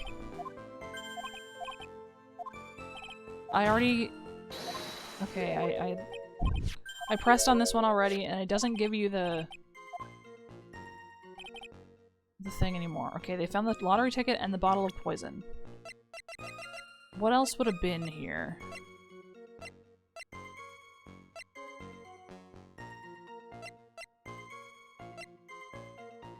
They didn't talk about the...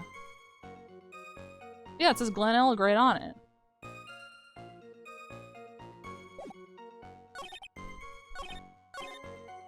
Nothing else missing.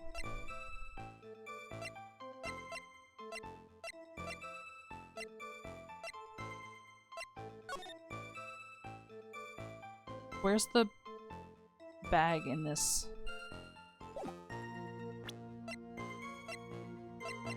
picture?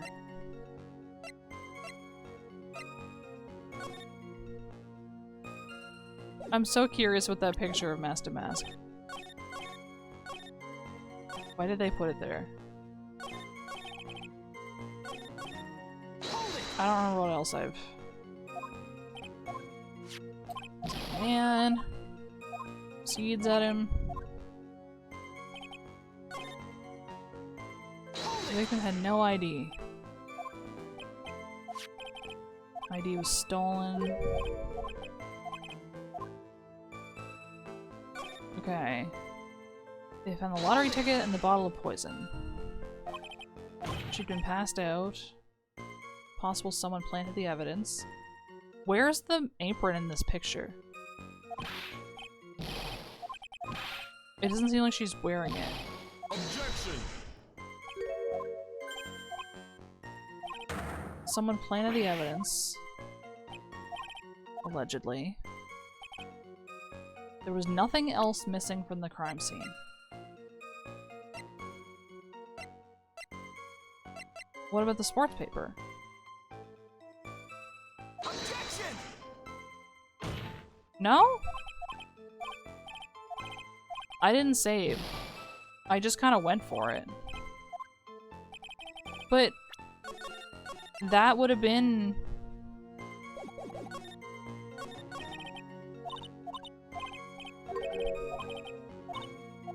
something obvious.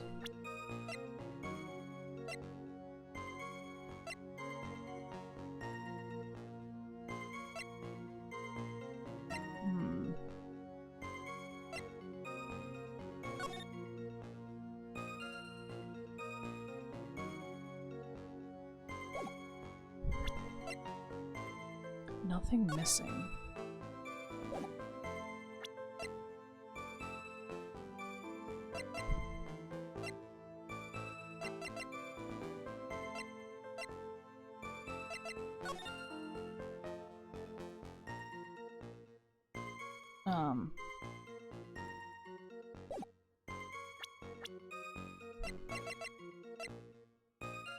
Was a programmer.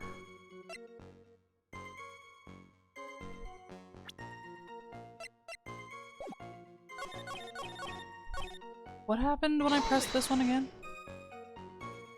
Okay, the lottery ticket and the bottle of poison.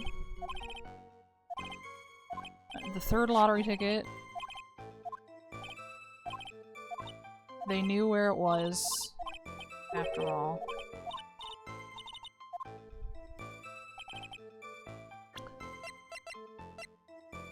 I really thought I was onto something with the sports paper.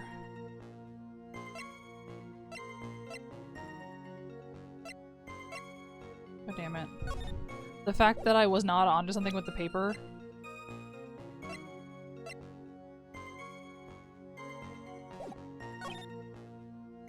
Or maybe it passed out from the shock. What happened with this one again? How long was she unconscious?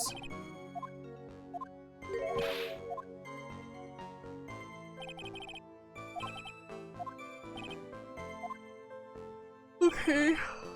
The victim had no ID.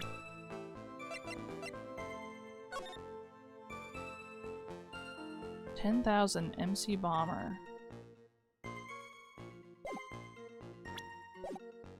What about that?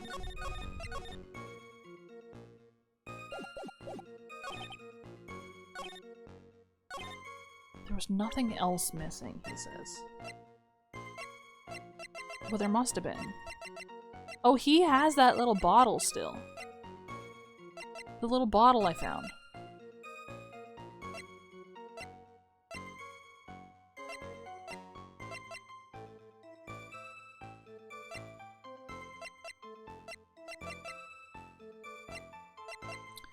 There was nothing else missing.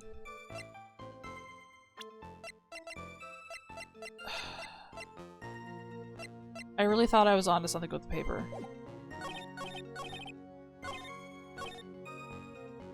What about here? Objection!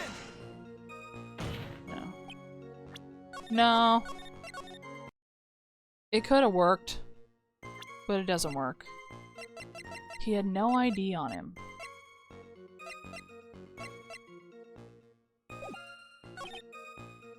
I figured out who he was. When she was searched, they found the lottery ticket and the bottle of poison. And nobody talked about the ketchup stains or the poison, or the ketchup or coffee stains?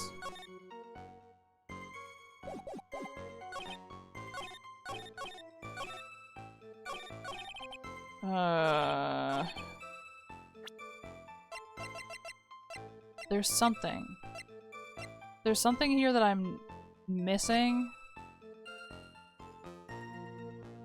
that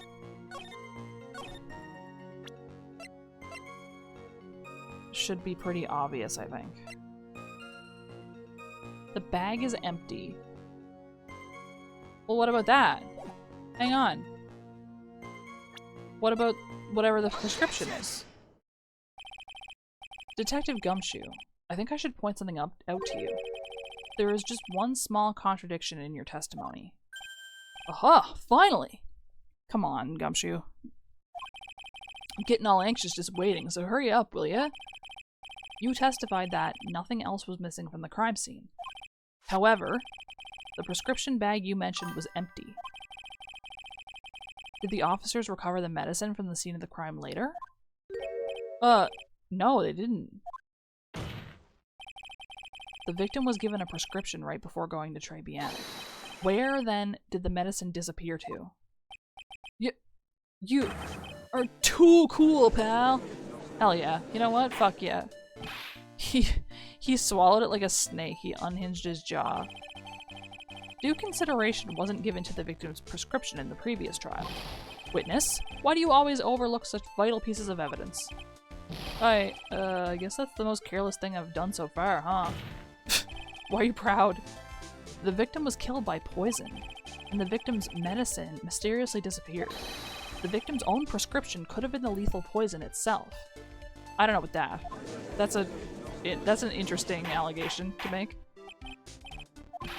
Well, Mr. Godo, what do you have to say to that? That's all. What? Read for the court the name of the clinic on the prescription bag, if you will. What's the clinic's name got to do with anything? New Ear Otolaryngological. Otolaryngological. Well, logical. Laryngological. Otolaryngological.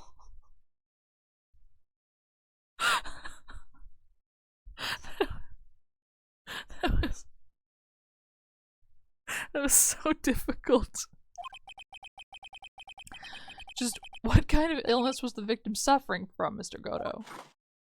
Something in your ear throat. Hardly an illness, Your Honor. More like a bitter war wound, you could say. A war wound? The day before the incident, Mr. Elg found himself in a fight. He took a blow to the side of the head and ruptured his eardrum. He ruptured his eardrum? Then what on earth was the prescription he was given? It was a cream that was to be applied topically inside his ear canal, not to be ingested. What? Wait, so then it could have been the poison. It's mentioned in the autopsy report if you read the fine print. They found traces of the medication in the victim's left ear. Yes, here it is. In very, very fine print. So fucking... That was a really hard word to say. It seems Mr. Elg correctly applied some of his medication while he was at Tribulation. Therefore, it would be absurd to believe that he would have eaten his medication. It seems that this medication is irrelevant to the case after all. No. Nick, if you don't think of something quick, it'll all be over. She's right, but I can't get away with any old weak objection. What should I do? Try drinking it. Yeah, because that's how it's supposed to work. That's how it works. Never mind that they tell you, like, not to get topical stuff inside your body. Yeah. Drinking it will definitely work. The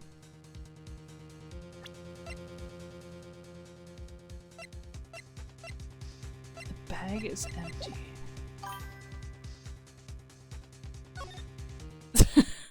It's really funny. Only moments ago, Mr. Godo made the following statement. It seems Mr. Elg correctly applied some of his medication while he was at Tribulation. If that's the case, then why was the medication not found at the scene of the crime? But the medication in question was for topical use inside the ear canal. Yeah? And he would have had a whole fucking thing of it. Objection! Like, what are you saying? That doesn't change the fact that it could not be found at this crime scene. However insignificant it may seem, it's a lawyer's duty to pursue the truth. Objection! You know as well as I do that the medication is irrelevant. It's gray. It hardly seems likely that a prescription drug would contain potassium cyanide. Objection! It hardly seems likely that the coffee the waitress served would contain it either. But it did. The possibility is undeniable. That's enough? Mr. Godo, is the detective the only witness the prosecution wishes to call? Mr. Godo? I got my own witness I'd like to call, sir. It's the old man who was there in the restaurant on the day of the murder. Victor Kudo? The Pigeonator? Very well. The matter of the disappearing medication seems little more than trivial at best. However, it wasn't explored at all in the previous trial, and that is something that bothers me. Yay, good job, Nick! I guess if you're a cop, maybe you can? I don't know. Probably not, though. The court will adjourn for a 10-minute recess, after which we will hear the prosecution's next witness. I suppose this means I'll just have to finish you off in my last 6 cups. Court is adjourned for a recess. How many cups does he drink during the recess, do you think? Whew, that was close. Tell me about it. I nearly died in there. That's my line, sir! No, it's my line! I think I really did die a little bit. Looks like we all nearly died in there. I can't believe Detective Gumshoe. How could he betray us like that? Huh? He said he'd help me. But he totally set me up! I don't think he meant to do that, Maggie. He was backed into a corner. I mean, the guy's gotta do his job, right? It's okay. I know all about lies and betrayal. I've had them my whole life. But it really hurt this time. It felt like someone punched me hard in the stomach. I hate that guy. I don't ever want to see him again. Or Gumshoe. So, the next witness is gonna be that old guy from the park, right? Yeah. Mr. Kudo. Lover of waitress outfits and projectile seeds. I bet he's gonna be really stubborn. I mean, he's pretty set in his ways, you know? Yeah, he's a big old grouch. Are you gonna be able to handle him, Nick? Yeah, I can take whatever he throws at me. Even those never-ending bird seeds. Custodial staff after the trial, sweeping up fucking seeds everywhere. Court will now reconvene for the trial of Maggie Bird. Mr. Godo, your next witness, please. The prosecution calls the lucky old-timer who caught the show over a cup of coffee. Will the witness please take the stand? That is true. Name and occupation, if you don't mind. But the seeds could go rancid if you miss one. The name is Victor Kudo. Born and bred of the land of the rising sun. Honor and duty are what make me. Mind you, I can be quite emotional at times, too. You don't need to hear about that, Mr. Kudo. Just tell the court your occupation.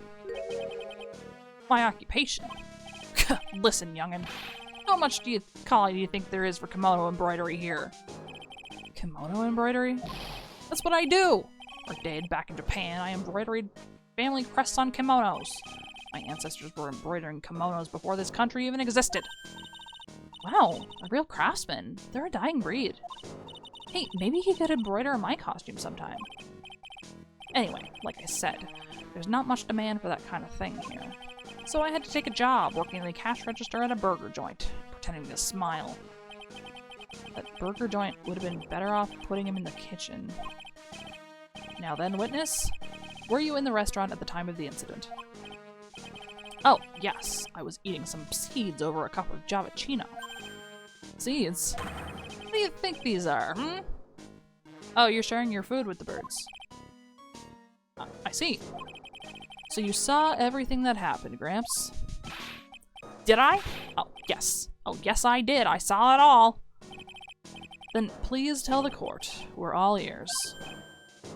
Sure, I'll tell you. I'll tell you every last detail. He's really getting into this. He's got purpose in life right now. The young man was reading the sports paper. The serving girl brought him a Javachino, but she put something in it. The man took one sip of it, looked like he was in terrible pain, and then collapsed. That's the serving girl right there in the defendant's chair. I remember her well. Alright. Mr. Kudo, she is not a serving girl. Please refer to her as a waitress. You're as bad as the rest of them. All these newfangled words. What's wrong with old-fashioned ones, hmm? Newfangled? All this talk of radios and glasses. It's wireless and spectacles, I tell you. Excuse me? Listen to me, everyone. Don't forget the old values. Don't let the good old days slip away. Okay. Well, I think it's time to begin the cross-examination, Mr. Wright. Yes, Your Honor. We gotta fucking deal with this guy. Probably not. It says he's 68, which seems too young for the way they've drawn him. And I would guess the judge is in his 60s. Okay, he was reading the sports paper. So, you saw the victim then. You saw Mr. Glenn Elg. I wanted to know if Guts and Brawn retained his championship or not. So he was looking at the sports paper the victim was reading, huh? And at the location in question, there are partitions between tables on the same side of the restaurant, right? So what if there are? If you say that you could see the victim, that means you were sitting at a table on the other side of the restaurant, correct? I go to that place to drink Javachino. I don't go to sit. I don't remember what table I was sitting at. You mean you go there to eye the waitress? He goes there to be a fucking weirdo. You brought him a Javachino, but she put something in it. Mr. Kudo, that is a very grave accusation. Are you sure about what you saw? Victor Kudo never makes mistakes.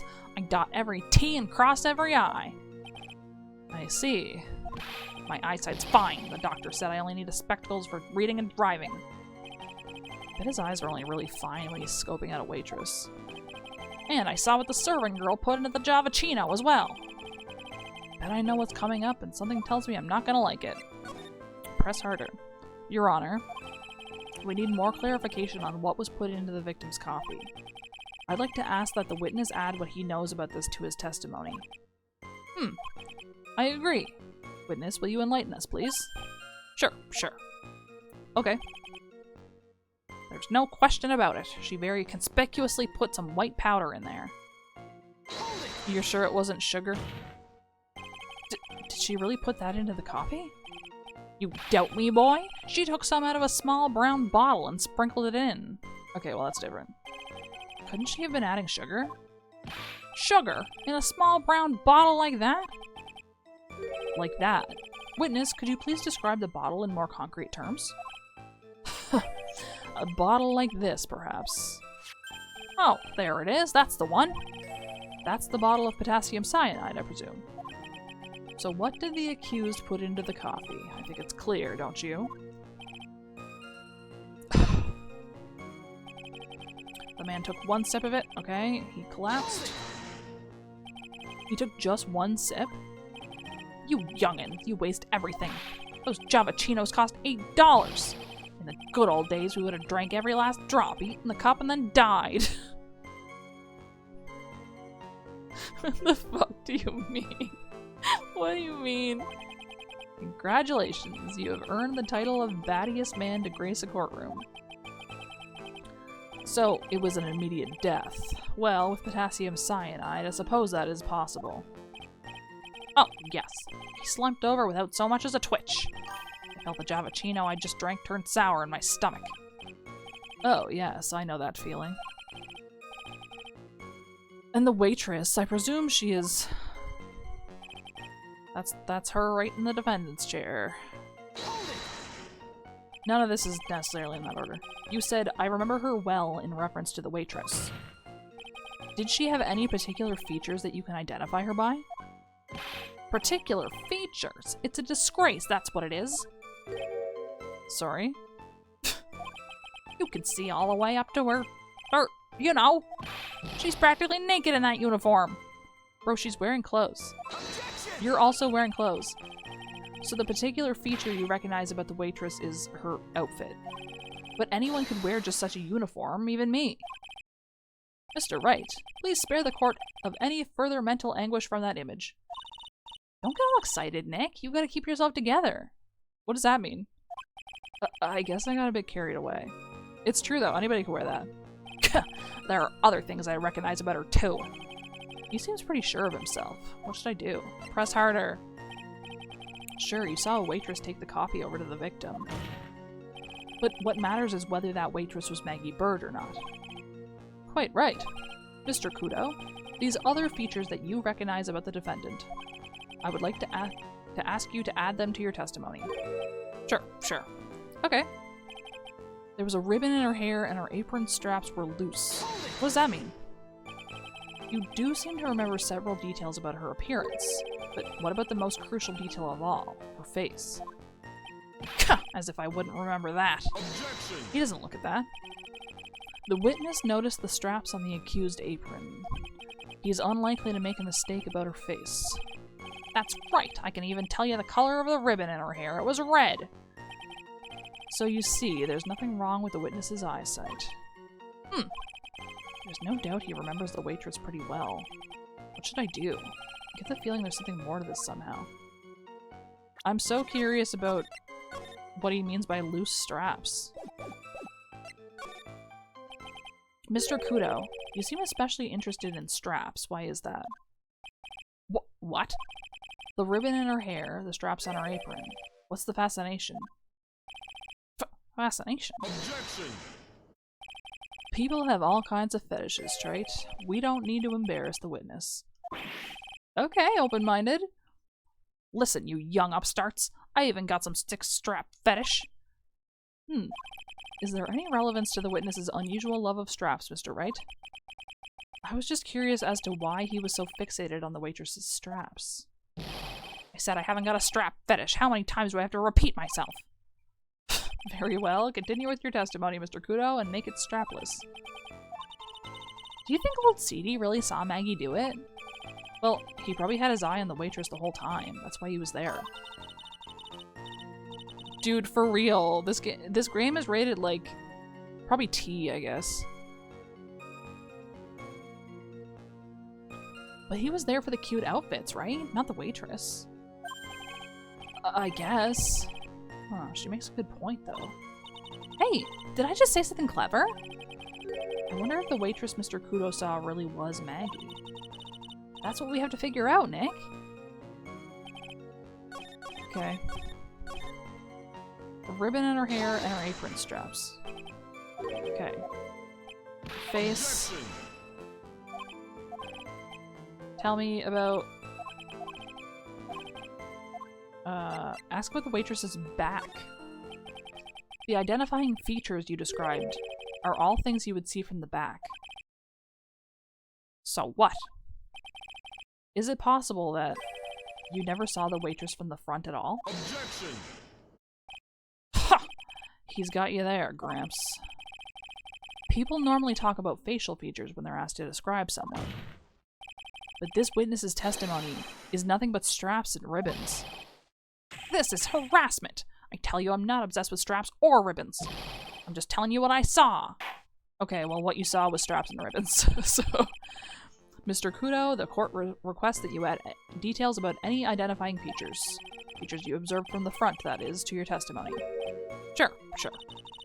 This old man's testimony is getting longer and longer. Also, I think this is the first time they've asked them to amend the testimony this many times. And if I can't find a hole in it soon, it'll get even longer, I bet. Nothing about her that caught my interest when I saw her from the front. You didn't find anything to be distinct, but you did clearly see the witness's face, yes? No question about it. I didn't come this far to back down now. Victor Kudo never backs down. It's not the answer I was looking for, but okay. My controller battery is low. What the fuck? I should have 20 minutes. This has turned into a matter of pride for old Seedy now, I guess. I wonder if he really did see Maggie's face or not. Like I thought, we need some concrete proof of this. Proof that the old guy didn't see the waitress clearly from the front. Okay. I mean, it was clearly that other girl. Who I fully forgot about. Nothing about her that caught my interest when I saw her from the front.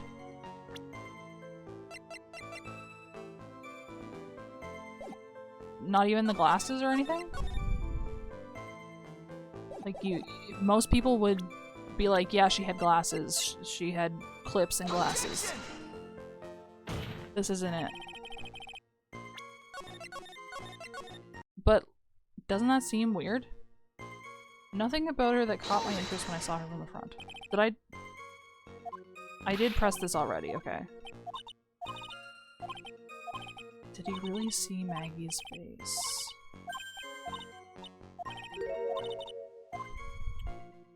Was it really Maggie? He was reading the sports paper.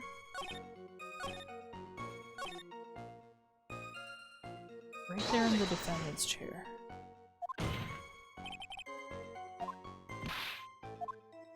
Particular features.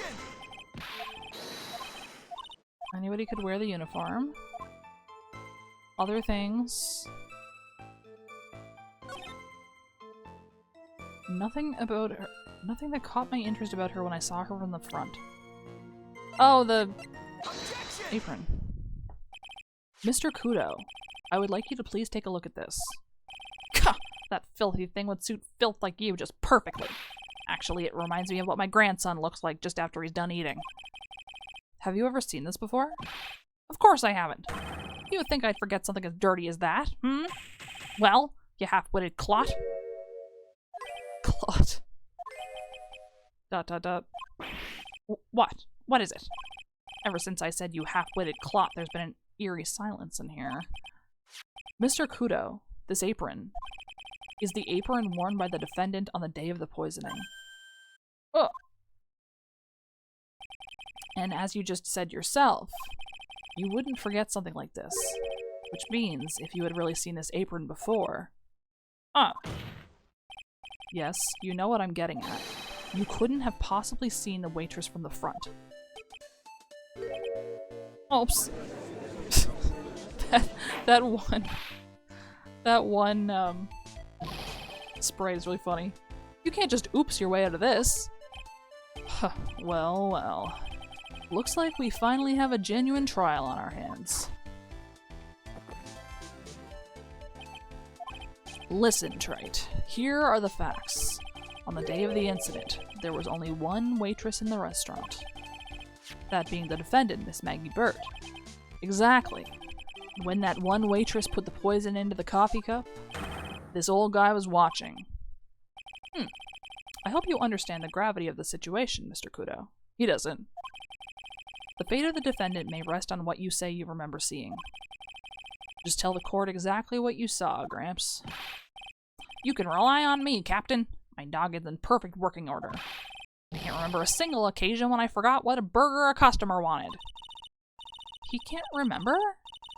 Probably more like he messed up so many times he's blocking it out. Very well, let's test just how good your memory and attention to detail is, Mr. Kudo. Tell us what you remember about the victim. Fucking nothing. Nothing is what?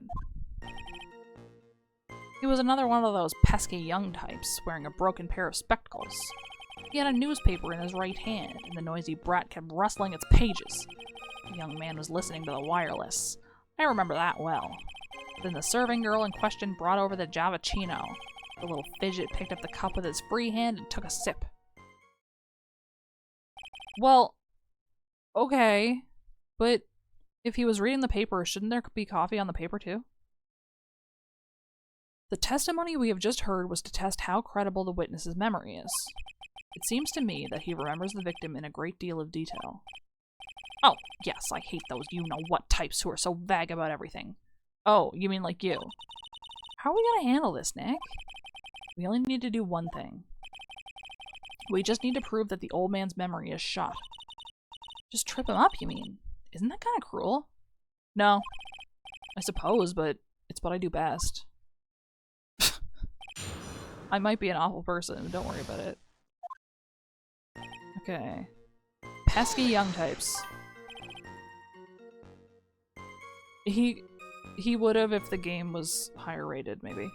Spectacles? Dark glasses to you. One of the lenses was green, but the other one was broken. Newfangled rubbish. That's why I remember him so well.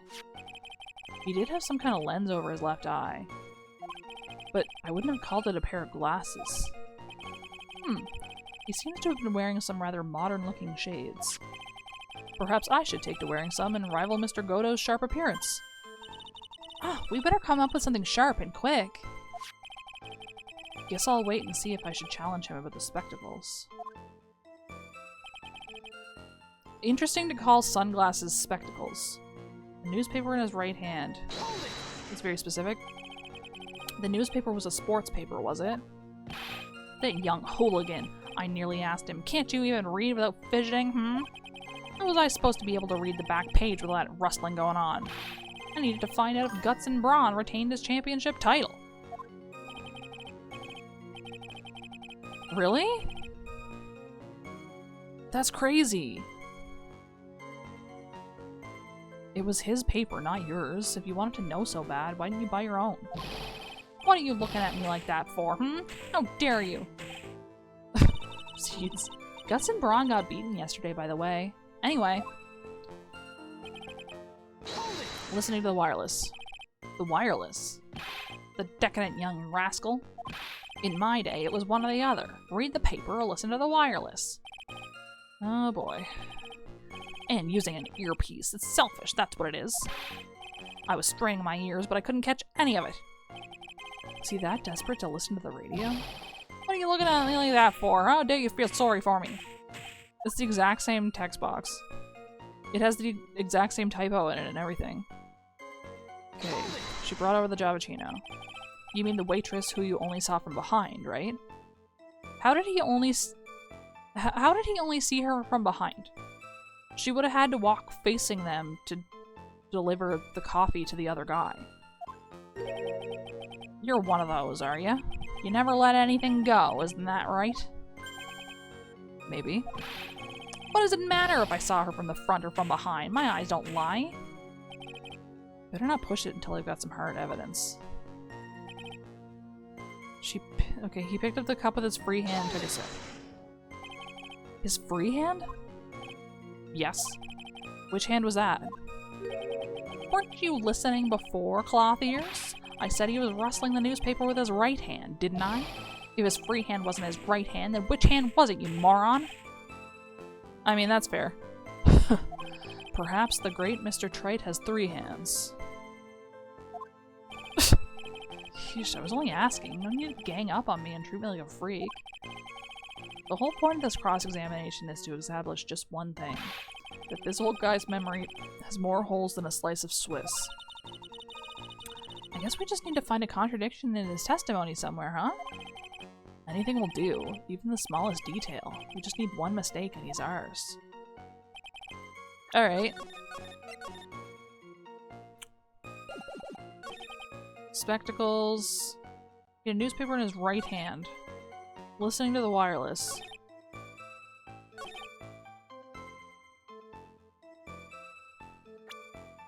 Now, I don't think he could have picked it up with his left hand. Well, maybe he could have, I guess. Both of his hands are kind of near it. Where's the paper?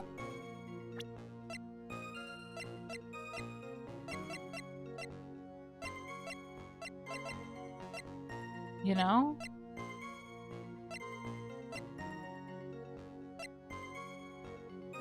Doodle is in victim's handwriting.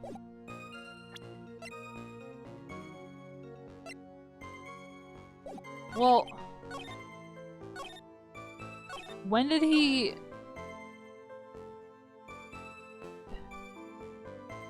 When did he draw the stuff?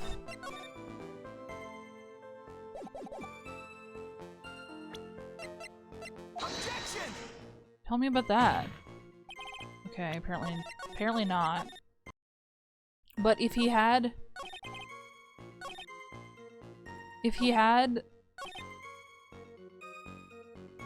the cup in the right hand, he could be a lefty, but then still,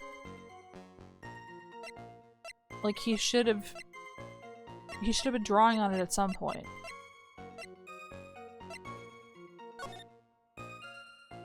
You know? I feel like it's gotta be something about the left and right.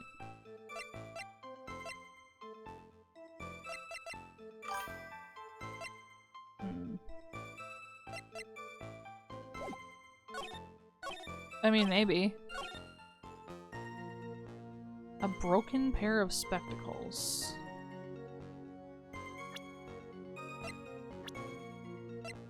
I saved.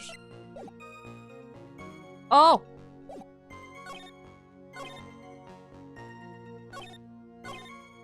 Wait. The earpiece.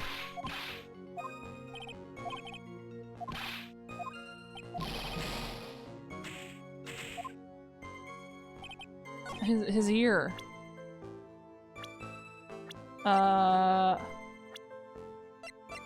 This is the only thing that mentions his ear. Yeah, so the earpiece would have been on the right side then.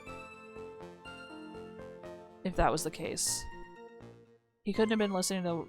Objection! Okay.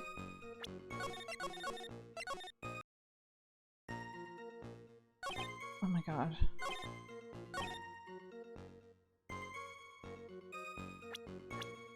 I thought I was on to something so hardcore. Listening to the wireless. I presented him on this. Okay. It's not the fucking ear thing?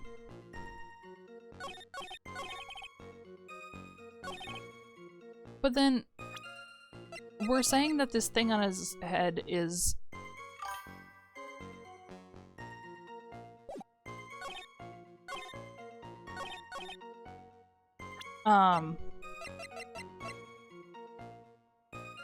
Yeah, well, he's not talking about when, like, because he would have had to sit down and draw that at some point, but when did he do it? Crime photo. I mean, this isn't it.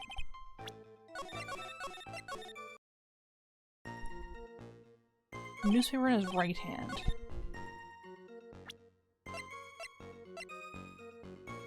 And they...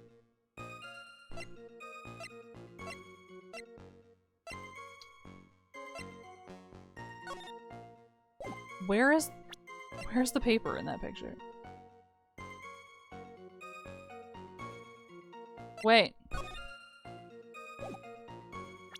The cup. I mean, you could just turn it around. But in the drawings of the cup... Yeah, he had to be holding it on the right. Because the lip mark. Mr. Kudo, do you remember what you were told at the start of this testimony? That this was a way of testing the credibility of your memory. I know. There's nothing wrong with my memory, I tell you nothing. If I got anything wrong, I'll eat these seeds and sing the pigeon song. Care to tell us where this is going, Trite? According to Mr. Kudo, the victim was holding the paper in his right hand, while drinking coffee with his free hand, which would make that his left. What is this, kindergarten? But I would like the court to please take a look at this. That's the cup the victim used, correct? Yes, and on the rim, you'll notice the mark left by the victim's lips. Yes, there is a stain left by the coffee. If you consider where that stain is, you'll clearly see that the victim was holding the cup in his right hand. But how? Well, Mr. Kudo, the court is waiting for your epic performance. You said you'd eat those seeds and sing the pigeon song. Sing the pigeon song, old man. Mr. Kudo, I'm afraid this is simply not acceptable. I think the witness had better go back to the park where he came from. Wait! If you think I'm gonna stand here and listen to you telling me I'm mad, you're wrong. No one said that. Yeah, there is the possibility that he held it by the cup, but I feel like you can't get that. Like, you have to assume everybody did stuff the way that it's supposed to be done often when it comes to little details like this. Because, do you know what I mean? I feel like if I start thinking, oh well, he could have held the cup, then I'm just gonna go down like a rabbit hole, and then the game is gonna be like, no, you're stupid. I don't care about that dirty coffee cup. I know what I saw. You still insist on your testimony. That young brat was holding the cup in his left hand. Oh, yes, no question. I'm a good law-abiding citizen, I am. It's that dead young hotbot in you, you spiky-haired yahoo who are at fault. I do get in rabbit holes. I had a coffee cup with like the most bizarre handle. Oh, you know what it is? I was like, I can't even use it. It's a PlayStation merch that the coffee cup handle is shaped like a controller, and it's fucking impossible to use it. I bought it because it was official merch, but it's just like it's on a shelf. It's just on my, like, with my trinkets, because I'm like, it's unusable. Who, me? Thank you, old man. We've heard quite enough from you already. Old man, okay, you're one to talk. Don't call me old man, old man. Been around for 68 years, I have. You can't ignore me. Listen to what I've got to say. I'm sorry, Mr. Kudo, but sure, why not hear a little more? Mr. Godo. Yep. But this is my 16th cup of coffee, so this is your final stand. Thank you, Captain. You can rely on Victor. He's got respect for Godo. Left hand or right hand? Sounds like the name of a Professor Layton puzzle. The boy was wearing the earpiece on the same side as the green lands of his specs. He kept fiddling with it all the time. He was fiddling with it just before he picked up the cup, too. And then he used the same hand to pick up the cup. His left hand. Okay, but his eardrum was ruptured. We know that the victim was wearing an unusual monocle over his left eye. It wasn't a monocle, Your Honor. It was a small computer monitor often used by programmers. What the fuck are you talking about? A monitor? You mean like a television screen? The inside of the lens is a screen that displays computer data. It's called an HMD. It's a common tool in the victim's line of work. HDTV, DVD, CD, all these newfangled letters drive me mad, but they don't matter. It's... yeah... I know what I saw, and I'm telling the truth. I like how it's the future, but it's also not the future, given how old these games are. It's true. He doesn't seem to be lying. And those are the facts in good old black and white. Okay. We have an ad coming up. I should have stopped a little earlier. I should probably just stop here, honestly, because we're getting into the whole testimony. But I don't want to end during the ad. Oh my god. Okay, well, while we wait for the ad to be over, I'm gonna look at my computer. I'm gonna open up friggin' Twitch, see who's all online. Dude, every fucking person I follow is playing Mecha Chameleon. Fucking all of them. Okay, well, not all of them, but like a lot of them. All of the bigger streamers that I'm following are playing it. Oh, let's write Kay. She's playing Unbeatable.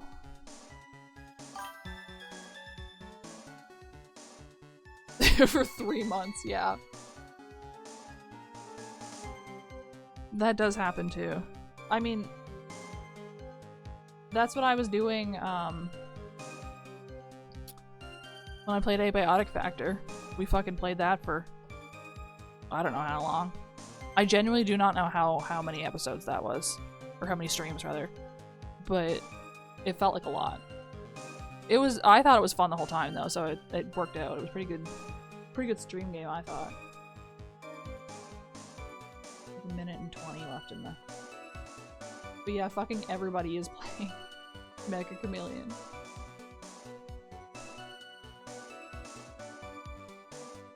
I'm exaggerating, but it's probably a good 50%. Which seems like a lot to me. The fact that I have to get off stream and fucking do a Musume career is killing me right now. 50% means it wasn't 100%! You're right. I shouldn't have fucking said such a horrible and incorrect thing.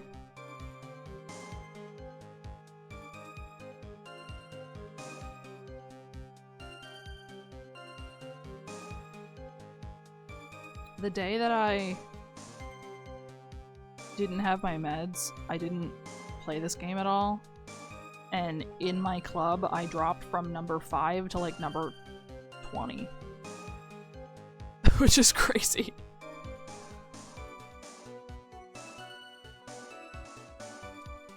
Seems really far. Okay, the ad is pretty much done. Now. Oh. How did I... Oh, there's 2 ends.